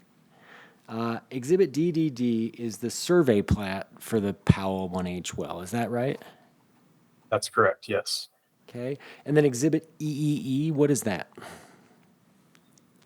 Exhibit EEE is the AFE that was sent along with each notice. As Mr. Wall will testify, the AFE was a fairly close estimate of the actual costs incurred in the drilling of the Powell 1H well. Okay.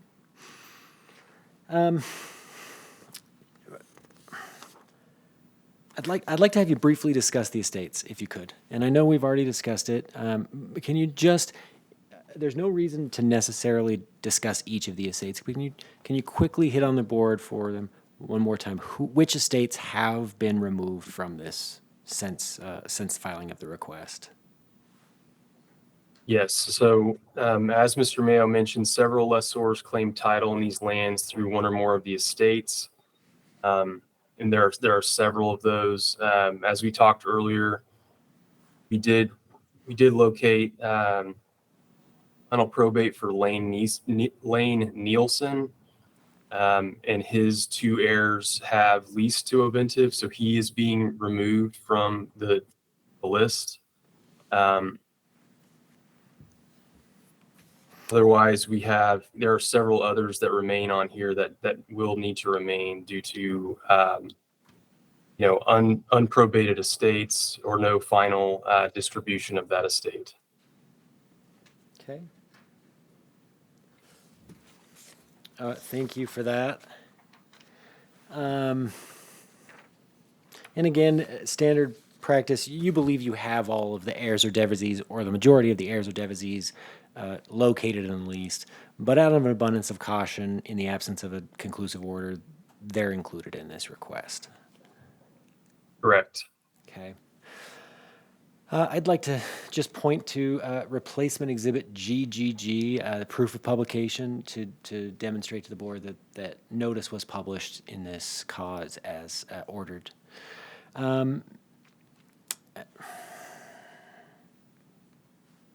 I'd like to briefly address the IPLLC leases, if that's okay. I don't want to get too much into the weeds. To remind the board, how is IPLLC involved, and who is their lessor? Who have they leased from? The IPLLC is the lessee of James Reeder and Patricia Reeder Eubank, who own interests in tracks 6 through 8, and of UDOT and DFFSL in tracks 14 and 16, which equates to an aggregate 2.9882% working interest in the DSU as reflected on Exhibit F. The Reeder Eubank leases provide for an 18.75% royalty, while the UDOT DFFSL lease provides for a 1/8 royalty. Okay. IPLLC is a consenting owner in the Powell 1H well, but has refused to execute a JOA and therefore must be compulsory pooled. As a consequence, its lessors must also be compulsory pooled or, as relevant to DFFSL, at least provide its written consent to being pooled once IP LLC is compulsory pooled as required by statute. Okay. Thank you. So another way to say that is IP LLC is included solely for imposition of JOA in this case. Yes. Let's move on to the JOA terms then. I don't have a visual of this because it's fairly repetitive and we've seen it a number of times, but I want to talk about a couple specific spots in the JOA. Exhibits FFF, HHH, and III. Let's start with exhibit FFF. Do you know what this exhibit is? Are you familiar with exhibit FFF? Yes, it is an exhibit. Exhibit FFF is an official business record of Oventive. It is the JOA that was attached to the Notice of Opportunity to Participate. Okay. And HHH and III. What are those, and are those were those prepared by you? Yes.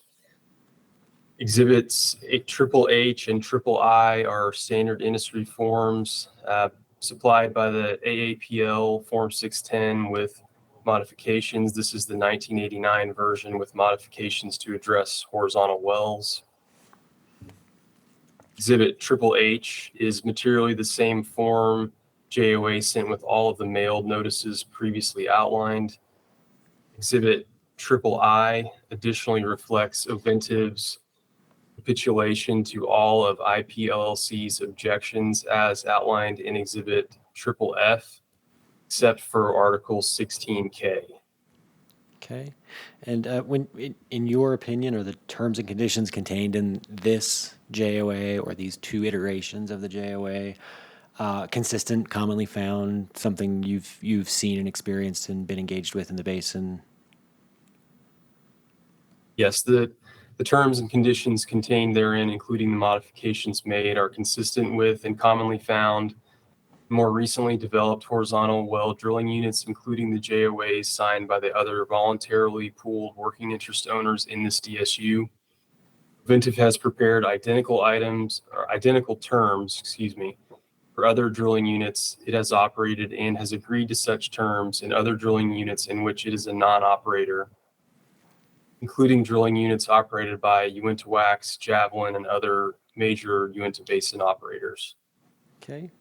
And page 7 of the JOA addresses the non-consent penalty. What is the non-consent penalty in the JOA you're seeking to impose? Yes, in this JOA, it's a 100%, 300% non-consent penalty, which is the same as what is contained in the JOA signed by WIM and all of the other parties who elected to participate and sign JOAs in this unit. And since you've acquired, if I remember your testimony correctly, you've acquired WEM's consenting interest in this unit, or maybe it was Finley's, maybe both. If they consented and signed the JOA, effectively you've agreed to both sides of the JOA in this matter, right? Yes. Okay. And Exhibit C to the JOA, the COPUS, the board's fairly familiar with this, but we hit on the key points. Exhibit C of the JOA is the COPUS accounting procedure. Again, this is a standard industry form, almost universally utilized, similar to other JOAs in the Uinta Basin. The key points here are on page C3. Article 3B sets the interest rate at the prime rate as published in the Wall Street Journal plus 3%, which has been deemed fair compensation and to encourage timely payment of chargeable costs and expenses. And the last key point is found on page C9, which outlines the overhead charges of $10,090 while drilling and $1,090 while producing. Okay. A couple more questions, if I could, on this. Given IP LLC's failure to respond to the REA and the board's reservation on the ruling in the partial summary judgment motion, It appears that there's no longer a dispute as to the terms of Exhibit III, the JOA that you described as the capitulation to IPLLC's JOA modifications. Do you concur that there's no longer a dispute over those terms, that IPLLC has essentially withdrawn its concerns, and that the board is within its rights to rule on the partial motion for summary judgment and approve this request? Yes, I believe so. Okay. In your expert opinion, the terms and conditions of this JOA are fair, reasonable, and consistent with those accepted by other operators? Yes. Okay. Finally, before I let you go, I want to talk a couple more things quickly. Acreage-weighted royalty, and I actually have a visual here for that. It's Exhibit JJJ-1 and JJJ-2. Oh, it's just numbered. Exhibit JJJ. Do you recognize this exhibit? Yes. Did you prepare this? Yes, I did. Okay. The board's seen plenty of these. Couple things I'd like you to confirm. One, can you confirm that you removed all non-fee leases, all federal, tribal, state leases that were entered into, and any leases that were entered into after the spud of the Powell well from this calculation? Yes. Okay. And what is the acreage-weighted royalty that you're seeking to have imposed today? Based on the calculation shown here in this exhibit, the average weighted fee royalty is 18.046128%. Okay. And lastly, notice, I want to refer you, Mr. Burns, to the certificate of mailing and the supplemental certificates of mailing on file in this cause. Are you familiar with those? Yes. And do you know, can you tell the board quickly who those people are that are on that list and how you derived at that list of names? Yeah, the people shown are all of the production interest owners within sections 5 and 6. The addresses were derived from a title opinion, which was effective as of June 9th, 2022, as updated by a search of the county records by Lone Wolf, our land broker, along with our own internal records. Okay. And I'd just like to refer you, Mr. Burns, and the board to replacement exhibit NNN as supplemented. I'm not even sure what it's called at this point. The true and correct copies of the certified mailing receipts received by Lear & Lear, which exhibit was filed just a day or two ago. That exhibit demonstrates proof, confirmed receipt of the mailings at issue here today. Mr. Burns, is there anything we forgot or anything we need to address or you'd like to say before I turn you over to the division? I believe we've covered everything. Okay. With that, I would turn the time over to the division and board for questioning.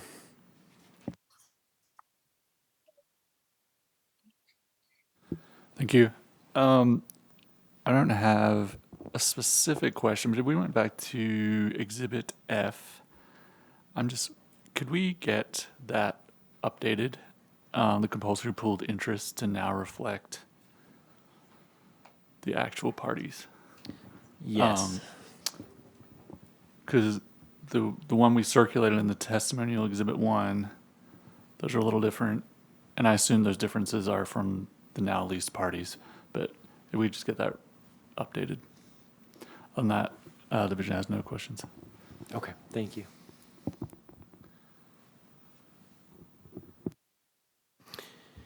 Any questions of Mr. Burns from the board, or should we move on to Mr. Wall? Board, do you have any questions at this point? No questions from the board. Okay. Mr. Burns, you can stand down now. Please don't leave. Pay attention because you may have follow-up questions here at the end. Mr. Wall, are you there and can you still hear us? I am. Can you hear me? Yeah. How come there's a new landman every time? They only have to do one, but you're here all day long. No. Efficiency on the engineering side. Go figure, huh? Mr. Wall, one last time, could you please state your name, spell your last name, and your business address for this record. Yes, my name is Chris Wall, Woll. Business address is 4 Waterway Place Avenue, The Woodlands, Texas 77380. I am a senior reservoir engineer working the Uinta asset for Oventive. Okay, thank you for that. And I'm assuming that includes this particular unit. Yes. Okay. I'm going to show you what's up on the screen. It's been filed in this cause as Exhibit K, Exhibit Triple K. Can you walk the board through what this shows? Yeah, this is the summary of the actual costs incurred in drilling and completing the Powell 1H well. And this is a cost through June 30th of 2023. Okay. Based on your experience, are these within a reasonable variance of the AFE costs sent to the electing parties? Yes.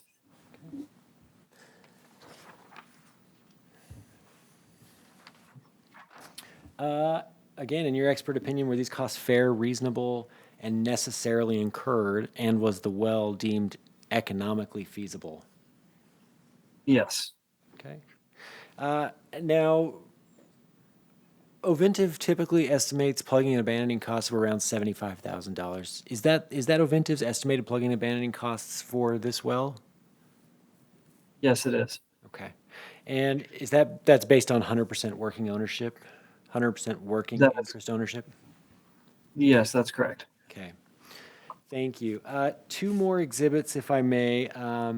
Exhibits LLL and exhibit MMM. And do you recognize these two slides? Yes. And were they prepared by you? Yes. Thank you. Exhibit LLL. Please tell the board what's important about this slide for them to know. This is a plat of the nearby existing horizontal wells at the time the Powell 1H well was spud. And this well was concurrently drilled with the other laydown wells in the area. And there was limited or no well control at the time of spud. Okay. So there looks like there's a lot of wells around there, but what your testimony is those 4 wells, and I'm going to guess it's the LaPrade, the Powell, the Wolf, and the Moon wells, were all drilled simultaneously, meaning you didn't have any previous well results nearby. We did not have any, previous well results on laydowns nearby. Okay. Thank you for that. And exhibit MMM, I'm assuming this ties into the risk assessment. Can you talk through the risks here, not just the drilling risks, but the operational and kind of the practical financial risks that you encountered? Yes. While the risk of drilling a dry hole is lower these days, developing oil and gas assets is still a very challenging and risky business. The cost of drilling and completing wells is high, so there's a high capital burden, and it can be uncertain with operational challenges such as stuck pipe and casing with the high clay zones that are encountered in the Uteland Butte formation. In this particular area, production expectations come with higher uncertainty as there were no laydown oriented laterals for a basis. And lastly, the volatility of oil prices. Economics of oil and gas wells are sensitive to oil price, and the volatility of prices subjects oil and gas investments to high economic risk. Okay. Thank you. Mr. Wall, anything, in your expert opinion, is a 300% risk compensation award fair, reasonable, and necessary in this cause? Yes. Okay. Thank you for that. Mr. Wall, anything you'd like to add before I let the division and board ask you questions? No, I'm good. Okay, thank you. Turn the time over to the division. We have no questions for this witness. Board, do we have any questions? Yeah, can we go back to LLL just a minute? I'm just trying to figure out what's that little, you got the 2 parallel well bores, and then you've got some little strange little feature there. What's that? I think I know what you're talking about. Let me see if I Yeah, can it's a zoom. little, looks like a little point to the left. This little thing, or this, is it the The one right in the middle, right in the southwest of 6, or right by the southwest of 6. is that the well pad, Mr. Wall? Is that kind of indicating the direction? Is that about where you located the surface location for these wells? Yeah, so that surface location is in that section 1. Section 1, the numbers covered up by the Lepre there. So it's in that southeast corner, if that's what you're referring to. I can't tell exactly what you're pointing to, but Yeah, those so that's like the pad lines. for like 4 wells or something like that. or So at you least drilled 2 all wells. of these off one pad, and those little Okay. lines, angled green lines going to the wellbore paths, those are just indicating from that well pad to the wellbore. Is that?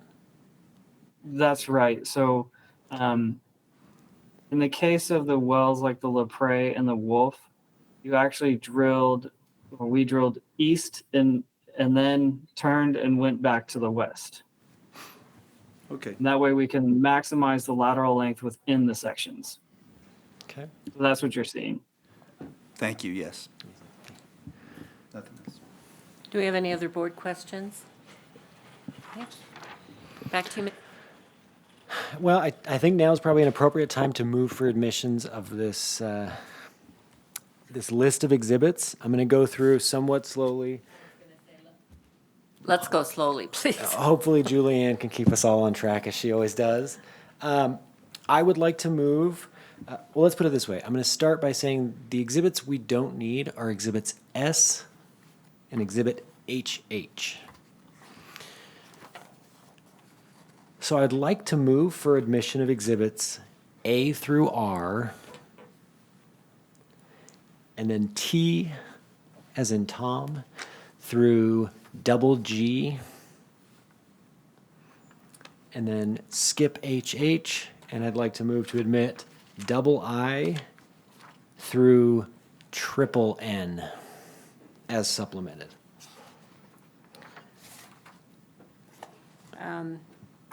Exhibit F is to be revised. Do you have a note of that? In addition, we will be submitting after this hearing a revised Exhibit F, as well as a revised testimonial Exhibit 1, which I also would like to move for admission of here. Okay, and triple G, which was the proof of publication, has that been, replacement exhibit GGG, has that been submitted? It's the proof of publication. It says reserved to be filed once received from the Uinta Basin Standard. Yes. That has been, I believe that has been, but if not, we'll make sure it is filed. oh, Maddie said we do have it. Okay, So perfect. that's- Thank you that's for okay. that. So I'd like to move for admission of, again, exhibits A through R, T through double G, double I through triple N, and testimonial Exhibit 1. To be corrected. So admitted. Thank you so much. In conclusion, the statutory and regulatory requirements, although complicated and voluminous, have been met. Notice was provided to all parties, and I guess most importantly, in some senses, from this board's perspective, the party who has expressed the most concern about this was given full notice of this, was given every opportunity to appear and participate, was actually sent a copy as well of the partial motion for summary judgment that's pending disposition, and has chosen not to participate, not to object. I think the clear implication is that the parties to be pooled should be pooled, and that the terms of this request are fair and just. And on that, I'd request that the board approve this request as pleaded and as conformed to this testimony here today. I'd like to thank you for your time and attention. Division, do you have any concerns or comments? We'd just like to add that based on the testimony we heard here and the fact that we are unaware of any parties objecting to this request. The division is in support of it. Board, are there any questions or anything you'd like to? Okay.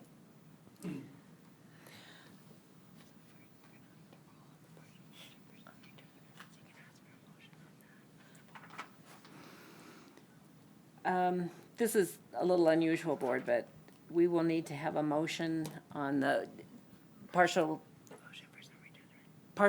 motion for summary judgment on the International Petroleum. Do we want to grant it or not? I think, yeah, because this is a little out of the ordinary, I think maybe we need to talk. I'd like to remind the board before you do that, this is an identical motion as was filed and granted by this board a couple of months ago. Okay. Identical motion, identical letters, identical motion, the Okay. names have been updated. Undisputed, unopposed, and genuinely, without resolving it as an approval, as a granting of that summary judgment motion, we'd probably have to go back and have another couple hours of testimony. Yeah, can you just give us maybe 15 minutes just to, But why do we need this summary judgment if we just, if this were to be improved, isn't that just take care of it? That is absolutely an alternative way to go about it. As you're all aware, Mr. McDonald is primary counsel typically for Ovintiv, and most of this was prepared by him before in June. So I think, speaking from my perspective legally, absolutely, there's nothing, which is why we kind of chose to reserve it till the end. There's nothing that we can't resolve in the order on the request for agency action that needs to be resolved in the summary judgment motion. But having said that, I would hate to say we don't need it and not know why he thinks we need it, if that answers your question. But regardless of what he may prefer, he's not here today, the board is, and the board has full authority to say, we approve the request as pleaded, and we intend to impose this JOA, and we ignore their objections. let us talk about it for just a minute. We'll come back and we'll try 10 minutes. I'll be here. Okay, thanks. Thank you. We're off the record.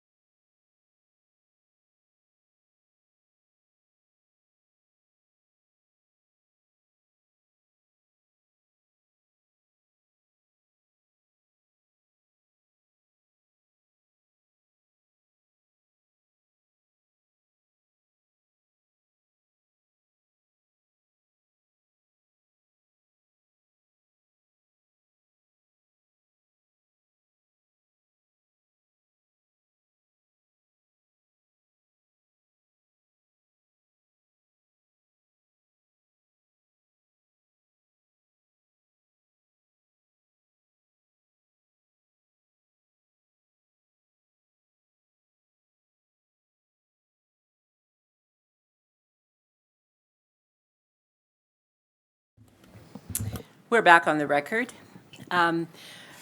We have talked, and we think we can resolve this with a motion. So if we could get a motion from the board. Yes, Madam Chair, I move that we approve the RAA as requested, and in addition, grant the motion for partial summary judgment. I'll second. All those in favor? Aye. Any opposed? And we have one abstention with Mr. Moon. So is that 4-0 by my count? Right. We do have a missing board member, so.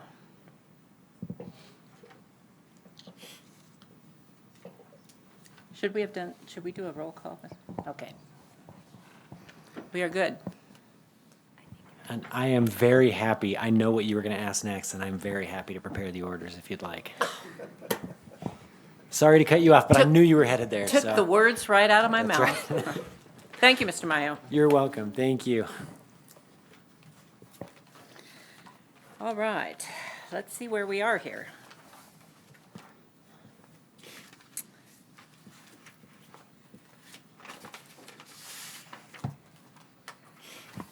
So now. Thank you, everyone. We're going on to the XCL matters. That's right. 7 and 8.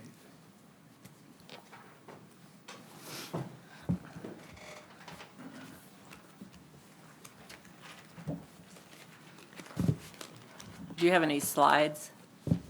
Okay. All right, we're moving on to docket number 2023-040, cause number 132-22, in the matter of the request for agency action of XCL Resources, LLC, on behalf of XCL Asset Co., LLC, for an order pooling all interests, including the compulsory pooling of the interests of certain non-consenting and unknown owners within a 1,280-acre drilling unit established for the production of oil, gas, and hydrocarbons from the lower Green River. And I believe this was a hearing examiner situation, and Ms. Harris will fill us in. Yes, thank you. John Rogers of the Division of Oil, Gas, and Mining served as the hearing examiner in these proceedings, but he is out of town, so he has asked me to report. I represented him as his counsel. We did have a hearing examiner proceeding last week. Mr. Rogers reviewed all of the filed exhibits. He reviewed carefully the request for agency action. There were no opposing parties to the matter. The division filed a notice of non-opposition. Mr. Rogers reviewed the testimony and asked questions of the witnesses, and based on the proceeding, felt like XCL had met the statutory and regulatory requirements for compulsory pooling. Mr. Rogers specifically found that XCL had provided proper notice and a notice of opportunity to all the unlocatables and the non-consenting parties. He found that those individuals should be deemed non-consenting owner as contemplated by the statute. He found that a 300% risk compensation award was appropriate and justified based on the facts of the case. He found that the terms of the proposed JOA were just and reasonable and recommended that the board adopt that JOA as governing the dealings between the parties. And he found that the compulsory pooling of the consenting owners and the non-consenting owners would promote the public interest, prevent waste, and protect the correlative rights of all owners. And so he has prepared a recommended order that he has signed and submitted to the board, recommending that this request for agency action be approved. Thank you. Does the division have any comments? No, I don't have any further comments. Board, are there any questions? Are we ruling on one cause or both causes? Or just one? Just the first one. Right, the first one. Do we have a motion from someone? So I would move that we approve the hearing examiner's recommendation to approve this order. All in favor? Aye. Any opposed? Passes unanimously. Thank you. Thank you.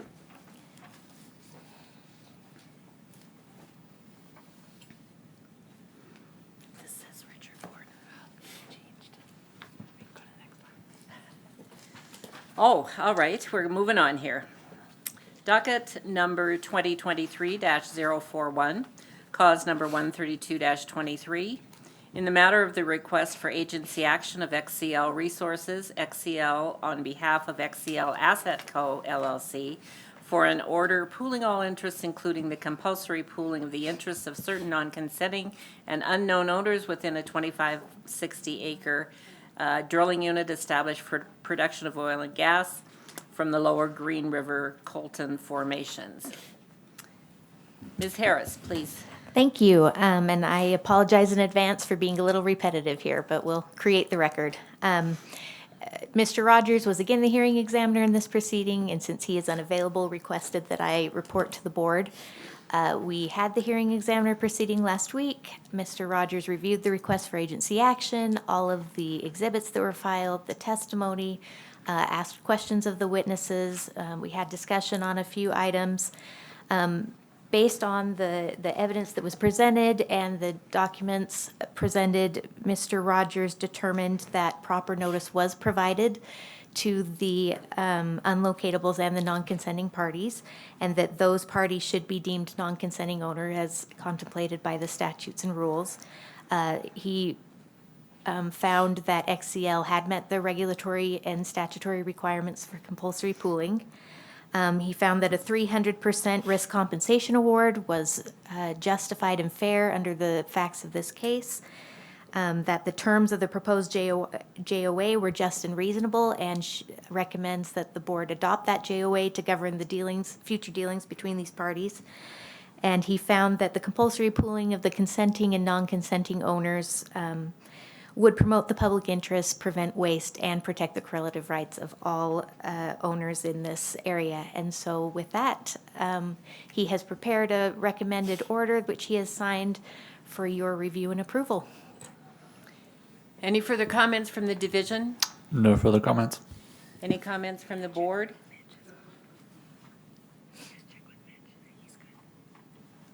Mitch? Oh, for me, yeah. One comment, and that is just to thank the board and division. I know hearing examiner hearings can be a hassle. However, I think we all can agree if we had 2 forced pooling matters ahead of us right now, we'd be pulling our hair out. So it's a lot of work, and the division staff did a great job. I think it worked fairly well as far as for feedback for the board, and we're looking forward to trying to improve upon that process again next month. So thank you. Thank you. Let's go back to 132-23. Did you have a comment? Just on both of them. They weren't streamed on YouTube, and I know that has to do with this room not being available or whatever. Yes. So with the new hearing examiner process that we're trying to put into place, we're trying to accommodate some of the resource issues that make it difficult for the division to hold these proceedings. Because of that, we have to hold it into a different room, and so we record those, and we post the recordings on YouTube, but they aren't live streamed. It'll just be afterwards. Just like immediate, like they're there now then, huh? Or Julianne would know. It might take a day or so to get there. I'm not sure how quick they come up. Okay, yeah, that's fine. A day or two later. It'd just be nice to be able to watch them if I have time before this, before the actual hearing. Yeah, we're experimenting a little to try and refine this process. I think I'm optimistic we're going to get this down pat, and it's going to be really great going forward. Great. Board, do we have any other comments?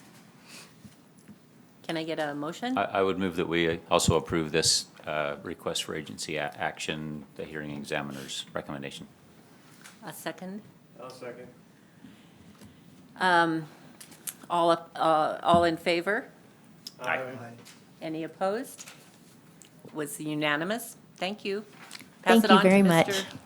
Mr. Rogers. Thank you. with that, you know, I think we are